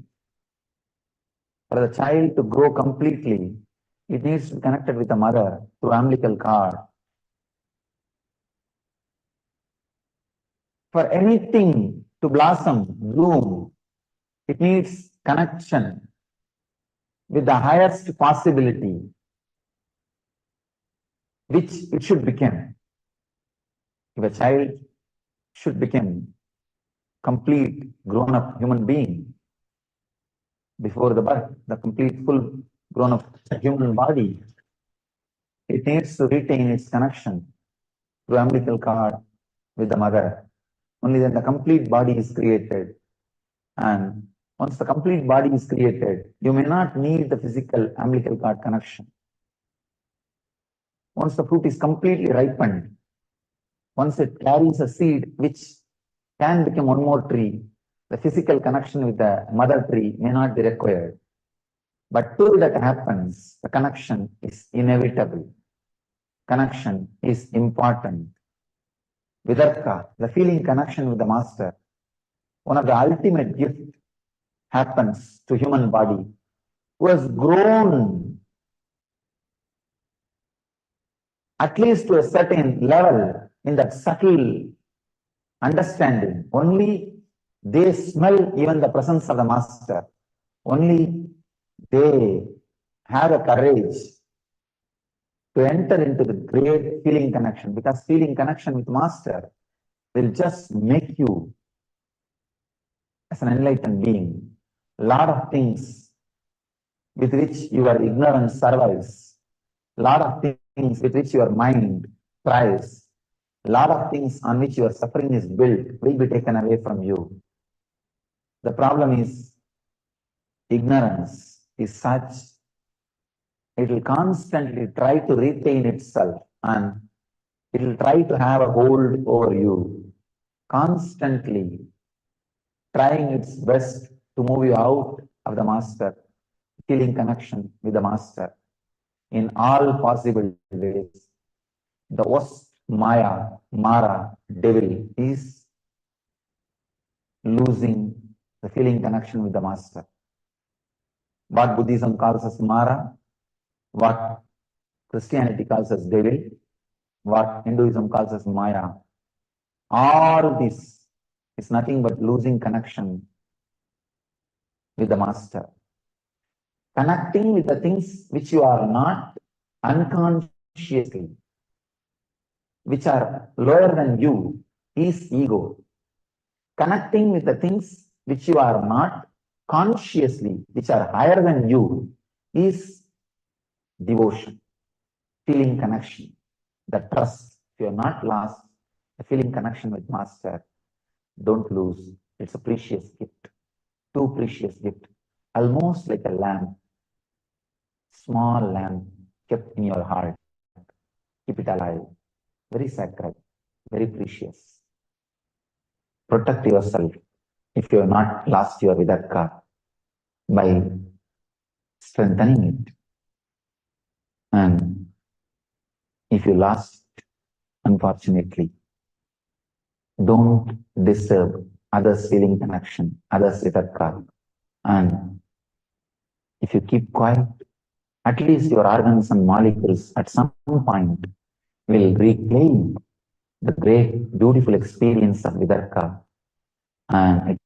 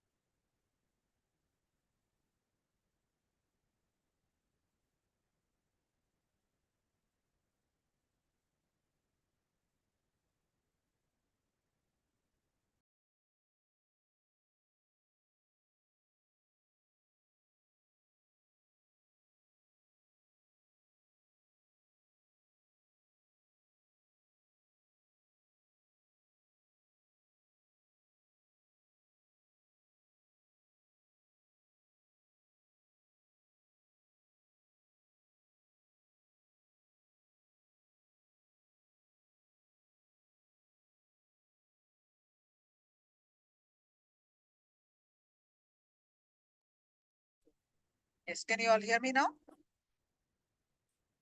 Am I audible? Yes. Okay. So now we are going to do the manifestation of levitation. Today, as it is the last day of this season, we are doing all power manifestations for each session. So now in this session, we are going to do the levitation power manifestation. So please sit straight. You can post your understanding in the chat, your powerful cognitions in the chat.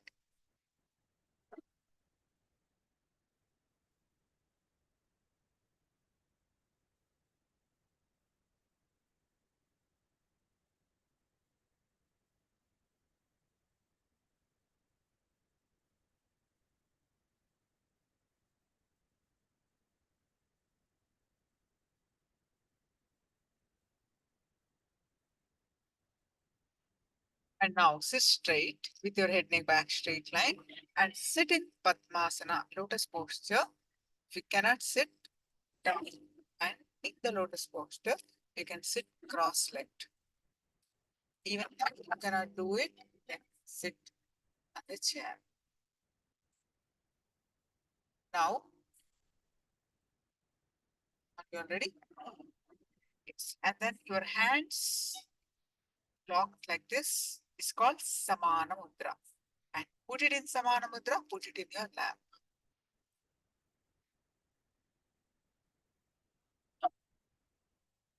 And your head neck back straight line. With this position, now start chanting the bring your awareness to your third eye.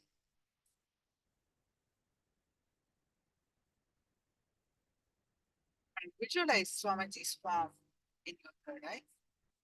With a clear context that Swamiji is Paramashiva, and meditating on the form of Swamiji will raise your Nalini Shakti. With this understanding, visualize Swamiji's form and any thoughts that are coming, let it come, let it go. You bring in your awareness to your third eye again and again. And start chanting the Mahavakya and experience the space of oneness. With that space of oneness, declare to lift off the ground, levitate, to manifest the power of levitation. So start chanting the Mahavakya.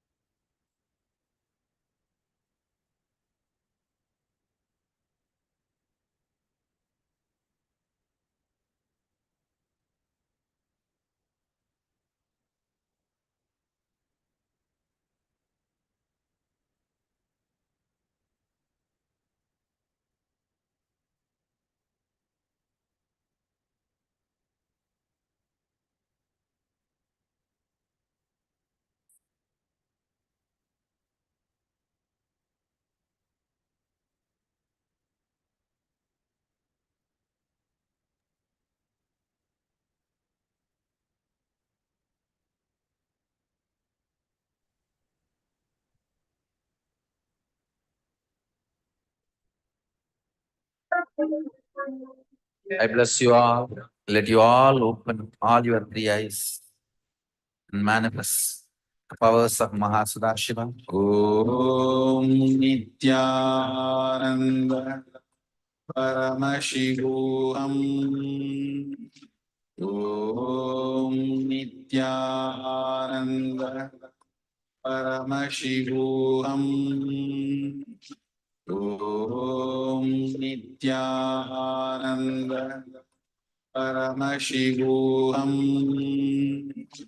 Om Nityananda Paramashivoham. Om Nityananda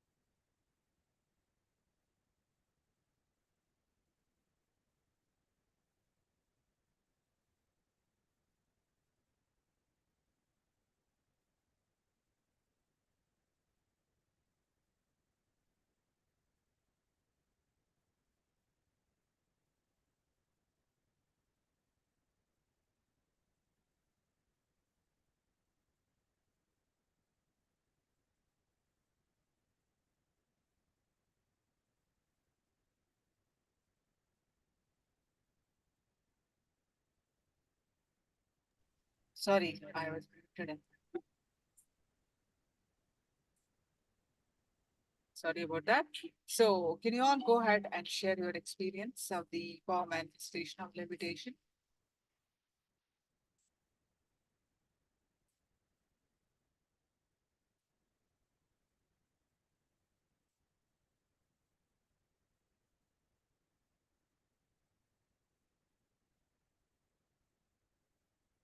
It's some stuff. Okay.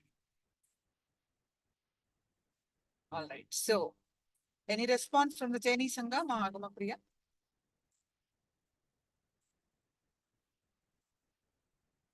All right. So now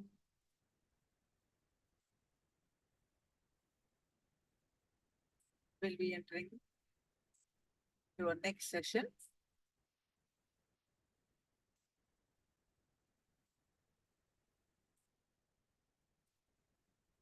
Any questions? Do let me know.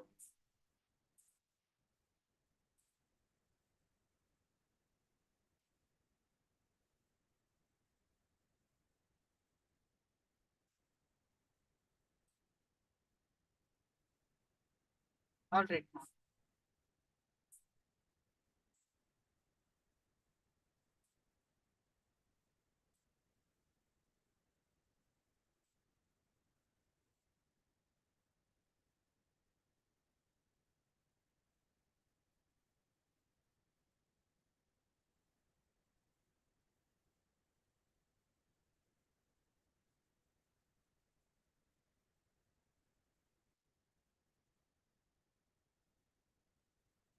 Yes. Nityanandam?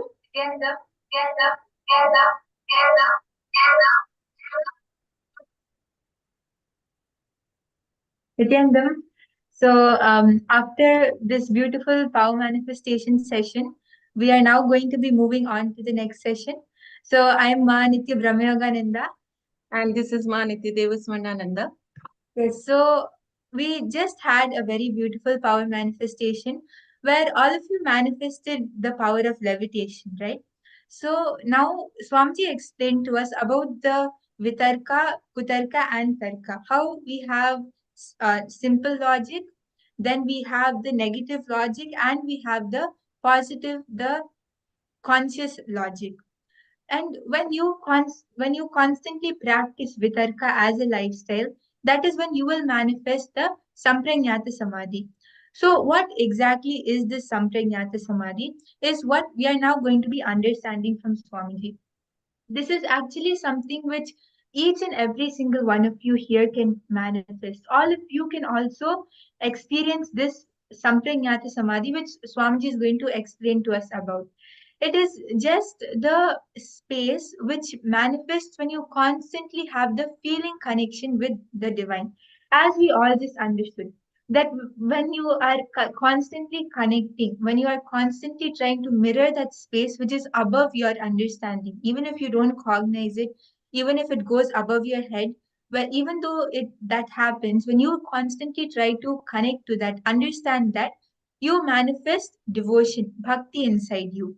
So constantly living that space of bhakti, experiencing and reliving that space of bhakti is what gives you the space of samprajnata samadhi. That is where you experience samadhi, which is oneness, by connecting to God with the physical form of Paramashiva.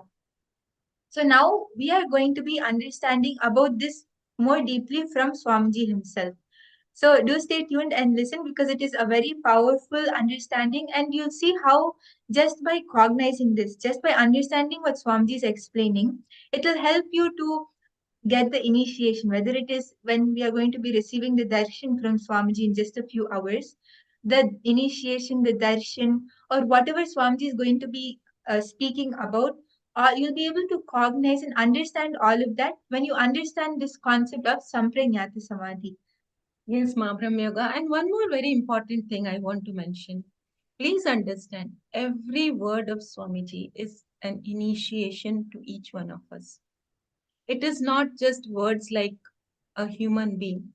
Swamiji's words are energy. They touch our being. They go to the core. So every word, when we are in the space of listening, it becomes a deep initiation inside us by itself, and you will see it manifesting in your lives. So, how receptive you are, how much in listening you are, you will see it simply working on you and in your life.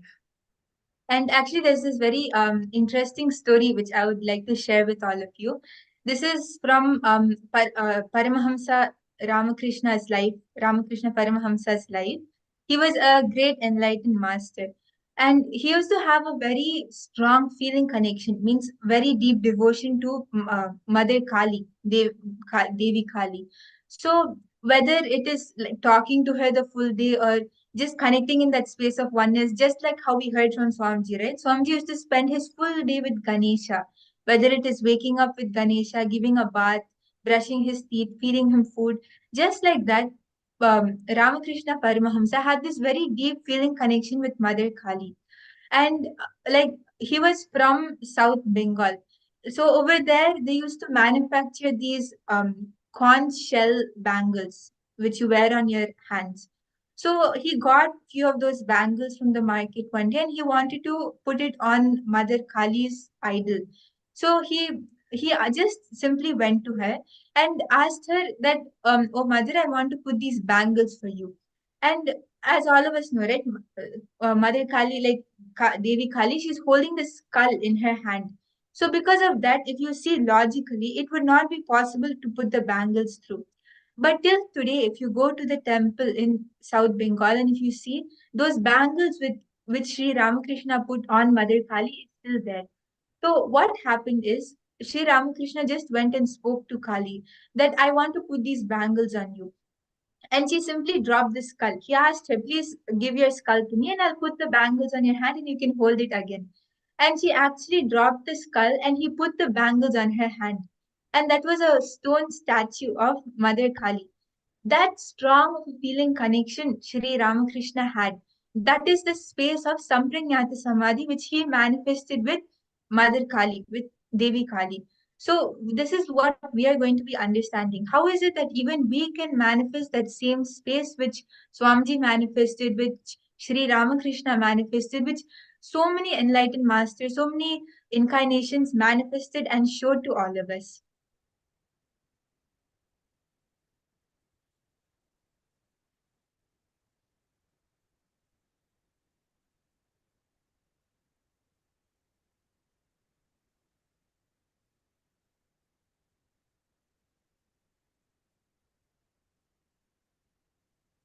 I put the Ganesha in that vessel. I started lowering, threatening him. See, I'll really drown you. I'll really drown you. And when the vessel was about to touch the water level, suddenly I realized, maybe now he would have changed the mind and he wants to eat, but there is no food in the vessel. So I brought him out, put the food also in TV, the motor ads, the car ads, they say, closed lanes and professional drivers don't try. Same way, saints tried, you don't try. When that Shraddha Vivecha happens, you are in a different plane. Even the doubt does not exist. He just knows that Ganesha is going to eat. Started hitting his head. And the story says, suddenly Ganesha appeared and ate the food and blessed him. And that saint, that small boy, he goes back to his father. Father asks, what happened? Where is the food? He said, Ganesha ate. Father could not believe. Ganesha ate or did you eat? He said, no, Ganesha ate. You want come? I'll show you. Then he takes the father. There, the father sees the mouth of Ganesha, the food, the remains. The story says, father fell at the feet of son, said, all these years, I was only doing it as a ritual. You made it as reality. You made it as truth. When I heard this story, suddenly I decided, I'll also feed Ganesha. that Shraddha Vivecha happened. Means possessed by that Shraddha. Strong. See, when you are possessed by Shraddha, you will not have Kudarka at all. Understand? You will not have Kudarka.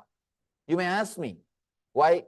When you heard the story of Nambi and Nambi, you tried, but you are telling us not to try. See, in my case, there was no Kudarka at all. If there is no Kudarka, you are also a professional. You can try. But you see inside, one corner of you, there is a Kudarka. That's why I am saying, till that Kudarka disappears, don't try. Especially these risky techniques. I decided, I'll also make Ganesha eat. Let me tell you what all the mistakes I did and how I had this Kudarka. See, when I heard the story, I decided, I will also make my Ganesha eat. This is Darka, simple logic. When he made Ganesha to eat, why not me? Simple Darka. The next step, what I did, see, in my house, it's a giant family. I had one old lady, one of my grandmothers. Means it's like many people will be staying, you don't know who is who and who is what. And not only that, that 3-4 streets are relatives. That's the way the Indian communities are will live.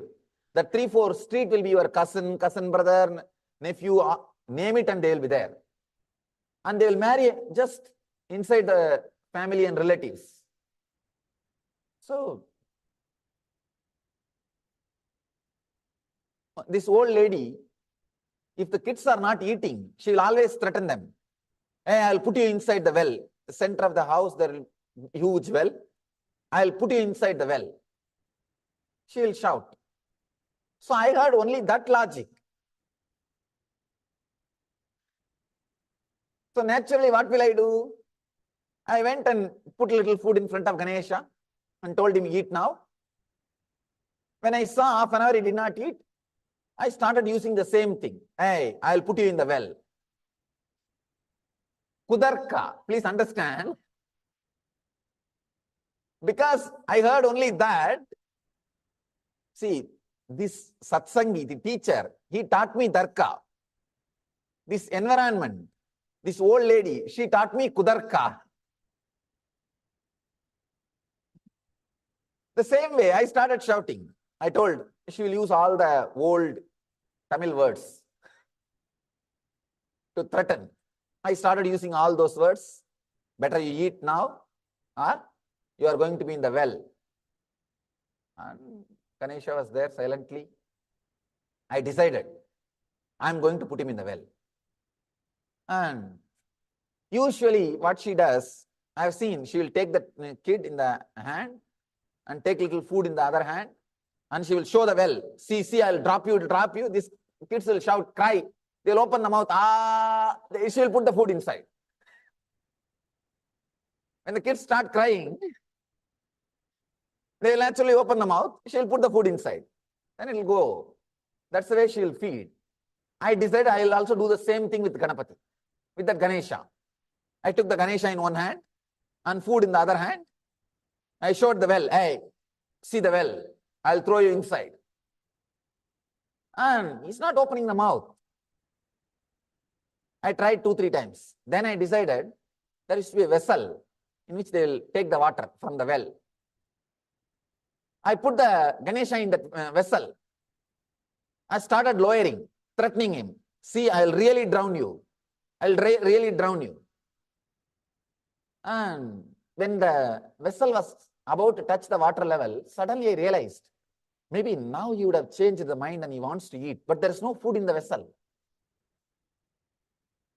So I brought him out, put the food also in the vessel, and started doing again. And it was almost in the water level, that vessel, that bucket is in the water level. Nothing is happening. I did not have the mind to really put the Ganesha into the water also. It was too much. He really means a lot for me. And it's a very strong relationship. So I can only threaten. I cannot put him in the well, actually. So what to do? Finally, I took him out. I said, all right, maybe he did not like the cooking. He did not like the food. See how the Kudarka works. Kudarka says everything is wrong except you. Understand? That is the Kudarka. Kudarka means everything is wrong except you. Then I started thinking the food is not right. My mother is not cooking properly. I went to the temple. The temple, they offer food to the deities. I thought that food is eaten by deities every day. So I went to the cook, the temple cook. I used to do a lot of voluntary work. When the young boy, I'll go to the temple and wash the vessels, clean the floor. All the kids, that is the only entertainment. That's the only entertainment, and I used to do a lot of that kind of work. So I asked that cook, will you give me a little food for my Ganesha? He said, what little food? Have more. He gave one big lot. I brought it to the house and said, see, I brought the same diet which you are eating in the temple every day. Now there is no reason, no excuse. Come on, eat. And I was sitting. Maybe 3-4 hours. He was not eating. I said, now right diet I brought, I am not going to let you today. So again I put him in that bucket and started the same drama. And then actually, by then I memorized all the abusive words my grandmother tells to make a child eat. All those words like a sloka I memorized and started repeating. I really thought that those words are very powerful. They will make him eat. And all the techniques I tried with my whole diet. I tried everything step by step with this new diet. And I put him in the bucket and again started drowning, almost in the water level. So from here I started shouting. I even started asking, are you listening to what I am saying? Whether the sound is audible. Then, of course, he was not eating. But I could not drown him because it's a very strong relationship, very loving relationship. So what to do? I took him out. I can say I was really depressed, very worried, and very strong depression, completely low mood. Just I was sitting, what to do? Practically, I fixed all the problems, whatever I am supposed to do. See, if my grandmother does all these things to any child, the child eats. And I know only those techniques. I don't know any other techniques. I have not read any book, how to feed Ganapati or how to feed kids. Whatever manual was there in front of me, that whole thing I worked. Nothing works. Nothing is working. So I was sitting. The Ganapati was lying there. So I was sitting. One nice thing with Shraddha, trust is, even if you start with Kudarka, the power of trust is such, the power of Shraddha is such, it turns the whole thing to Vidarka. Please understand. The power of trust is such, even if you start with a wrong logic, it turns the whole thing to right logic. Because the trust is not just energy or logic, it is intelligence. Intelligence with logical energy. Darka is logic, Kudarka is negative logic, and Vidarka is trust with positive energy and logic. The Shraddha is so powerful. Suddenly something clicked in me. Oh God, I can say this was one of the powerful click happened in my life. Very strong click. I realized that Nambiyanda Nambi, that saint who made Ganesha to eat, that saint tortured himself, not Ganesha. But here I am torturing Ganesha, not myself. That strong click, that Kudarka became Vidarka. The wrong reasoning became right reasoning. When the click happened, I thought, right. Yes. Nambiyanda Nambi found fault with himself when Ganesha did not eat. When Lord Ganesha did not eat the food, he found the fault with himself, not with Ganesha or not with something else, not with the diet. He was not complaining about outside. He turned inside. In my case, I was complaining about Ganesha. I was trying what my granny was trying, and I was talking about the diet, and I was thinking that my mother is not cooking properly, and I was thinking everything outward. I was doing kudarka. I was finding fault with everything external. Suddenly I realized, yes, I have to turn and look in. Look in. The problem must be within me. Let me work. That vitarka, click has happened. The right reasoning, that click has happened. Please understand. That's a very strong click. Yes. With Nambiyanda or Nambi, he did tapas. But in my case, I am torturing Ganesha. Let me do tapas. When the click happened, see, a strong Shraddha is already there. Shraddha is like a loaded gun. When that right vidarka happens with Shraddha, it's like a triggering the gun. Without Shraddha, without that strong trust, the kudarka can never become vidarka. The wrong reasoning can never become right reasoning. With Shraddha, when the right reasoning happens, trigger was pulled. Just the trigger was pulled. The loaded gun. Trust is like a loaded gun. And when right reasoning happens, vidarka happens, it's triggered. The trigger is pulled. Understand? Suddenly the click happened. Yes. It's time. I look inside. I turn inside and change something in me. Then I decided, now I am not going to eat till Ganesha eats. It's a strong will. Even in those days, I used to be very strong. Strong will. Once I decide, it has to happen. That's all. I was sitting with Ganesha, brought the food, arranged everything. I was sitting. Actually, I used to have a small shrine, kind of a temple, backside of the house, my own. I'll be staying and spending time only in there. I can say that is the first ashram I built for myself and for my deities. I used to be spending my time there only. So nobody will disturb me in the house. Usually they will send the food, or I'll go and bring my food for the food time. Otherwise, I'll be spending time there only.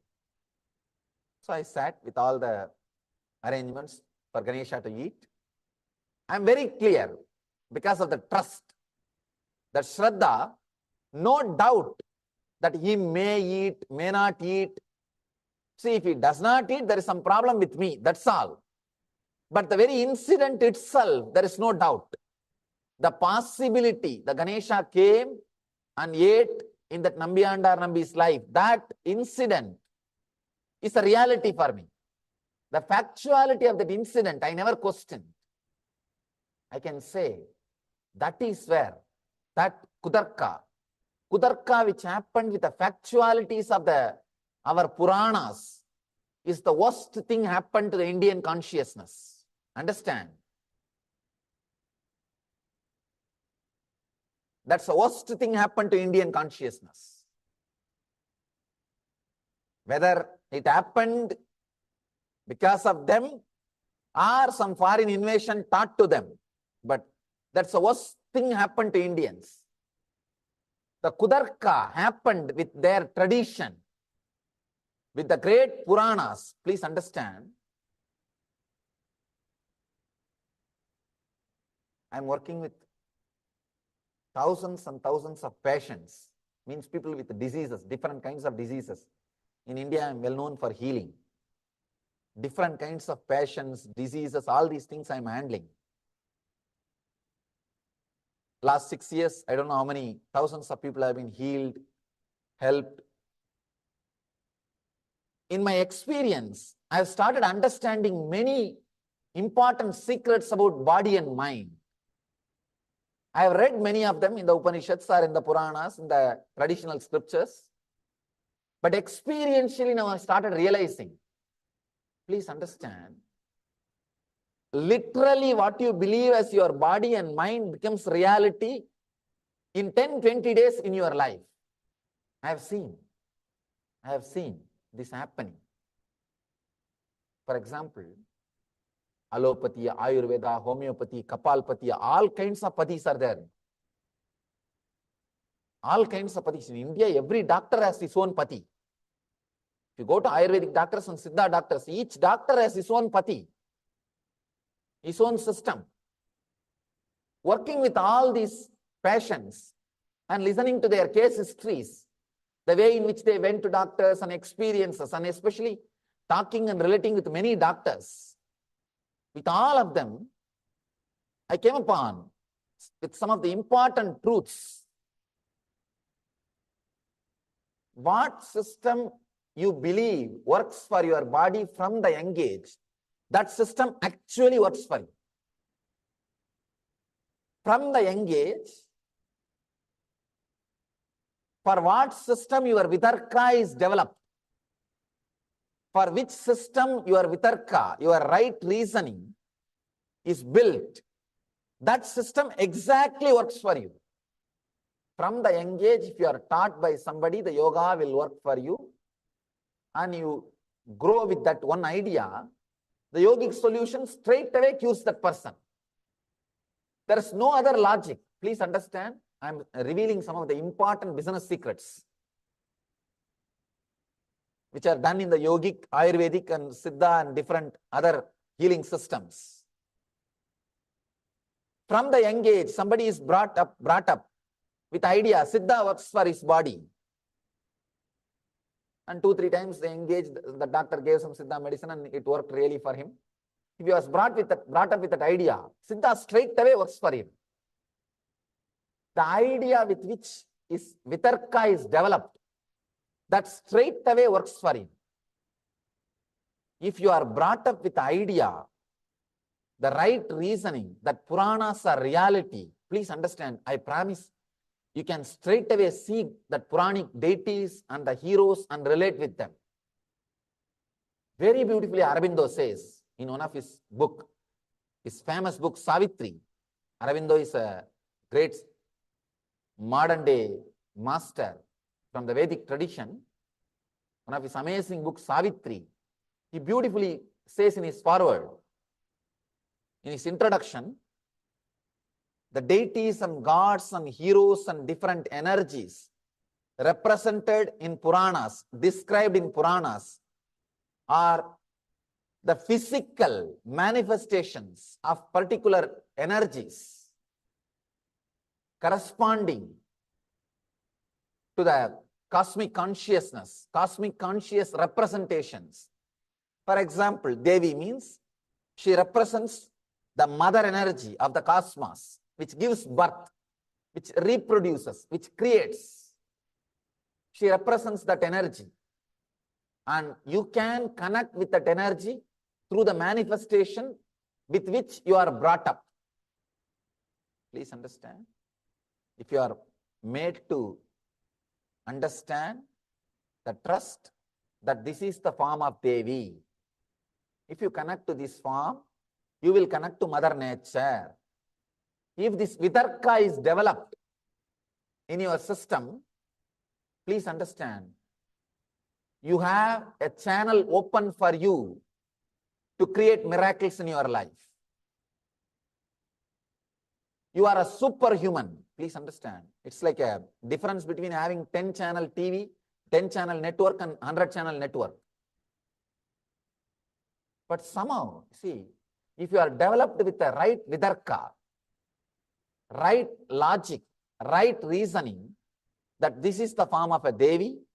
If you connect to this Devi, the Mother Nature works for you. You will connect with Mother Nature. If you are brought up with this right reasoning, with this right Vidarka, you are like a 100-channel dish, 100-channel TV network. Now, you have the unique capabilities of expressing miracles in your life, attracting miracles in your life. Your very being, your very consciousness is capable enough of creating the miracles. Understand? I am working with millions of disciples. With my own experience, I tell you, whoever is developed with that Vidarka, I am able to heal them, do whatever they want in their life, play or express miracles in their life directly. One word is enough. That's all. Indian civilization was brought up with that Vidarka, right reasoning, the greatest civilization. Otherwise, you cannot imagine millions of people spending hundreds of years building temples. You see any Indian temple, you will be shocked. The amount of energy they have put. The temple which is in my native place, I don't know how many hundreds of years, how many millions of workers were working. It's complete granite hand carved. Even the slabs for the ground, flooring is hand carved granite. There is no question of machineries. Hand carved. You cannot inspire millions of people. Understand? It's hand carved, artist work, artwork. So every individual who is working has to be inspired and convinced towards the ideology for which he is working. You cannot make temples out of slave people because it is an art piece. Each stone is carved. I can say each inch is carved. Expression of art, completely centered on divinity, our Puranas, our Upanishads, our Vedic truths, and the Vedic deities. And you cannot make millions of people work inspired way unless they experience the truth for which they are working. And India is such a free civilization where the knowledge was encouraged, arguments were encouraged, thinking was encouraged. It was an open society, and especially anybody who is an artist naturally will have his own questions. If he has evolved to the level of an artist, he cannot be bound, he cannot be slave, he will not be a slave. It means what? Naturally, all those millions had at least a glimpse of those experience of the deities, gods, the energies which are described in those Puranas and expressed in those temples. Naturally, it was some way living truth for them. The whole civilization, please understand, the whole city, if the temple has to be built, the whole kingdom has to concentrate all its resources on the temple. The whole kingdom has to work. There is one temple in South India, Tanjore, Shiva temple. It's a 217 feet tall tower, complete granite. And I don't know how many miles, hundreds of miles, that granite was moved by the elephants and carved and assembled. The whole thing happened in just 6 years. Means the whole kingdom was working for the cause. The whole kingdom was working for the cause. And there are some temples built for generations, hundreds of years. Means for the whole civilization was dedicated to the cause. How can that happen? Because the whole civilization was built on right logic, Vidarka. From the young age, the Vidarka was taught. The right reasoning was taught. Because of the right reasoning, the Vidarka, they were able to experience those gods. They were able to experience those truths. They were able to experience those energies. See this, the traditional stories you hear, that a rishi cursed somebody and that curse came true. Rishi gave boon to somebody and that boon came true. Means what? The whole civilization was built on that right reasoning, on that right energy, vidarka. So they are able to play with that energies. They were able to play with that energies. That kind of a power, the access they had. The worst thing happened to Indian civilization is kudarka towards their own tradition. Their own tradition. Understand, it is time. Awaken. It is time. Awake. As beautifully Vivekananda says, Uttishtata Chakrata Prapyavaran Nibotataha. Beautifully Vivekananda says, arise, awake, stop not till the goal is reached. Arise, awake. O Indian civilization, what you lost. Understand, the loss is not only for Indian civilization. Because they lost, the whole world lost. It's a great thing which got developed. Amazing experiment which was done for thousands of years by the great visionaries, and the amount of energy, intelligence put in that direction. The essence is a civilization with right logic, vidarka. When we lost that, understand, we lost the whole thing which Indian civilization can offer to us. When that kutarka, the wrong, negative logic happened with about our own tradition, it's practically like you put all your energy and created some gift, some great achievement, and somebody came and destroyed it without even your knowledge. Understand, India is not just a land. It is a way of life. It's way of life. Bharat is way of life. I know many people, NRIs, non-residential Indians, who are not residing in India, but Indians. And I know there are many people who are not born in India, but Indians. Bharat, they live Bharat. And I know many people, RNIs, residential non-Indians.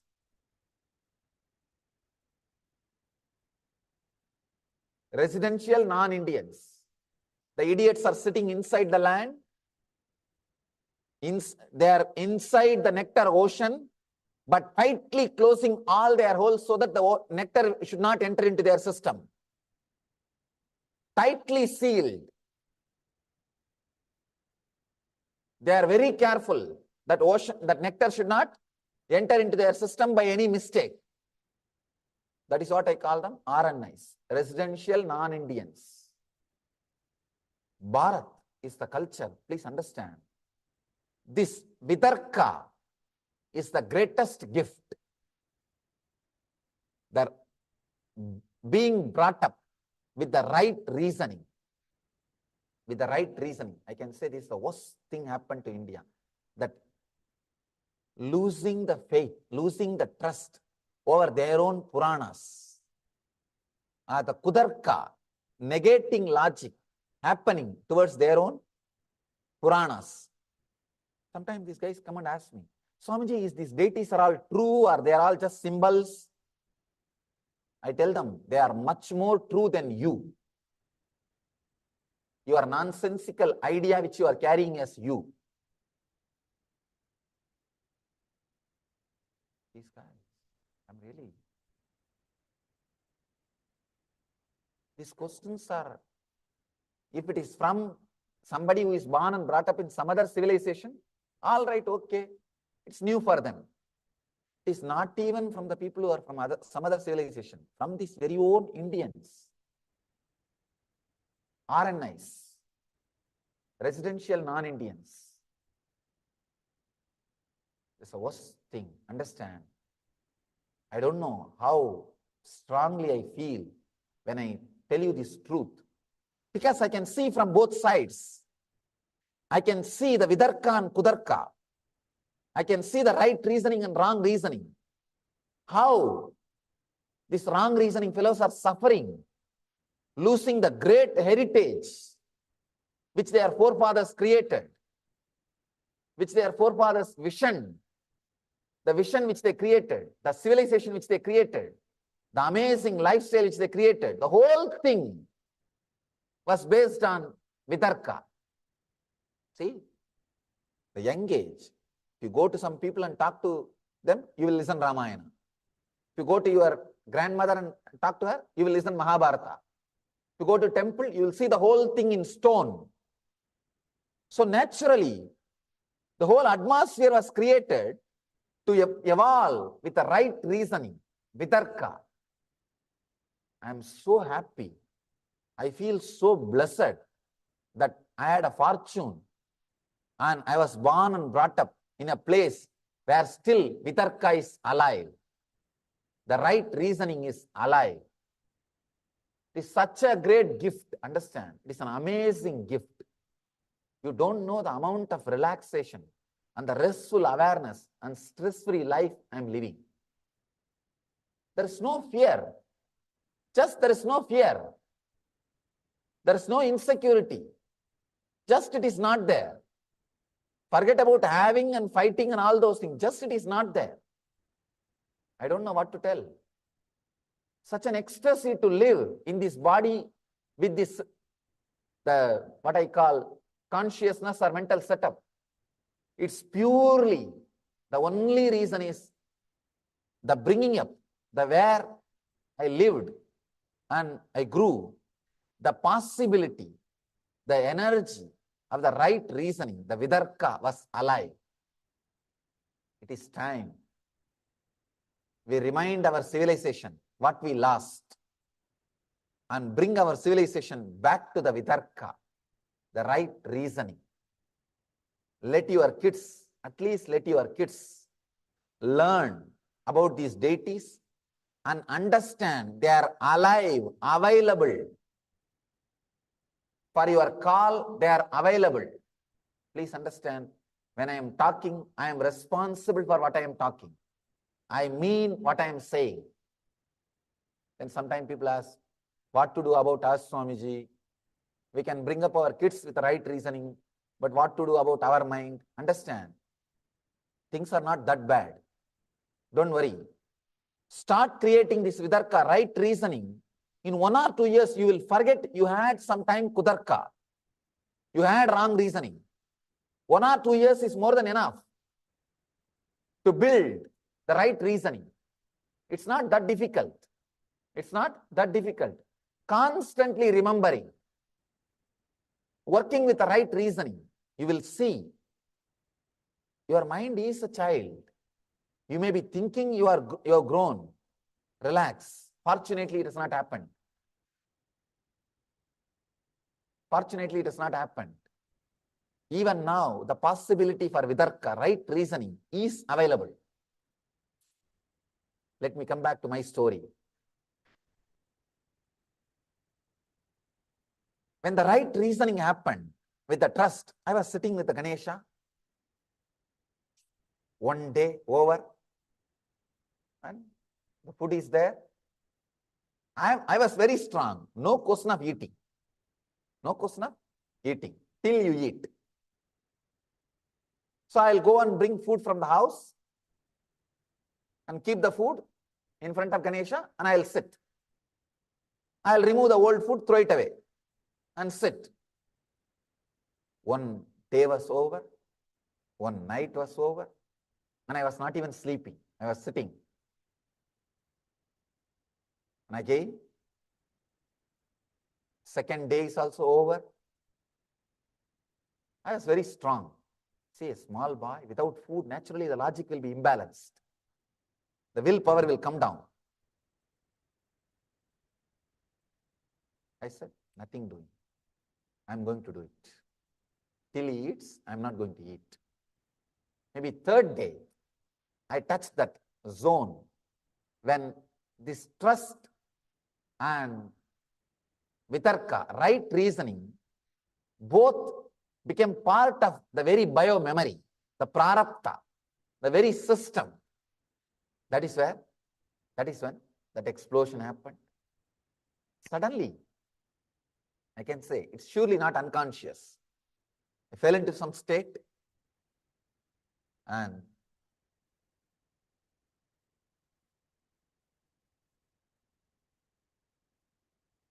I saw very clearly Ganesha sitting in front of me and eating. If it hurts your kudarka, I am sorry. Again, but I have to tell you the truth. When I opened my eyes and saw, I promise there was no food. Food disappeared.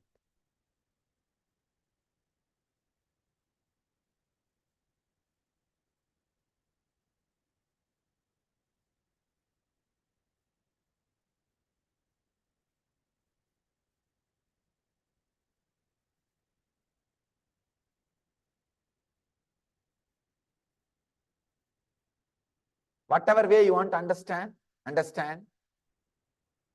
the food was not there.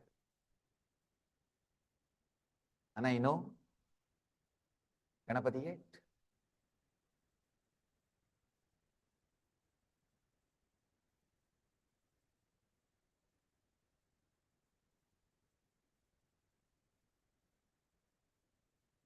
Maybe people with kudarka can tell.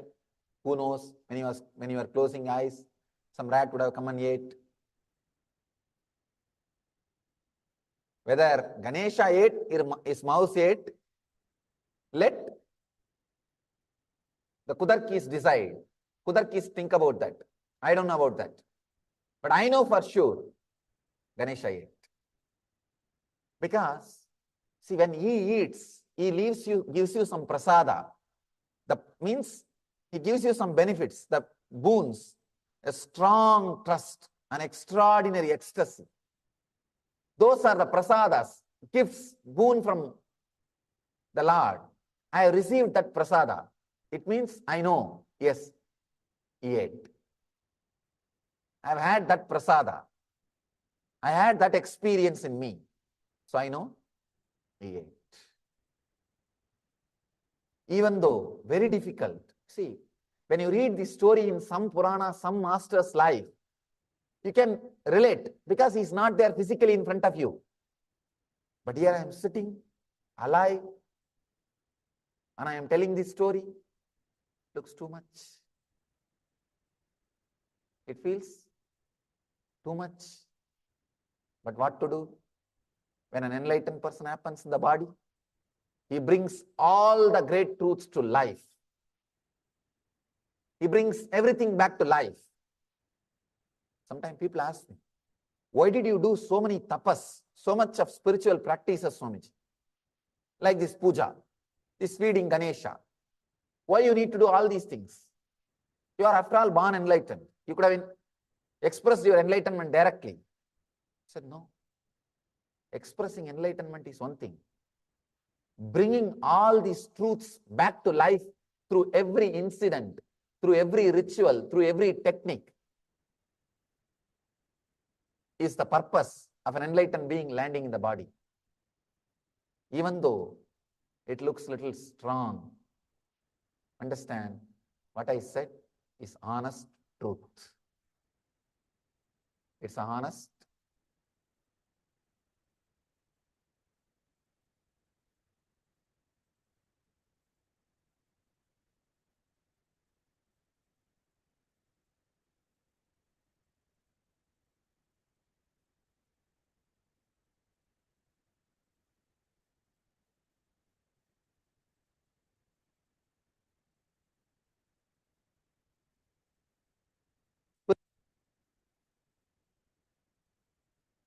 The power of these words, the truth and strength behind these words will directly work on you. You don't even have to believe. You don't even have to have darka or kudarka. You will see the power of these words because this is vidarka, this is satya. It will create automatically the right vidarka in you, the right reasoning in you. I wanted you to understand this incident, my experience, so that you understand about that Vidarka. Please understand. When I heard that master's story and started thinking, when he can, why not me? That is Darka. When I started trying the wrong method, wrong technique, it's Kudarka. And because of my trust, when the right thing clicked, it is Vidarka. And it leads to Sampranyada Samadhi. That is what Patanjali calls here. The Vidarka leads to Sampranyada Samadhi, means Samadhi with the experience of a form. What I had is a Sampranyada Samadhi with Ganesha. When he came out and started eating, that's called Sampranyada Samadhi. One level of Samadhi. It's like a experience, spiritual experience with the form of the God, with the form of the deity, with the form of the existence. All the enlightened masters' forms are the expressions of the existence. If you have Samadhi experience with that, means all other thoughts have disappeared. Only your master's form is there in front of you. You are having Sampranyada Samadhi. Sometime, even while you are working, I have seen many of our devotees come and tell me, Swamiji, morning whole day, I was cooking, washing and doing all my work. But as an undercurrent, constantly your memory was there inside, Swamiji. It was so sweet. I was just filled with you. I don't know. I was not able to forget you. This is what we call in Sanskrit, Leela Dhyan. Constantly being in the meditation of a divine Leelas. When the Leela Dhyana gets mature, you enter into Sampranyada Samadhi.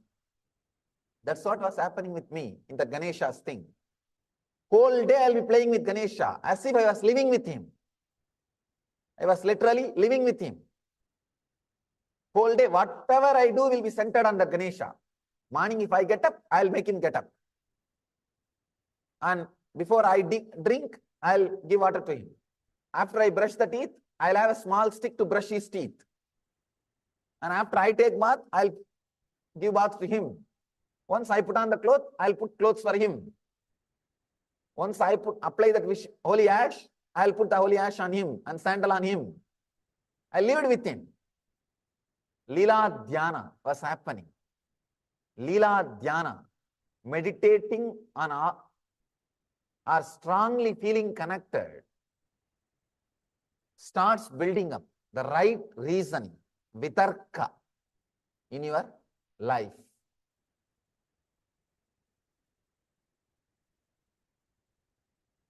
The second word, vichara, contemplation. Please understand, here Patanjali beautifully describes these four words.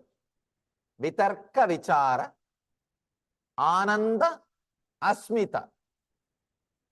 Four words. Let me describe those four words.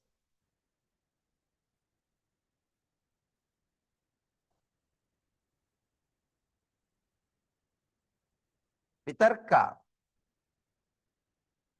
and vichara.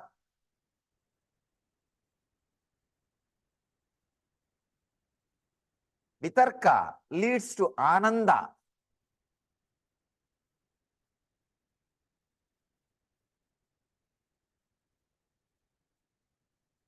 Vichara leads to asmita.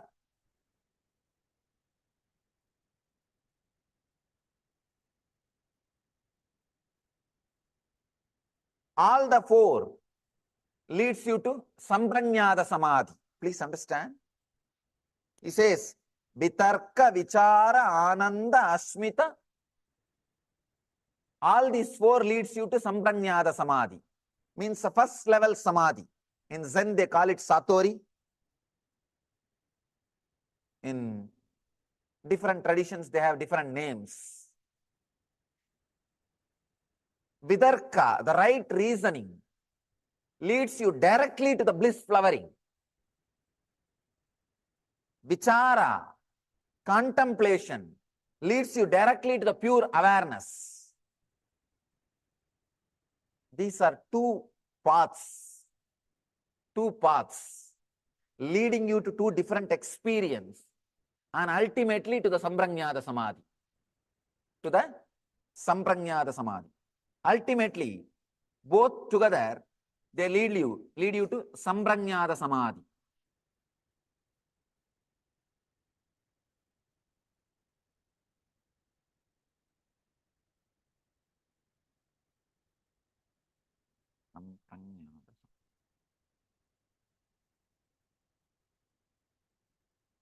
The right reasoning directly leads to Ananda. Please understand this. One link needs to be understood. Then you will understand what is right reasoning. Sometimes you can see in your life when the right way the thoughts are going, suddenly you will see such a strong bliss inside you. Your whole being will be open, available, a clear reasoning. You understand whatever is happening around you. You will understand just suddenly the whole thing. But with Kudarka, you will never be able to have the awareness to understand the whole thing happening around you. You will always fall short of understanding. You will not be able to grasp what is going on around you. The whole picture will not be seen. I have a story about Kudarka. A divorce court judge said to the husband, "Sir, I have reviewed this case very carefully and I have decided to give your wife $800 a week." This guy replies, "That is very fair, Your Honor, and every now and then I will also try to send her a few bucks myself."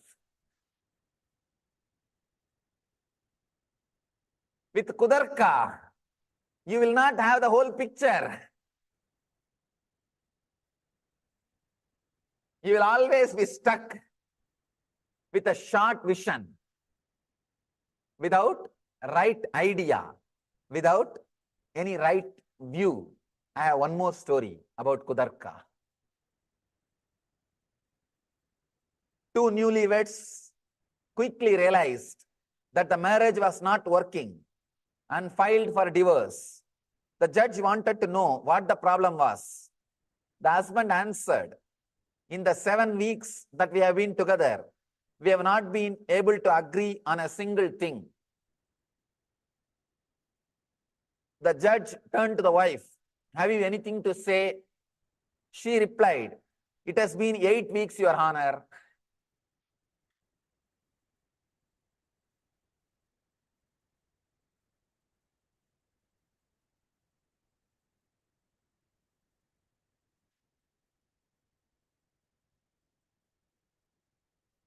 Kudarka.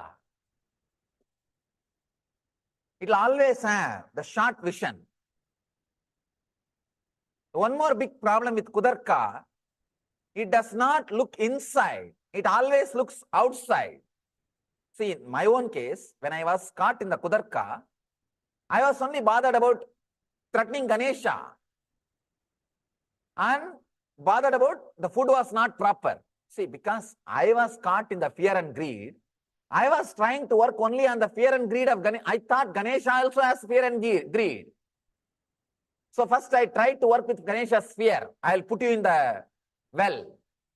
Then I started working with Ganesha's greed. I'll have you good food.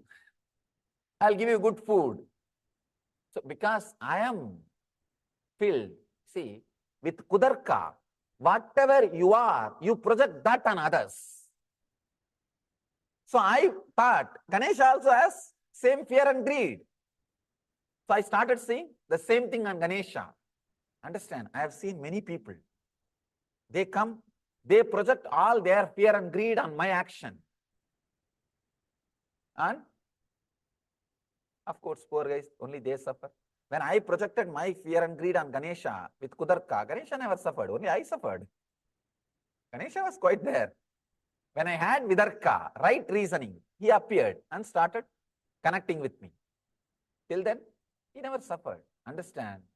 With Kudarka, you will be the person who will be suffering. With Vidarka, you will straight away connect, the right reasoning, you will connect with that great truth. I can say, Kudarka is like a balloon happened. The whole happened, the great balloon of our civilization. It's like our civilization, if I consider the Vedic civilization is like a ship. The Kudarka is like one hole happened in that ship. The whole thing drowned just because of that one Kudarka. That legitimacy, the truth, the strength of the Puranas and Vedic tradition, the honor, it's all truth. That trust was removed systematically from the Indian minds. That is why the whole civilization is in this worst danger. Worst danger. Understand, it is not just the danger for Bharat civilization. It is a danger for the whole planet Earth, because that was a civilization spent all its energy creating spiritual masters and spiritual energy and spiritual things and balancing the civilization's collective negativity. Balancing the collective negativity of the humanity. The whole humanity's collective negativity was balanced by that civilization. Now, if that civilization loses that great spiritual strength, understand, it is going to be a threat for the whole world, whole human civilization. This time, we reclaim our Vidarka. We drop and go beyond our Kudarka and understand the truth, strength of our Puranas, of our Upanishads, of our great spiritual scriptures. With Kudarka, it always finds fault with everything else, not inside you. I have one more story about Kudarka. Two guys are discussing problems in their respective marriages. I am going to get a divorce. One guy says, yesterday I saw my spouse with another one woman going into a movie. This guy says, oh dear, I am sorry, but you know, there could have been a perfect innocent explanation. Why did you not follow them into cinema? This guy says, I could not, because the guy I was with already has seen the cinema.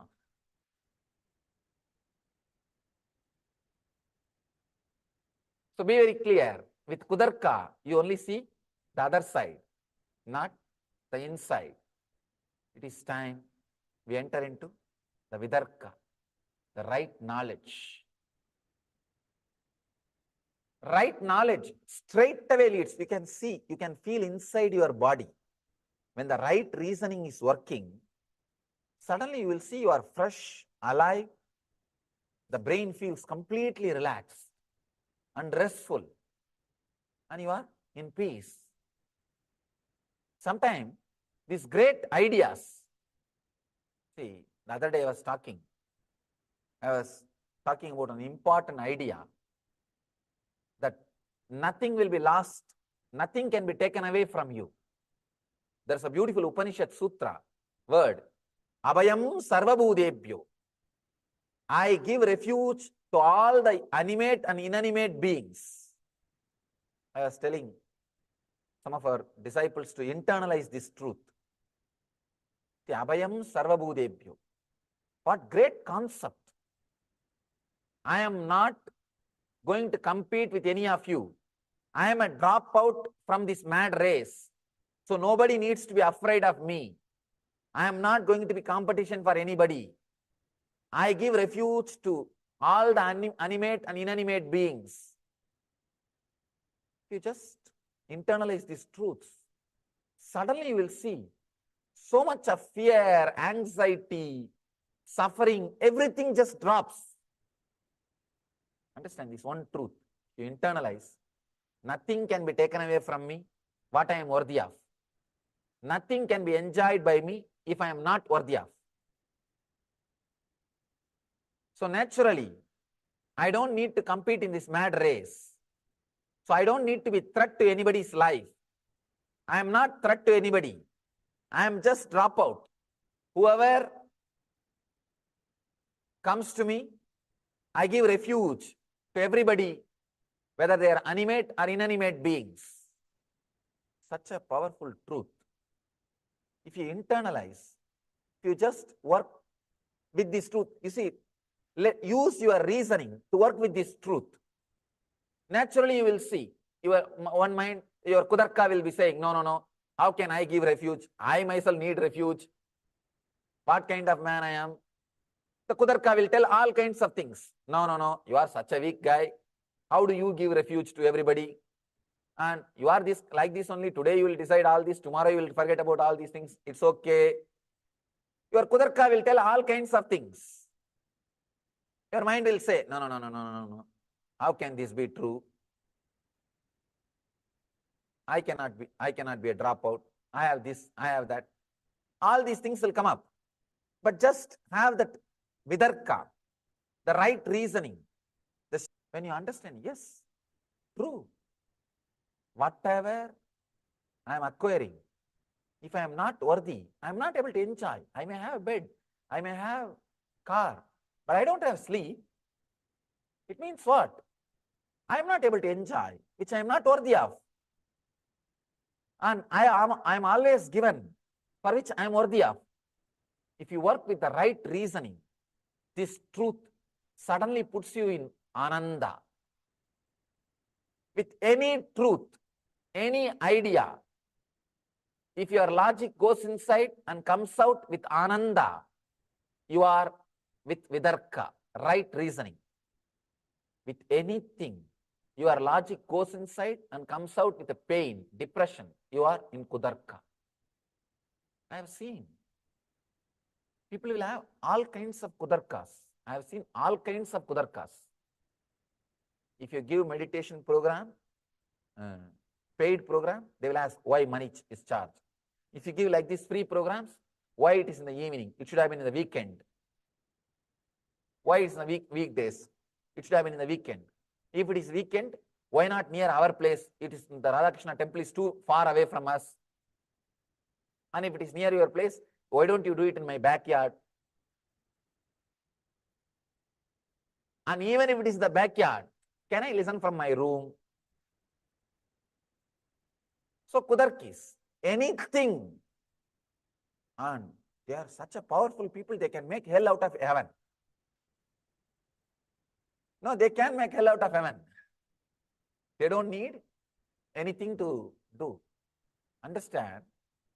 They can make hell out of heaven. And they will be waiting to create hell. Even if they are in heaven, they'll be just contemplating about hell. Let me create, wait, let me create. Maybe people are telling everything is going well. It is not. No. I am waiting for all these things to end. Then I'll show that this is a hell. They'll be very clear. I have a story about that. A couple in their 90s appeared before a judge to ask for a divorce. The wife moaned. He gambles. He stays out nights. He runs around with women. I can't take any more. The husband countered. She does not do any housework. Her cooking is atrocious. She has no time for me. She sleeps around. How long this has been going on? Asked the judge. Both of them chorused. About 70 years. Now it is too much. The judge was bemused. So why did you wait till now to get a divorce? Both of them said, well, we were waiting for the kids to die.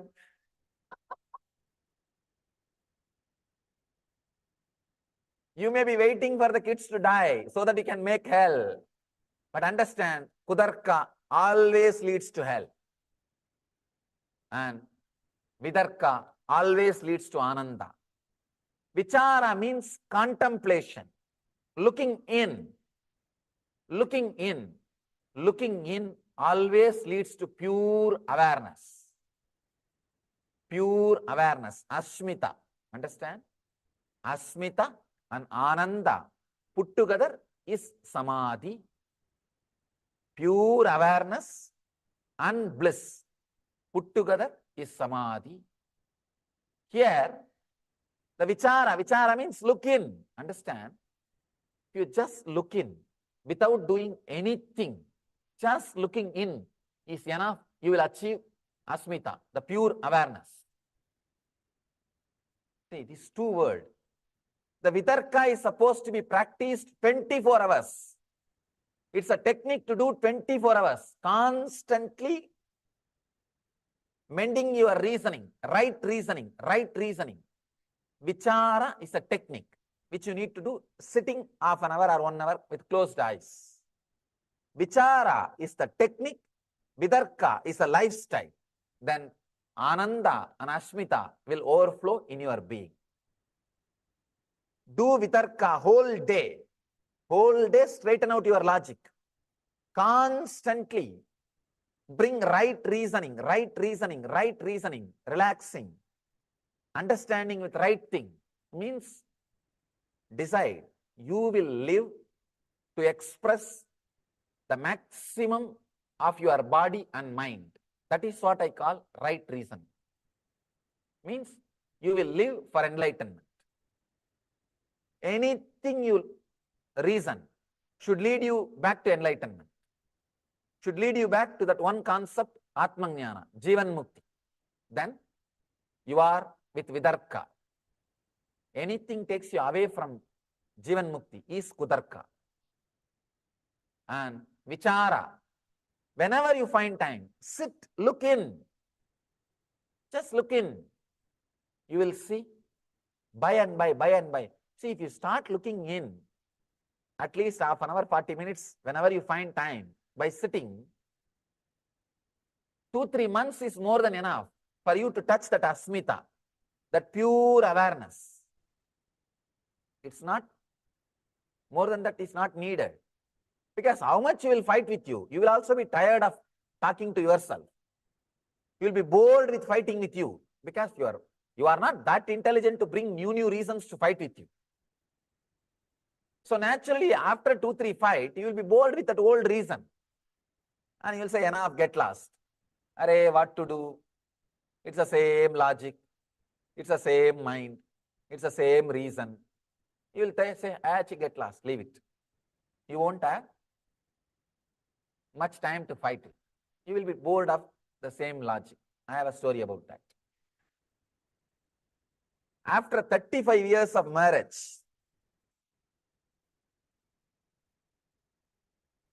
today is marriage special.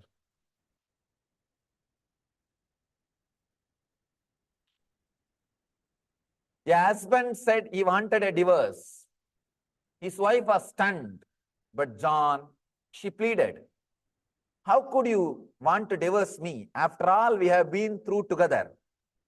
Remember how just after we met, you caught malaria and nearly died, but I looked after you. Then when your family were wiped out in hurricane, I was there for you. Then when you were falsely accused of armed robbery, I stood by you.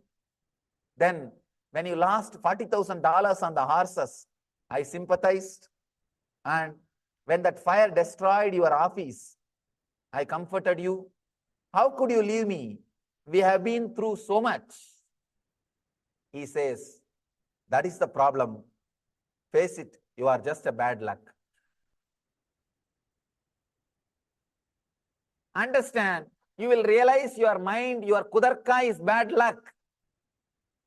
Your fight is a bad luck. Then you will naturally renounce. You will naturally renounce.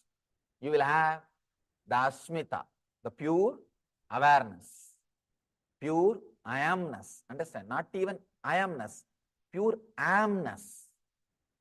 Amness is the ultimate amnesty. Residing in that amness, not even I amness, amness, just existence. The body is there, the prana is there, it is going inside, it is breathing, it is coming out, the system is working, the food is getting digested, the whole thing is happening. You are not there. Only what is there. That amness is what I call Ashmita, the pure existence, the pure presence, the pure awareness. So, understand the sutra. Vitarka, vichara, ananda, ashmita, rupanugamat, sampranyataha. Reasoning, contemplation, blissful flowering, and the state of pure awareness are the characteristics of sampranyata samadhi. If you catch only reasoning, right reasoning, you may achieve ananda, but not pure awareness. If you catch only vichara, you may achieve pure awareness, but not ananda. So, if you do both, developing right reasoning and doing a particular technique with closed eyes, if you do both, people come and tell me, Swamiji, I don't have time to meditate, but I read all your books. You may have ananda. Vichara will develop. You will have ananda. People sometimes come and tell me, I don't have time to read your books, but I do Nitya Jnana every day. You will develop vichara. You will have pure I-amness, the pure awareness, but you may not have ananda. Please understand, do both. Nityam, dhyanam. Nityam is what I call developing right reasoning, vidarka, and dhyanam. That's what I call vichara, contemplation. You will have the pure awareness, asmita, and bliss flowering, ananda, both.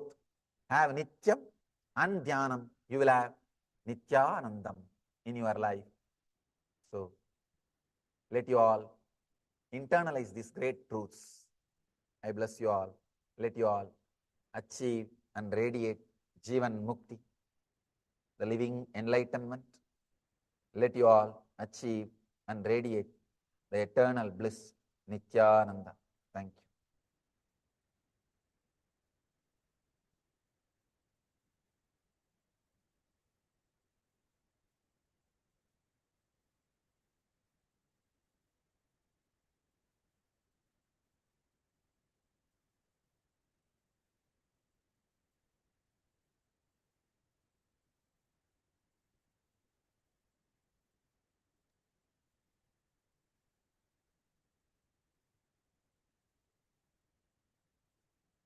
This beautiful session after this beautiful satsang which we listened from Swamiji, where Swamiji explained what is the Sampranyata Samadhi, how beautifully Swamiji himself demonstrated, how beautifully Swamiji himself played this Leela of manifesting the Sampranyata Samadhi by feeding Ganesha.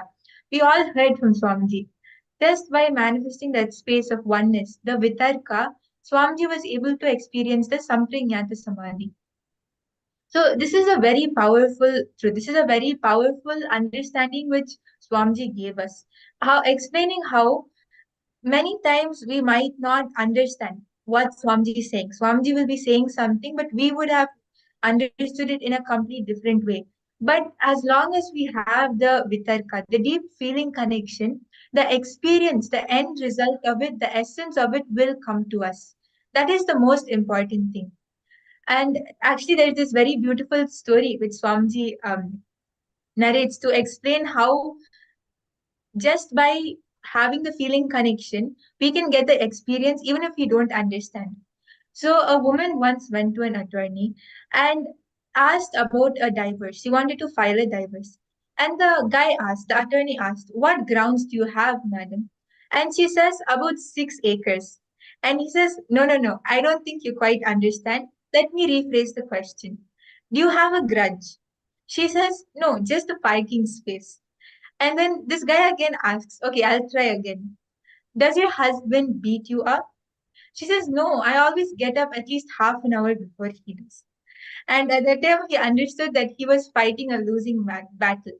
And then he asked her, Madam, are you sure you want a divorce? And she says, no, I'm not the one who wants a divorce. She said that my husband does. He claims we don't communicate. So this is a very simple story, a very simple joke, but explaining how that communication gap can actually make you understand something a whole world apart. But even though such a thing exists, just the feeling connection, just that space of Samprajnata Samadhi can give us the end experience. What is it that Swamiji is trying to give us? And Swamiji also explained how Bhagwan Shri Ramakrishna, just by the feeling connection which he had, he was able to move the matter. The skull in Mother Kali's hand was a pure matter, it was stone. But only because of the feeling connection which he had, he was able to move it. Just by using his consciousness, he was able to move the matter. Okay, but now before we move ahead, I would request all of the participants, all of you sitting here, can also go ahead and share what is it which you understood. I can say Javier Aya, Nityanandam Javier Aya, Ma Jnana Priya, yes.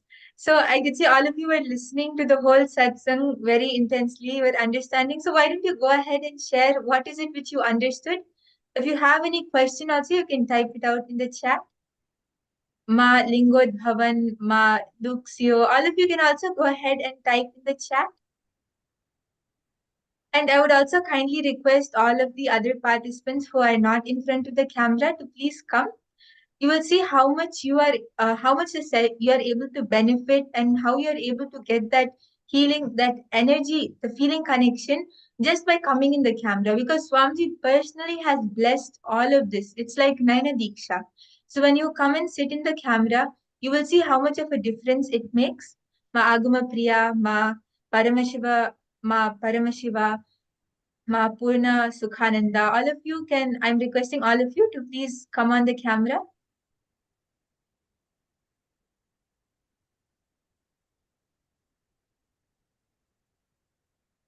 We are going to be now entering into the power manifestation where we will be manifesting a very interesting power. So it is important that each and every single one of you do understand what is Swamiji explaining. Yes, thank you, Ma Purna Sukhananda, for coming on the camera. If any of you have any questions, you can post. Otherwise, do post your understandings. What are your clicks and powerful cognitions?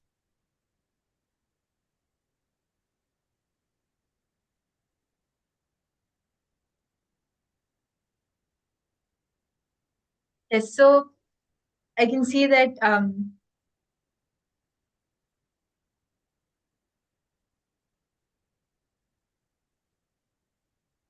yes, so now we are going to be entering into the power manifestation. Okay, Javier Aya, you have posted that you haven't really understood. Okay, so actually it is very simple, Aya, what Swamiji is explaining, that were you able to understand the Vitarka, Kutarka and Tarka part, Aya?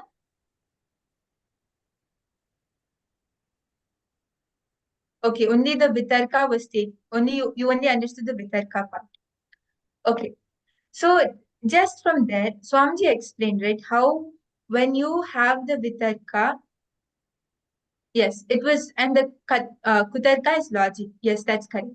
So the Vitarka is what leads us to the space of Samprajnata Samadhi. What is Samprajnata Samadhi? It is basically a certain state, like how right now all of us are in the waking state. We know what is happening around us. We are awake.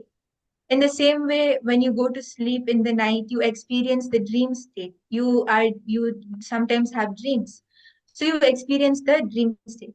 In the same way, this samadhi is a certain state. It is a state of existing.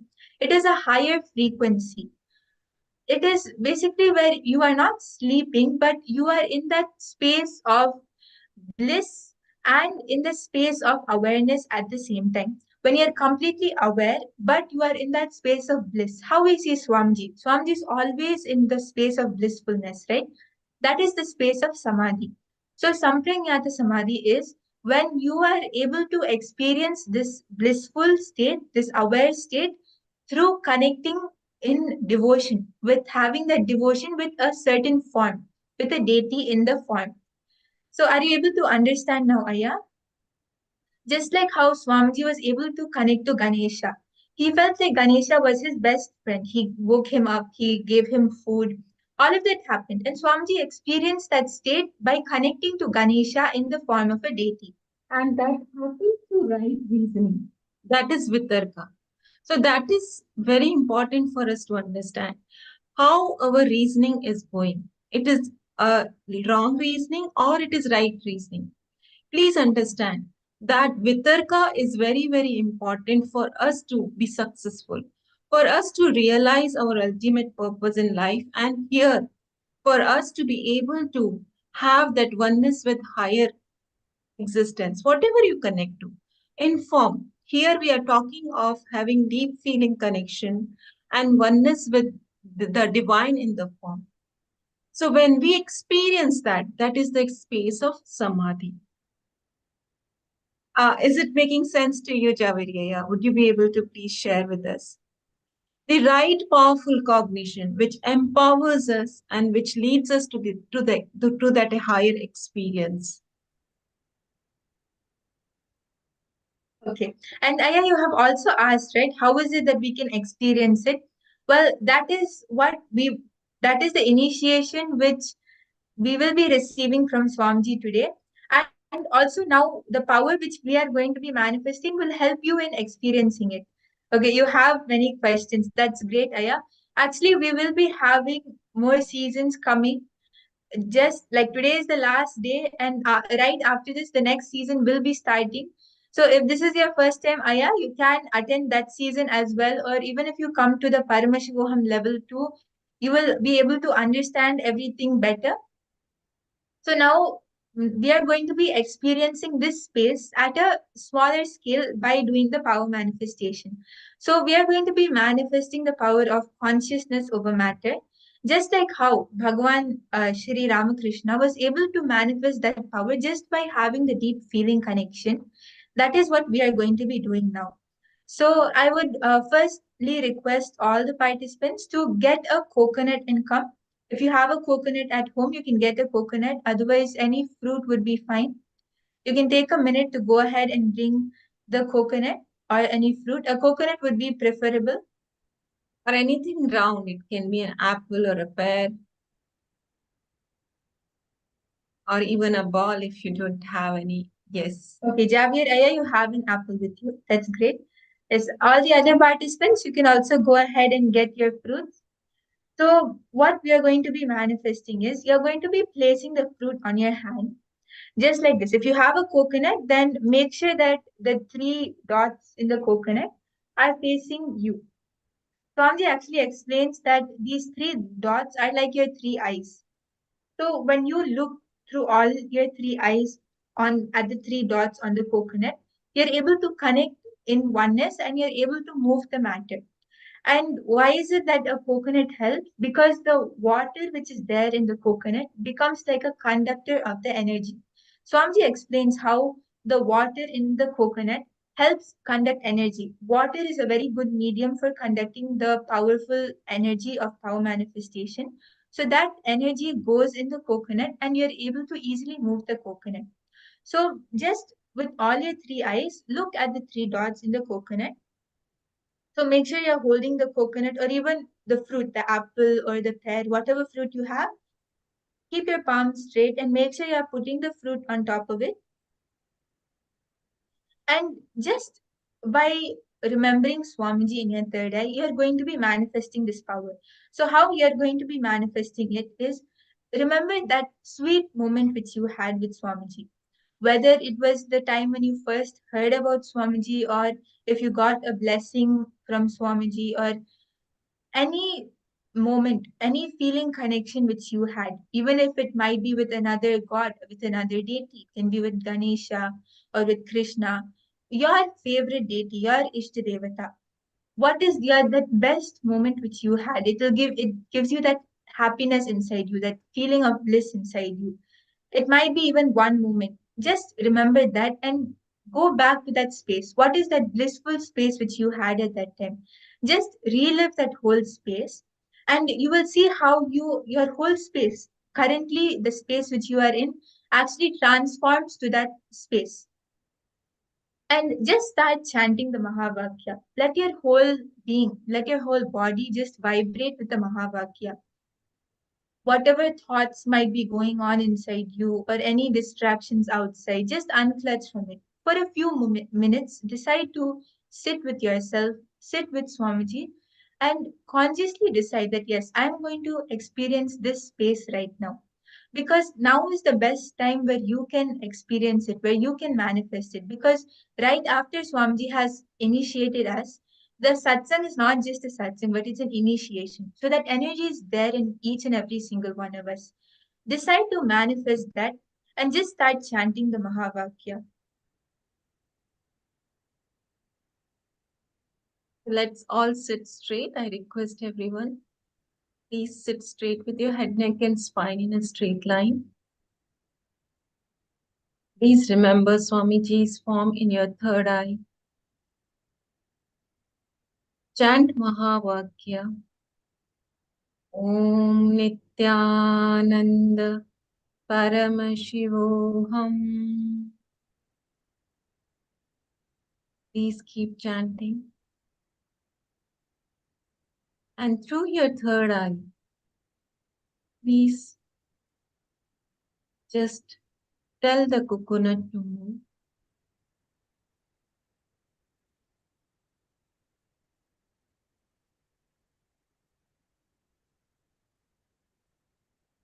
Continue chanting the Mahavakya.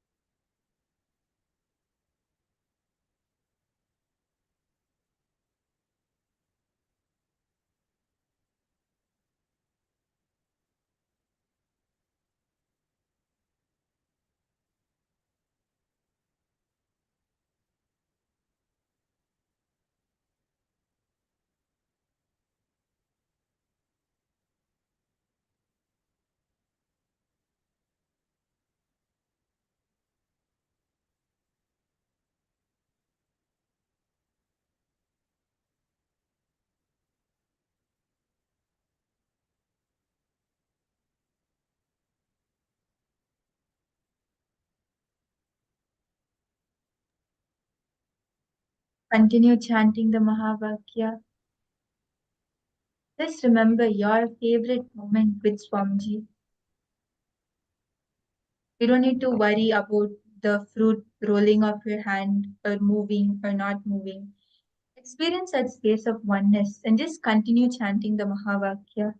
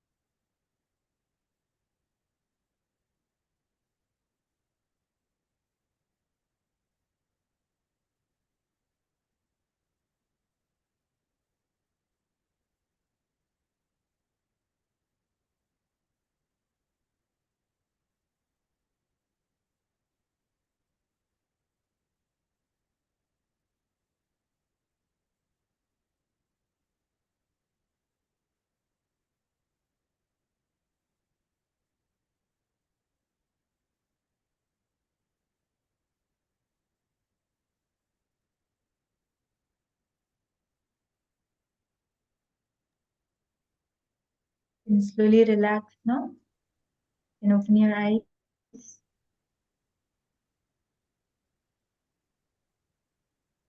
And all the participants, all of you can post on the chat what your experience was. What was your manifestation? Did you feel, did your fruit roll off your hand? Did your coconut move? Or did you feel any vibration? And most importantly, what was your experience? What is it which really clicked inside you? All the participants, all of you can go ahead and share your experience.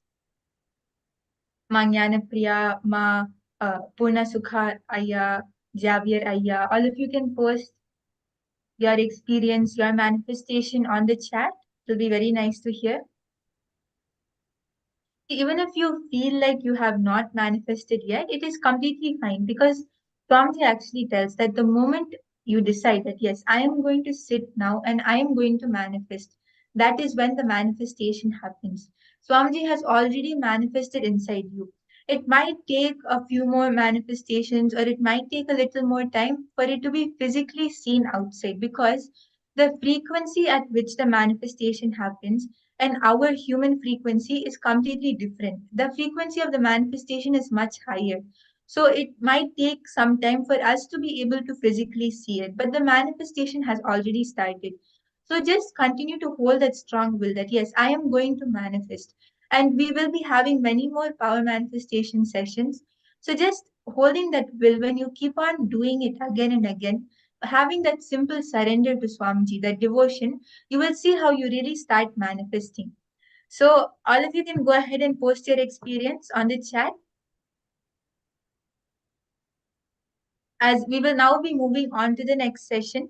So we all just learned from Swamiji about the Samprajnata Samadhi, means experiencing that space of Samadhi, that space of bliss and awareness through connecting with the physical form of Paramashiva, or the physical form of God. So now the next level is the Asamprajnata Samadhi, where we connect without the form, going beyond the form itself. Because ultimately, the consciousness, ultimately, God is in the formless state.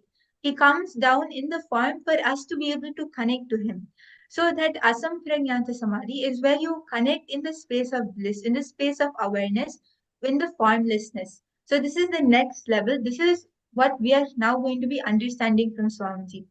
Yes, Javier Aya, you have posted that. I think I got the point. That is really nice to hear, Aya. Amazing.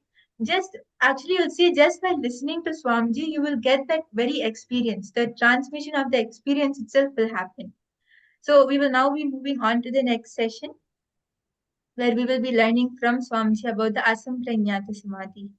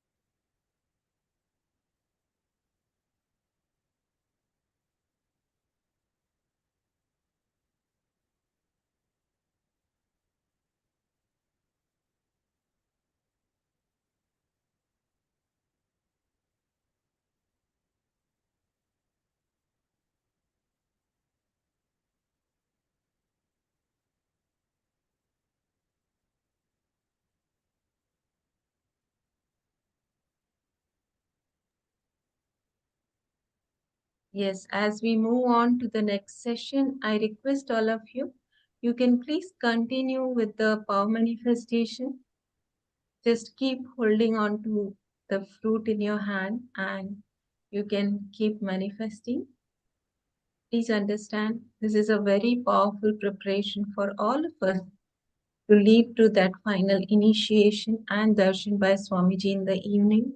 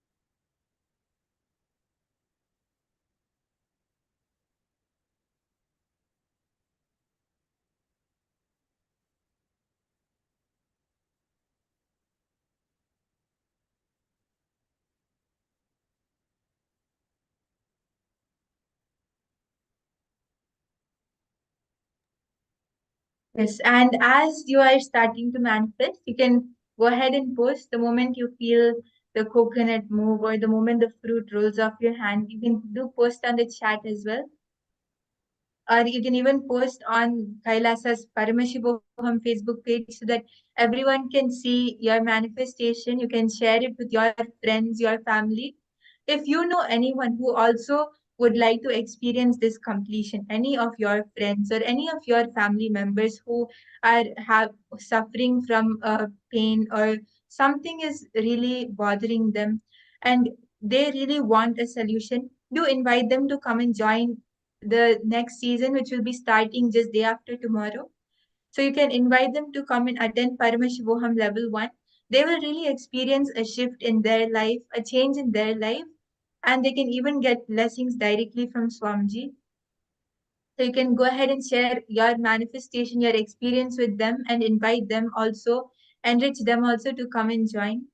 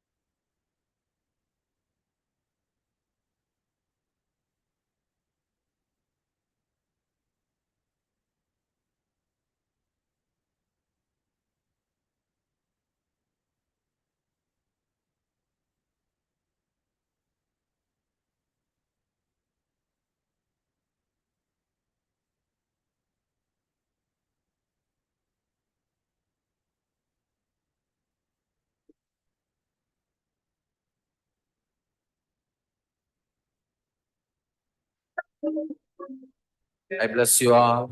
Let you all open all your three eyes and manifest the powers of Mahasudashiva. Om Nityananda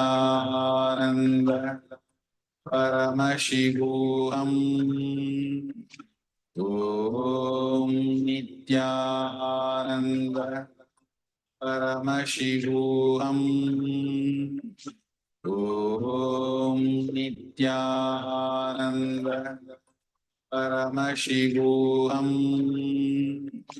Om Nityananda Paramashivoham.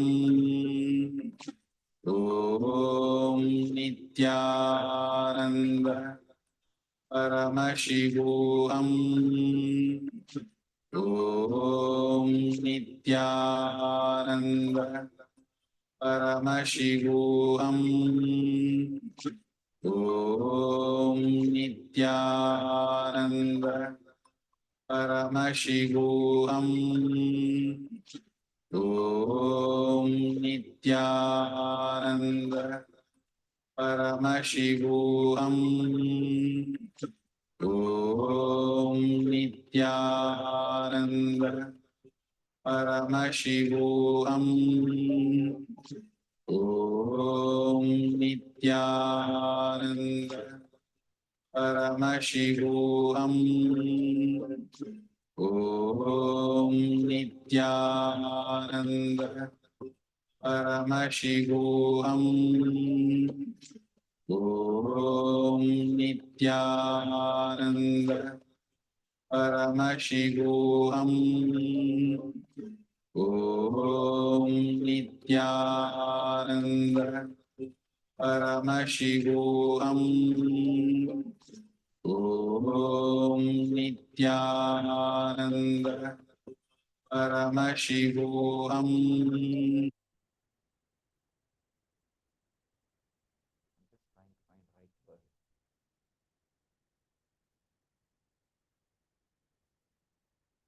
Whatever you logically try to explain, like if you do good, good will happen. If you do bad, bad will happen. Whether it is karma theory or the theory of bondage and liberation, whatever you have based on your logic, the ideas, everything loses its grip or value over you at certain frequency. At certain frequency, everything loses its power over you. They are no more connected to your life, or you are no more connected to them in your life. You just outgrow. They are not there in your life at all. And it is no more part of your life. This truth only we call it as ajata. At a level, when you raise your understanding and ideas, suddenly you see the world was never created and it never bothered you and you never got liberated. Whatever was there, was there. Whatever is there, is there. Whatever will be there, will be there. It's a very subtle truth. The whole thing has no logic, no reasoning, nothing. Any logic which helps you to realize that there is no logic is right reasoning. That is all. That's all. Any reasoning which leads you to realize that there is no reasoning is right reasoning. There is no connection. Please understand. There is no connection between what I am talking, what you are listening. I don't know how you will understand. No, there is no connection between what I am talking and what you are listening. Now, really, many times, I feel very clearly the communication is not happening. Please understand, I have a story. I have a story for you. A woman went to an attorney to ask about a divorce. That guy asks, "What grounds do you have, madam?" She says, "About 6 acres. Says, "No, no, no. I don't think you quite understand. Let me rephrase the question. Do you have a grudge?" She says, "No, just a parking space."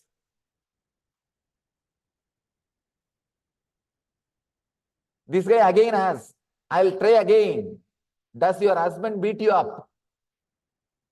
She says, "No, I always get up at least half an hour before he does."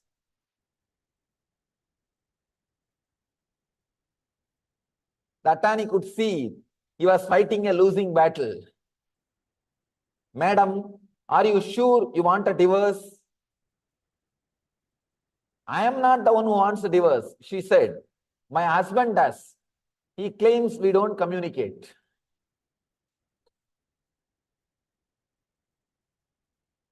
Please understand, really many times I feel the communication is not happening. See, when that energy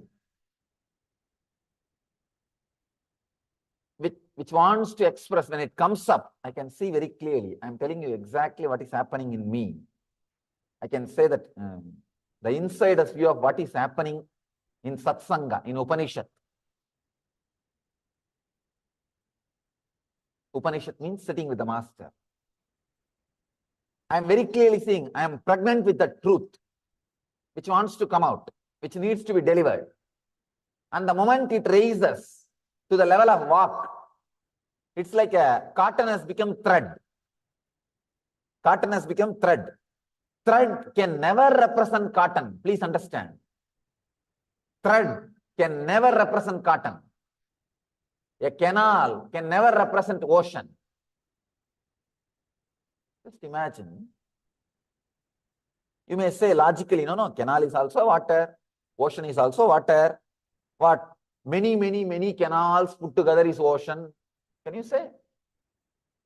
No. It can never be. So when the thread is when the cotton is converted into thread, when it comes out, I can see very clearly it is not representing what it is supposed to represent. And when it lands on you, you are like a dye factory. You have big colored bottle, colored box. The thread directly lands on you. And your head is filled with some color. And it gets colored. By the time you catch the thread and try to understand what I gave you, it's a colored thread. And you say, oh, Swamiji gave me colored thread. What has happened to what? No. Very clearly, many times I feel the communication is not happening. See, whatever word I am uttering, you have your own dictionary. Each one has individual dictionaries. That is why, actually, even yesterday, one of my disciples was asking me after the discourse, Swamiji, you are an incarnation. Why did you do all these spiritual practices like doing rituals, doing puja, and doing meditation? Why should you need to do all these rituals? Please understand, actually, two reasons. One, to tell the world still all these things works. There is no expiry date for rituals. There is no expiry date for all these our traditional techniques. That's one thing. Second thing, only when I work with these techniques and work with the people, at least few words I can transmit. The communication is possible. At least few things I can reach out. Maybe in a way I can say, it is learning how to communicate with this mental setup. That is why in our tradition, all the acharyas, avatara purushas, they have to do this parivrajaka yatra. They have to do this pilgrimage. They have to go around the length and breadth of India. That they call it Chardham, Rameshwaram, Dwarka, Puri, and Joshimat. They have to travel all the places. Badrigashram, that is the Joshimat. All the 4 places they have to travel to understand the people, to experience people, to relate with people, so that they will know now what to tell, what they need to express, how to connect with the people. It's a real task.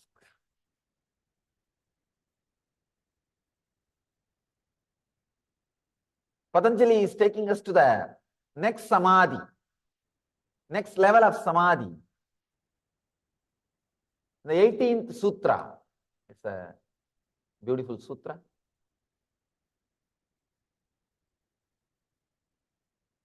Virama Pratyaya Abhyasa Purva Samskara Seshanyaha.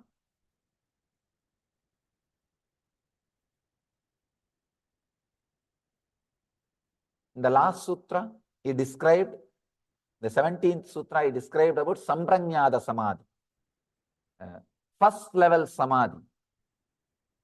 How the right reasoning and contemplation leads to Ananda and pure awareness, the amness, not even I amness, amness. Amness is the ultimate amnesty. That feeling the amness, just being in existence. All these four makes you experience Sampranyada Samadhi, the first level Samadhi. Now Patanjali is guiding us into the second level Samadhi. Very beautifully he is describing. Let me give you the translation. There is another kind of Samadhi. He is not using the word Asampranyada. The Asampranyada word is used by the commentators, the Bhashyakaras. In the sutra, he is not using the word. He is only using the word Anyaha. There is another kind of Samadhi. The mental function of clutching with the thoughts ceases, and only the samskaras that do not cause any disturbance in the inner space remains.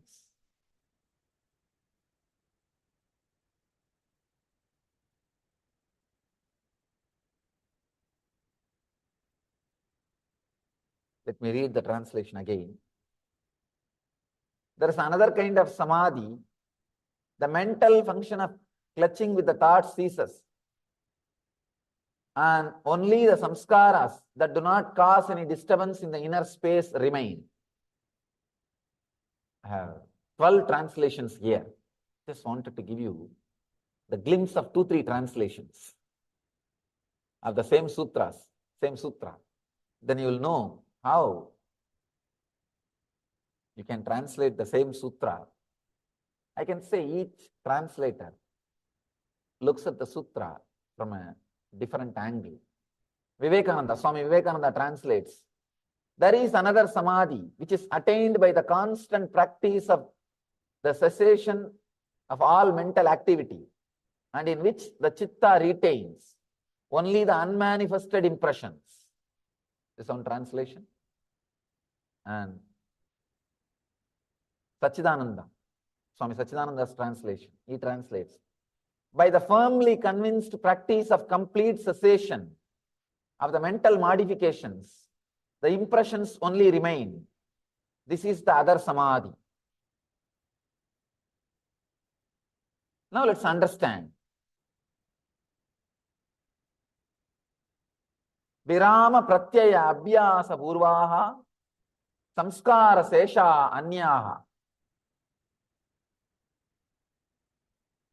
The other kind of Samadhi, the mental function of clutching with the thought ceases, and only the samskaras that do not cause any disturbance in the inner space remain.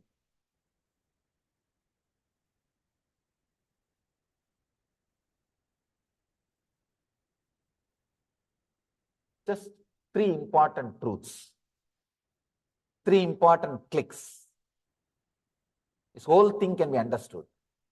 First thing, having thoughts is not thinking.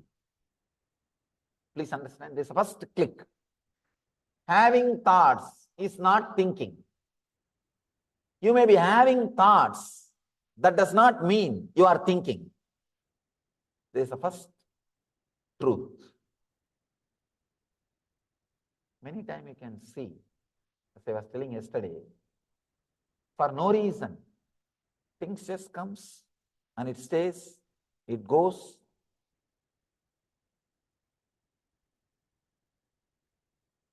In India, we have something called Annachatras. Many villages, especially the temple-based communities, will have that Annachatra. Anybody can come, they can eat and stay as long as they want, can leave when they want. There is no attendance. There is no record. There is no nothing. No record, no attendance. There is no registration happens.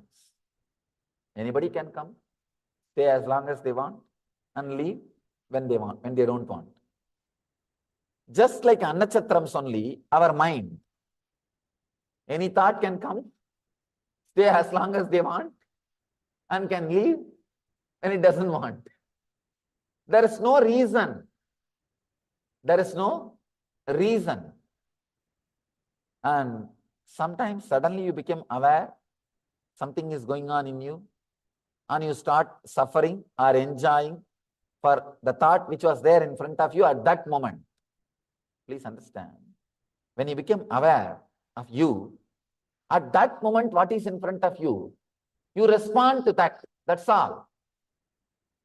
You respond to that. If that was a joyful thought, you think, oh, I am joyful, I am keeping healthy, everything is going well. When you become aware of you, when that amness is experienced by you, if there is a painful, depressive, suffering thought, you say, no, no, I am suffering, I am in depression. You blame. Otherwise, there is no such thing logically that you are suffering or you are in joy, nothing. Just you become aware in the wrong moment about you, that's all. Nothing else. Having thoughts is not thinking. First click, first truth. Second truth, please understand, second important truth. Mind is not a thing, it is an action. Patanjali gives this sutra, this concept, this truth in the first sutra itself. Please understand, mind is not a thing, it is an action. For example, you are walking. If you don't want to walk, what will you do? Just sit. You are talking. If you don't want to talk, what will you do? Just be silent. Same way, you are minding. If you don't want to mind, just stop. That's all. It is your very action. Maybe subtle action. That's all. Please understand. If you look inside, you can see very clearly your very action. You are doing it. Now, if you want, you can think. You are thinking. If you think, you don't want to think, just relax.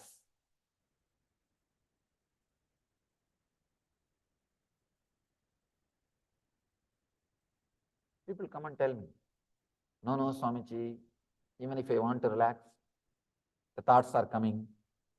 How can it come unless you think? Come on, tell me.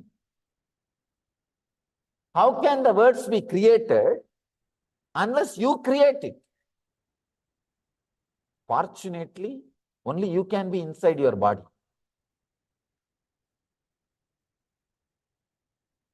And you can't say somebody else is sitting inside your body. And you can't say somebody else is thinking. It's not possible. Only you are thinking. Understand? The moment thoughts comes, be very clear. You decided to think. You decided to jump out of the decision which you made of stop thinking. At this moment, you may think, yes, let me stop thinking. After a few moments, you may have the guts, confidence, courage. No, no, no, let me think. And you start thinking. If you look inside, you will see you are responsible for the action of thinking happening inside you. Maybe one part of you, there's a beautiful story in Mundaka Upanishad. Very beautiful, very powerful story. Two birds. I always enjoy describing this story. Sometimes there are some expressions. They are so poetic, fantastic. Just remembering them is such a joy. Mundakopanishad story is that kind of a story. Just remembering. It's a fantasy. It's a spiritual fantasy, I can say. There was a beautiful golden bird sitting the top of a tree, top branch. Small bird was there, the lower branch. The small bird was trying to eat here, there, here, there. When it eats sweet fruits, it just enjoys and gets the courage, starts jumping to the other branch and starts eating.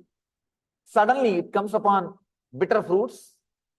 When it tastes the bitter fruit, it says, oh, chi, chi, chi, chi, chi. Life is like this only. Then it looks up. There he sees the golden bird sitting beautifully, maybe in Padmasana, in Samadhi, and shining, peaceful, beyond joy and suffering. This guy looks up and says, I should become like him. Please understand the story. He thinks, I should become like him. Then he starts moving in that direction. He jumps here, there. Suddenly, on the way, he starts eating some sweet fruits. He comes upon sweet fruits. When he tastes 2-3 sweet fruits, he forgets all about that samadhi, golden bird, everything.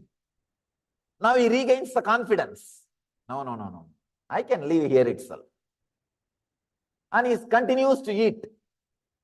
Only again when he faces the bitter fruit, he says, no. Life is too much. It is suffering. He looks up. Understand, you may also be playing the same game. When you are suffering, only then you want to stop the mind. Only then you want to stop the mind. Then after a few minutes, when you stop the mind, when you just be silent for a few seconds, even that few seconds gives you the courage.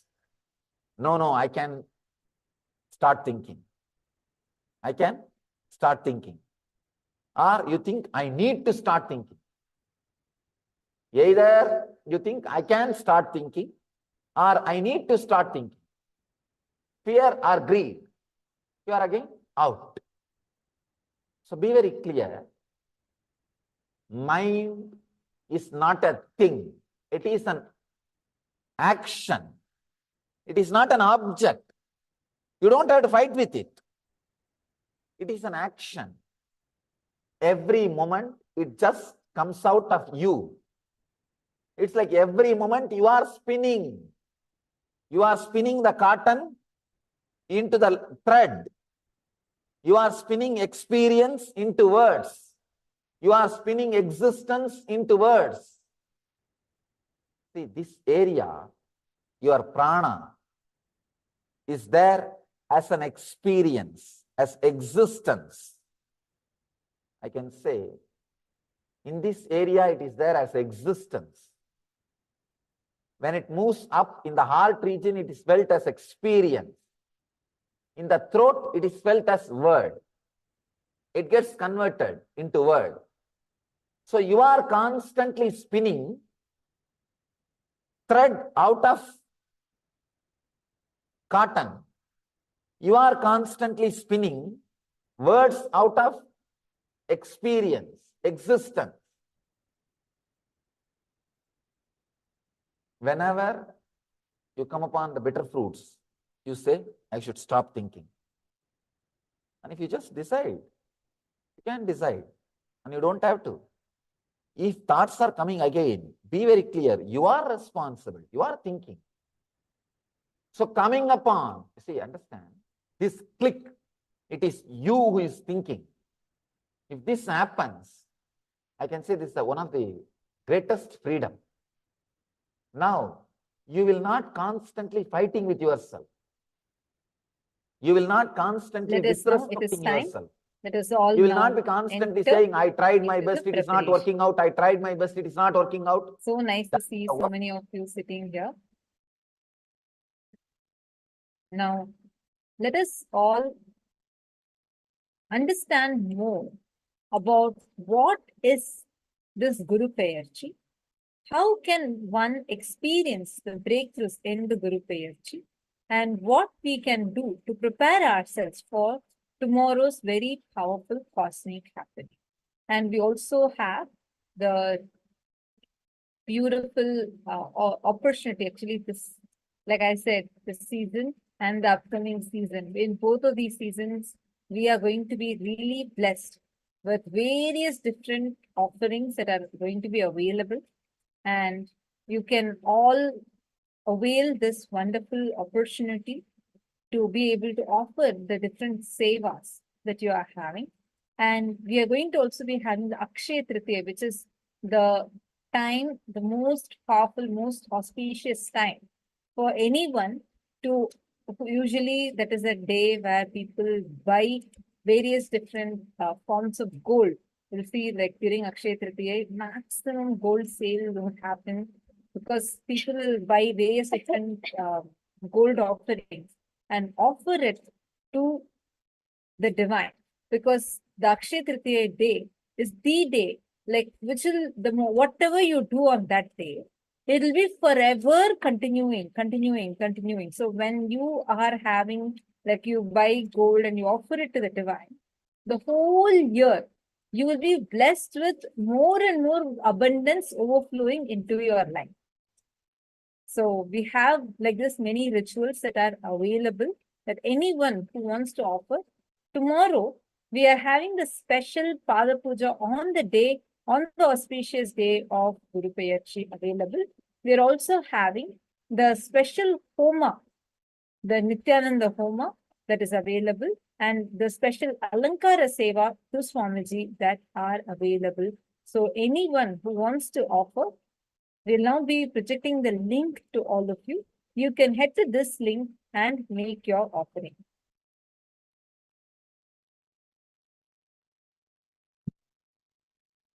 Now, let us first understand what is this Nityananda Homa that is going to be happening, as well as the Alankara Seva that you can do, as well as the Naivedya Seva that you can offer. See, each ritual has a unique benefit.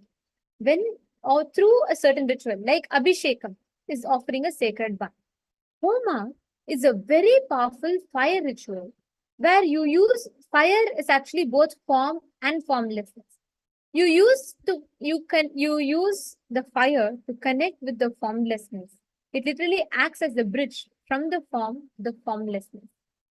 So anyone that offers the Nityananda Homa, you receive the entire benefit, all the auspicious purpose that you offer, you intend to offer the Homa for. You receive all that benefits to you. So the Nityananda Homa is where you connect to Swamiji through the sacred fire, Agni, and that will be conducted. It's a very, very powerful ritual, and anyone who offers that will be bestowed with so much of bliss, so much of joy and peace from within. And this is specifically for anyone who's looking forward to having a spiritual breakthrough. You want, now whatever you have learned in the last few days, now you want to take these learnings to the next level. You want to start experiencing breakthroughs. You want to have a breakthrough in whether you are having a power manifestation experience, or you are having higher level spiritual experiences, and you are looking to have breakthroughs in all of these. Tomorrow's day, you can offer this particular seva. We'll take you all through all the sevas, then you can enter into this particular link, events.ecitizen.info/seva. And in this link, you can sign up to any of the sevas that you want to offer. We are also having a very special Abhishekam that is going to be happening to Swamiji's deity. And this is going to be happening in various Kailasas around the globe. As every day we all are seeing, there are so many temples, different parts of the world where the sevas, the rituals, the celebrations are happening. So you are going to have a wonderful opportunity to be able to connect to all these different forms and to be able to offer